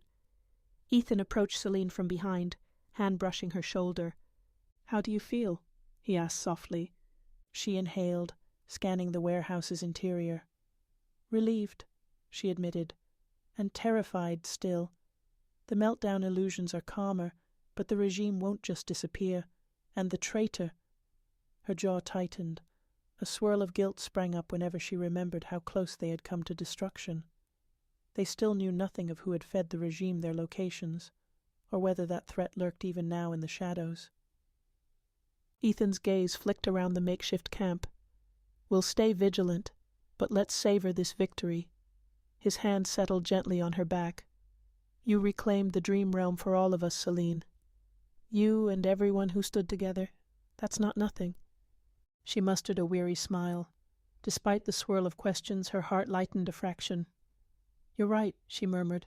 "One crisis at a time." A stir of movement drew Selene's attention. Her mother stood, leaning on her father's arm, eyes brimming with emotion. They approached Selene hesitantly, as if every step felt both alien and liberating after years in sedation. Selene rushed forward, gently clasping her mother's hands. The older woman's face creased into a tearful smile, voice tentative. We barely understand how much time has passed," she whispered, her tone as soft as the memory of a lullaby. "But the echoes in this place, your illusions, the Watchers' fight, they tell us we're free." Selene fought back tears. "I've wanted this moment for so long," she breathed, voice cracking. "We have so much to talk about, but for now please rest. We'll keep you safe." Her father gave a shaky nod, emotions too thick for words. He raised a trembling hand, brushing Selene's cheek. She savored the warmth of that touch, letting years of ache and unanswered questions dissolve in the surging tide of relief. For all the trauma that remained, they had this instant, a family reconnected, and a city no longer strangled by Meltdown horrors. Gradually, Watchers and Dreamweavers stirred, drawn to a battered table near the center of the warehouse for a communal meal of ration bars and water. Draven and Ava presided, though Ava's voice remained weak. They'd laid out crates for seating, forging a circle of solidarity. Murmured conversation drifted upward, a rustle of gratitude and planning. Victor soon joined them, haggard from days without proper sleep. He fiddled with his laptop, nodding to Draven. "So far, the Meltdown illusions across the city are settling to a low ebb. People are glimpsing benign visions, memories, old stories, nothing like the nightmares that roamed before." He paused, eyes shifting warily. "And the regime's announcements are subdued. It's as if they're reeling from the Meltdown's abrupt end." A ripple of cautious optimism spread. Ava brushed a stray hair from her forehead, meeting Draven's gaze. This might be our best chance to expose what they've done, capturing Dreamweavers, building that assimilation program, forging the Nexus engine. If we can rally the city now... They could resist further oppression, Draven finished, a new hardness in his voice. But we're still scattered, and the traitor could strike again, unless we flush them out. Ethan surveyed the circle. Whoever's feeding the regime info must be sweating. The meltdown illusions are tamed, so their advantage of chaos is gone. We keep them close, watch for any slip. Selene let her eyes drift around the ring of watchers, detainees, newly allied Dreamweavers. Each face told a story of survival, heartbreak, and fierce loyalty, yet suspicion still hovered at the edges like a thin layer of frost. She quietly resolved. They would not lose everything to a hidden dagger in their midst, not when they finally held a chance to reclaim the city's future. As midday waned, a plan took shape. The Watchers would coordinate with pockets of sympathetic citizens, revealing glimpses of the facility they'd destroyed, the detainees they'd freed, and the dream realm they'd stabilized. If ordinary people understood the scope of the regime's manipulations, and saw that illusions could be a force for healing, not terror, perhaps outrage would spark, or at least apathy might melt. A rebellion of sorts built on unity and truth. A single worry gnawed at Selene, how the regime might retaliate. Yet in the flicker of illusions around them, now gentle, drifting like stray sunbeams, she sensed the Watchers' collective power. Their illusions no longer hinged on fear. They'd proven they could shape the meltdown's raw energy into a shared tapestry. If the regime struck, the Watchers would stand as one. In a quiet corner, Selene found herself alone for the first time in hours. She sank onto a crate, exhaustion wrapping her limbs. The swirl of illusions danced near her feet, but their presence felt peaceful now, echoes of her memories, not savage nightmares. Slowly her breathing steadied. A soft voice spoke from behind. "Ava." "You did it, you know," she said, carefully leaning on her crutch. "Oneiric Fusion on a scale none of us imagined. The meltdown illusions. They're practically tame." Selene glanced up. "It wasn't just me. We all linked, but thank you." She sighed, shoulders heavy. "I'm relieved, but I also feel more afraid. Like everything's bigger than I ever dreamed. The meltdown was just one piece." Ava nodded, sympathy etched in her gaze. "We've seen illusions be monstrous. Now they can be guardians. But we need a plan to anchor them in a way that doesn't rely on constant vigilance. The city can't tiptoe forever." Selene swallowed. "If we form a dream council, some collaborative body of Watchers and Dreamweavers, maybe we can guide illusions responsibly, ensure no meltdown or assimilation can happen again." Ava's eyes lit with cautious excitement. "Yes. People need to see illusions aren't inherently evil, just misused, and that Dreamweavers have a role in protecting them, not controlling them." Hope stirred in Selene's chest. A future where illusions were woven into daily life for healing and creativity, rather than weaponized oppression or meltdown nightmares. She nodded, standing. "We'll propose it to Draven and the others. Once the city sees us as protectors, maybe the regime's lies will unravel." A faint grin touched Ava's lips. A dream council. Her gaze drifted to the Watchers sprawled around the warehouse. Could be the city's best shot at real freedom. Toward evening, as the group prepared to dispatch envoys and gather scattered allies, Selene found her parents dozing side by side in a makeshift bedding area. She crouched, brushing a gentle hand through her mother's hair. They stirred, and her father offered a weary smile. Words remained scarce, but affection and gratitude shone in their eyes. She promised them a safer world, voice trembling with suppressed tears. She rose and met Ethan's gaze across the warehouse. He beckoned her closer. "Come see," he whispered, leading her outside through a warped side door. The late sun bathed the rusted metal and cracked asphalt in golden warmth. And overhead, where meltdown illusions once prowled, faint ribbons of color meandered softly like drifting auroras. People in distant windows leaned out, watching with wonder instead of terror. Selene's breath caught. "They're beautiful," she said softly. These illusions were a gentle echo of dreams, not the savage fiends that had threatened the Watchers' lives. Ethan slipped an arm around her. "You gave them that chance. You gave the city that chance." She swallowed, letting the moment crystallize, an echo of reality turned kinder through illusions reclaimed. The city's battered towers still loomed, the regime still held power, and a traitor lurked unseen. But illusions were no longer an unchecked horror. They were a promise of what dream energy could become when guided by unity and empathy. A faint breeze carried the smell of damp concrete and the distant hum of traffic. Selene exhaled, nestling closer to Ethan. The Watchers' next moves would define everything, whether they spurred the city into action or drifted into complacency. But as illusions swayed overhead, a quiet certainty settled in her bones. They were no longer alone, no longer powerless. Oneiric Fusion had shown them how to shape nightmares into hope. "We have a future to forge," she murmured, letting her eyes drift shut. "And for once, I think we might be equal to the task." Ethan squeezed her hand, gaze lifting to the radiant sky.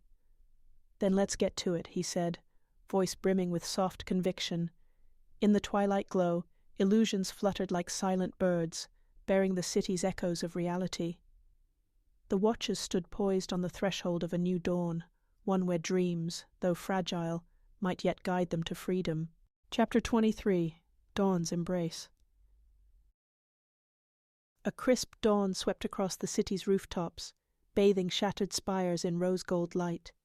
Selene walked along a deserted thoroughfare that once thrummed with vendors and neon signs, now eerily tranquil. At her side, Ethan matched her pace, a steady presence against the lingering ghosts of illusions that drifted overhead like pastel clouds. It had been days since the Watchers' collective surge of Oneiric Fusion tamed the meltdown illusions. Where once monstrous apparitions skulked in every alley, only gentle mirages remained, a swirl of half-remembered dreams and color. Citizens dared to wander again, no longer haunted by predatory shadows. Yet, the city felt suspended between relief and caution, each breath charged with the memory of how illusions once tore reality apart. "This calm is unsettling," Ethan murmured, scanning the skeletal buildings. "Feels like the eye of a storm." Selene nodded. "The meltdown illusions are subdued, but the regime won't ignore what we did forever, and we still haven't unmasked the traitor." Her heart clenched at the thought. Their respite hinged on fragile trust, and trust had been tested to the breaking point. They passed walls scrawled with graffiti, Dreamweavers equal sign freedom, no more forced sleep. The Watchers had begun quietly stirring the city's conscience, revealing fragments of the regime's dream-based atrocities. Rumors spread that entire blocks awakened from sedation, that illusions could protect rather than devour. Hope blossomed in cracks of cynicism. Near a bullet-riddled storefront, Draven waited, arms crossed. The Watchers had chosen this site, a half-ruined library annex, for a gathering that morning. Selene and Ethan slipped inside through a door wrenched off its hinges. Dust motes caught the rising sun's beams, illuminating rows of toppled bookshelves and broken glass panels. A hush clung to the air, broken only by the Watchers' soft voices. A makeshift dais of crates stood near the center, ringed by battered chairs. Dreamweavers, detainees freed from the Annex Delta, and Watchers from every corner of the city formed a loose circle around it. Selene spotted her parents, still pale but standing proudly among the newly freed. Ava leaned on her crutch, guiding a hush of empathic calm through the crowd. Even those once battered by illusions carried a quiet spark in their eyes. "This is it," Draven said, gesturing for silence. He stood on the crate dais, his voice carrying a tension-laced reverence. "We gather here, Dreamweavers, Watchers, citizens who've endured the meltdown's horrors, because illusions no longer have to be weapons. We've all lived under the regime's manipulation for too long." Murmurs rippled among them. Ava lifted her chin, speaking next. "We propose a dream council, a collective that ensures illusions remain a force of unity and healing. No more sabotage, no more forced sedation. We can channel dreams ethically, responsibly, bridging the city's nightmares with real solutions. Selene stood, hands trembling. Every gaze turned to her, the one who had harnessed meltdown illusions at their worst. She inhaled. We've all seen illusions at their darkest, but we also saw them shield us from enforcers, rescue detainees, stitch the dream realm's tear. If we unify, illusions can safeguard this city from tyranny, becoming a rallying cry for freedom, not fear. A hush settled once more. Tension and wonder flickered across the Watchers' faces. The newly freed detainees studied the Watchers with cautious trust, some still swaying under the sedation's residue. But in their eyes, too, Selene sensed curiosity, a spark of possibility.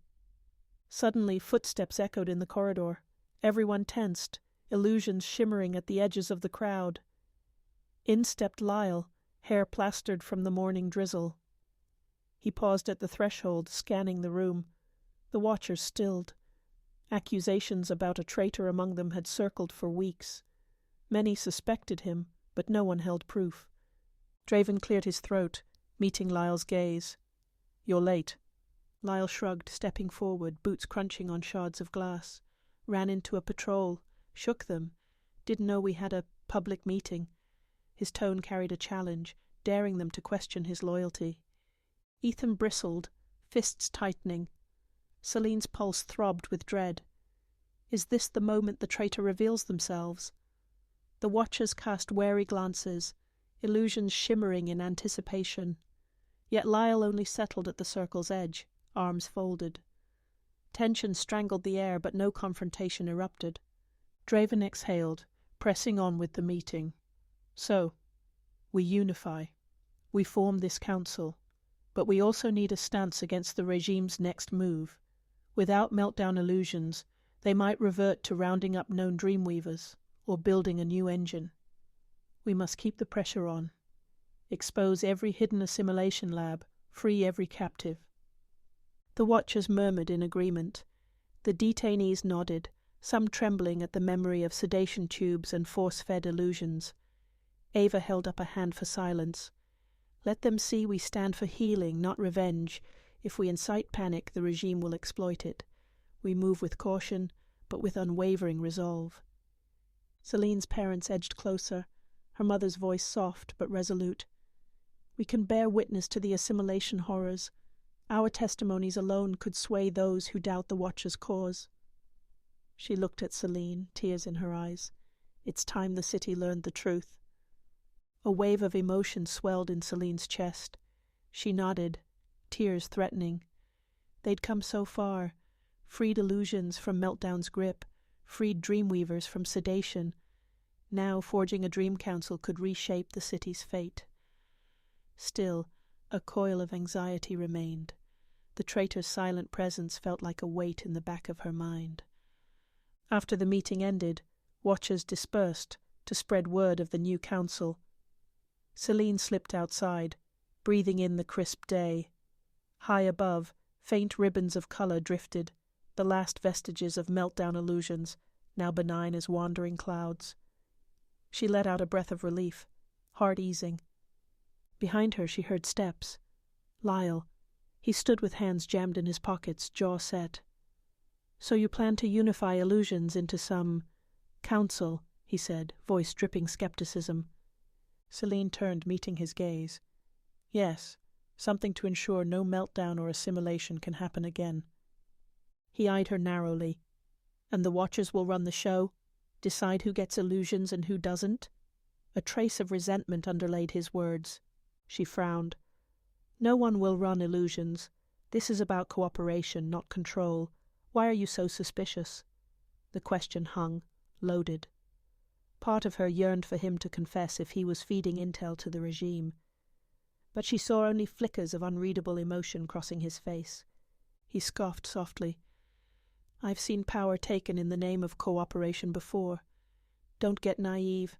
We'll see if your dream council can keep from becoming tyrants themselves."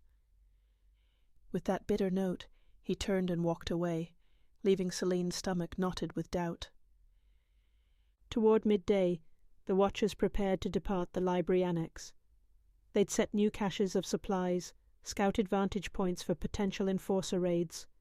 Dreams roiled in the air, both illusions drifting overhead, and the intangible aspiration of forging a city free from oppression.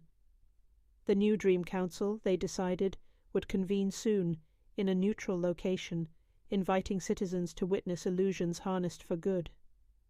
Selene's parents remained near her side. Though still frail, they insisted on accompanying the Watchers, anxious to see how illusions might be shaped to protect others. Selene couldn't resist the warmth that filled her whenever she met their gaze, the subtle reflection of her own features in theirs. Quietly, Ava caught Selene's arm. "You'll stand at the Council's core, yes? Alongside Draven and me?" Surprise flickered in Selene's eyes. "Me?" Ava nodded. "You bridged meltdown illusions, saved detainees. People trust you, dreamers and watchers alike. They'll need your heart in this. Please." Emotion swelled in Selene's throat. She'd never expected to lead anything beyond her own desperate illusions, but the meltdown's crisis had thrust her center stage, forging alliances she'd have never imagined. She met Ava's hopeful expression. "Okay," she whispered. "I'll do it." A gentle hush followed, illusions drifting overhead in soft swirling arcs, no longer savage beasts but gentle reminders of infinite possibility. For a moment Selene sensed the city's beating heart beyond the crumbling walls, the promise of a new dawn, shimmering in every half-lit street. The meltdown illusions that once terrorized them had become echoes of reality they might yet reclaim. Some watchers whistled a rallying call. Draven barked instructions to move out, and the small army of Dreamweavers and supporters trickled into the corridors. Selene lingered a moment, letting Ethan join her. They exchanged a glance that spoke volumes, about the traitor's spectre, the regime's unspent might, and the fragile alliance they'd built on illusions once soaked in fear. "We'll see this through," Ethan said, stepping close enough that she felt the steady rhythm of his heartbeat. Selene nodded, tears rising unbidden. "Yes," she breathed. "No more meltdown nightmares. We shape the dream realm from hope now." They left the annex together, illusions trailing them like wandering spirits under a brightening sky, and in the east the sun rose higher, bathing the fractured city in gold. Where once nightmares prowled, they walked with renewed purpose, forging a path toward a future in which illusions were not weapons but luminous guardians, a promise that dreams reclaimed could carry reality toward dawn's embrace. Chapter 24. New Horizons. A bright late summer sun gilded the shattered rooftops and broken high-rises, lending the city a warmth it hadn't felt in years. In the wake of the Watchers' victory against the meltdown illusions, people emerged from their hiding places with tentative smiles and cautious curiosity. The clash with fear, illusions, and the regime's dream weapon felt strangely distant now, though fresh scars marked nearly every street and mind. Selene walked atop a crumbling overpass that arched above the old industrial district. Worn asphalt crackled under her boots, and the wind teased her hair. Beside her strolled Ethan, gaze drifting over the shifting horizon. Where once savage illusions had prowled, only faint glimmers of color remained, gentle wraiths that shimmered in the corners of vision and vanished if approached. A reminder that illusions, now subdued, still lingered in the city's tapestry. Behind them marched a small procession, watchers, newly freed Dreamweavers, supporters who'd seen the regime's cruelty firsthand. Draven led them, posture tall but eyes subdued. Ava, leaning on her crutch, guided a group that included some of the detainees still unsteady on their feet. Victor lugged a portable rig, scanning for enforcer signals, though they'd detected minimal activity from the regime's forces in days. It seemed even the regime had paused to assess the Watchers' renewed unity and the meltdown illusion's transformation. Selene's parents walked near the center, quietly absorbing the city they'd known so long ago. Each time Selene caught sight of them, her heart ached with gratitude and the guilt that they had endured so much. Yet their eyes shone with a fragile hope.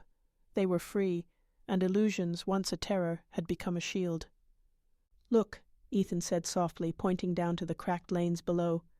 Groups of citizens were gathering in a courtyard outside a defunct municipal building, waving at the watchers overhead.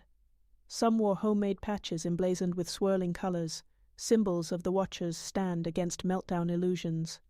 Children laughed as harmless illusions flitted like playful phantoms among them.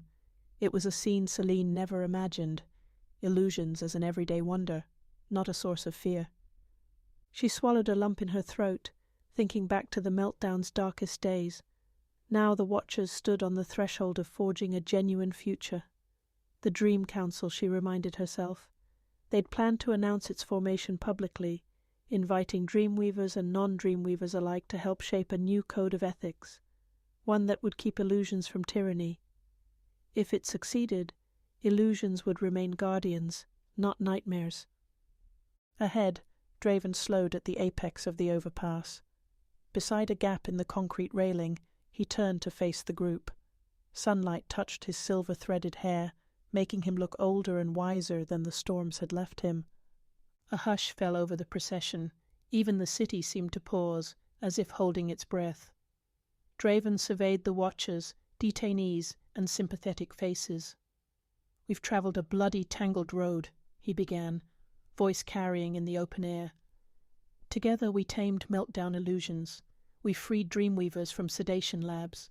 We exposed the regime's assimilation horrors. It cost us dearly, people we lost, nights without rest, betrayals. But we stand here not broken but unbowed." His words resonated, stirring murmured assent. Ava stepped forward, resting on her crutch. "No meltdown illusions hunt us now, but we must remain vigilant. The regime still wields power. If we don't present a united front, if we let illusions revert to instruments of fear, this peace is only fleeting." Ethan raised his chin, scanning the crowd. "That's why we form the Dream Council. No single leader, no single faction, but a collective voice. A place where watchers, Dreamweavers, and any citizen can ensure illusions are guided by conscience, not oppression." A stirring in the crowd signaled approval, a wave of cautious but genuine applause. Selene felt her heart hammer, an almost surreal lightness at the idea that she, once a frightened girl fleeing illusions, would help forge such a future. She found her parents at the edge of the circle, tears glistening. A soft smile touched her lips. Draven inclined his head toward Selene. For too long illusions were twisted by fear or stolen by tyranny, but Selene showed us illusions can protect and heal. We invite her, Ava, and others who shaped the meltdown's end, to anchor the Council's first steps. A flush of nerves warmed Selene's cheeks. She felt every eye land on her, Dreamweavers once lost to sedation, watchers who'd bled for each victory, citizens newly awakened to illusion's wonders. But in each gaze she also felt acceptance, support. She swallowed and stepped forward. Clearing her throat, she spoke, voice trembling at first. "Illusions nearly destroyed this city when the meltdown shattered boundaries. But illusions also saved us, helped us shield each other, free detainees, unify. Our dream realm doesn't belong to a government lab or the meltdown's chaos. It belongs to us all, a reflection of our shared hopes and scars." She paused, letting emotion ripple. "This council will be a place of checks and balances, a living vow that illusions won't become weapons again. We vow not to impose forced sedation or assimilation, but to guide illusions so they serve creativity, healing, and justice." A hush deeper than silence followed. Then applause rose, unsure at first, building into a heartfelt chorus. The watchers and detainees, joined by new allies who'd approached from below the overpass, clapped and cheered, some raising fists in solidarity. The sun beamed down, scattering golden warmth across the battered assembly. From the corner of her eye, Selene glimpsed Lyle, arms folded. His expression softened, a grudging respect perhaps. She remembered the suspicions about a traitor, her heart pounding with old wariness. But in this moment, no rancor showed on his face, only thoughtful acceptance. Possibly the traitor had vanished, or perhaps the threat had been overshadowed by illusion's revival. She breathed a sigh of cautious relief, though the question remained unasked. By afternoon, the Watchers and Dreamweavers descended the overpass to mingle with citizens. Illusions drifted overhead, bright as daydreams. A handful of Watchers in battered gear formed small committees, scribbling notes about how to formalize council membership, how to hold illusions in check. Draven, Ava, and Ethan circled among them, bridging differences with calm resolve. Selene found a moment of peace near the courtyard's edge, leaning against a charred lamp-post. She watched her parents speak softly with a cluster of ex-detainees, exchanging stories of sedation and the mental knots they would untangle. People laughed too, voices carrying relief. The meltdown illusions cast swirling rainbows across broken pavement. A hint of tears pricked Selene's eyes, tears of gratitude. She felt more than saw Ethan appear at her side, exhaling a contented breath. "Look at them," he said, gesturing to the crowd. "A month ago, illusions were monstrous horrors. Now they paint the sky in color and people actually smile." Selene's chest stirred with warmth. "I never dared dream illusions could be so gentle," she smiled. "But we made it happen." Her gaze swept over the city's battered skyline, still showing scars but lit with an undeniable brightness. Ethan wrapped an arm around her shoulders, voice quiet. "We have a lot to rebuild. The regime, the traitor, dormant assimilation labs. There's plenty left undone. But at least illusions aren't devouring us from within anymore." A gentle breeze stirred the illusions overhead, carrying faint echoes of music or laughter, impossible to say if real or dream. Selene closed her eyes, letting the sense of unity wash over her. In the distance, Watchers guided newly freed Dreamweavers to safer housing. Some planned to travel beyond the city, spreading word of illusion's liberation. Others would remain, forging the Dream Council's foundation. Her parents waved, beckoning her over. She left Ethan's side briefly to join them. They embraced her, tears unspoken, hearts bridged after years apart. She promised again to help them reclaim their lost time, even as they pledged to stand with the Watchers to ensure no one else suffered assimilation. Hope thrummed between them. At dusk, the Watchers convened one final time. Under the newly formed Dream Council's banner, a swirl of bright shapes embroidered by a citizen in gratitude, they declared illusions a shared heritage, not a tool of tyranny. The meltdown illusions that had once terrorized the city now traced gentle patterns across the twilight sky, drifting in arcs of star-like glimmer. Applause and tears wove through the assembly, the night air warm with possibility. Standing before the crowd, Selene inhaled the mix of city grit and sweet hope. She glimpsed Ava's relieved smile, Draven's proud stance, Ethan's unwavering devotion. Her parents, newly awakened, looked at her with quiet awe. The Watchers had borne so much suffering, lost so many illusions to fear. Now they stepped into a future shaped by unity, empathy, and a dream realm freed from Meltdown's chains. She raised her hand, illusion sparking at her fingertips, calm, radiant, not savage or random. The Watchers echoed her gesture, merging illusions into a shimmering collective tapestry overhead. Gasps of wonder rose. The city glowed in that moment, as though the heartbreak once fueling illusions had burned away, leaving only promise. In that luminous hush, a new horizon unfurled, dreams reclaimed, a city reborn. Selene felt a final pang of sorrow for all they'd lost, but also a surge of faith in what they might yet create. She lowered her hand, tears slipping free as she breathed in the fresh air. Yes, dawn had come at last, embracing them in warmth. The Watchers, broken, mended, unstoppable, stood at the threshold of a future that shimmered with color beyond any meltdown or assimilation's reach. And in the sky above, illusions danced like living constellations, painting the city in hope's gentle glow.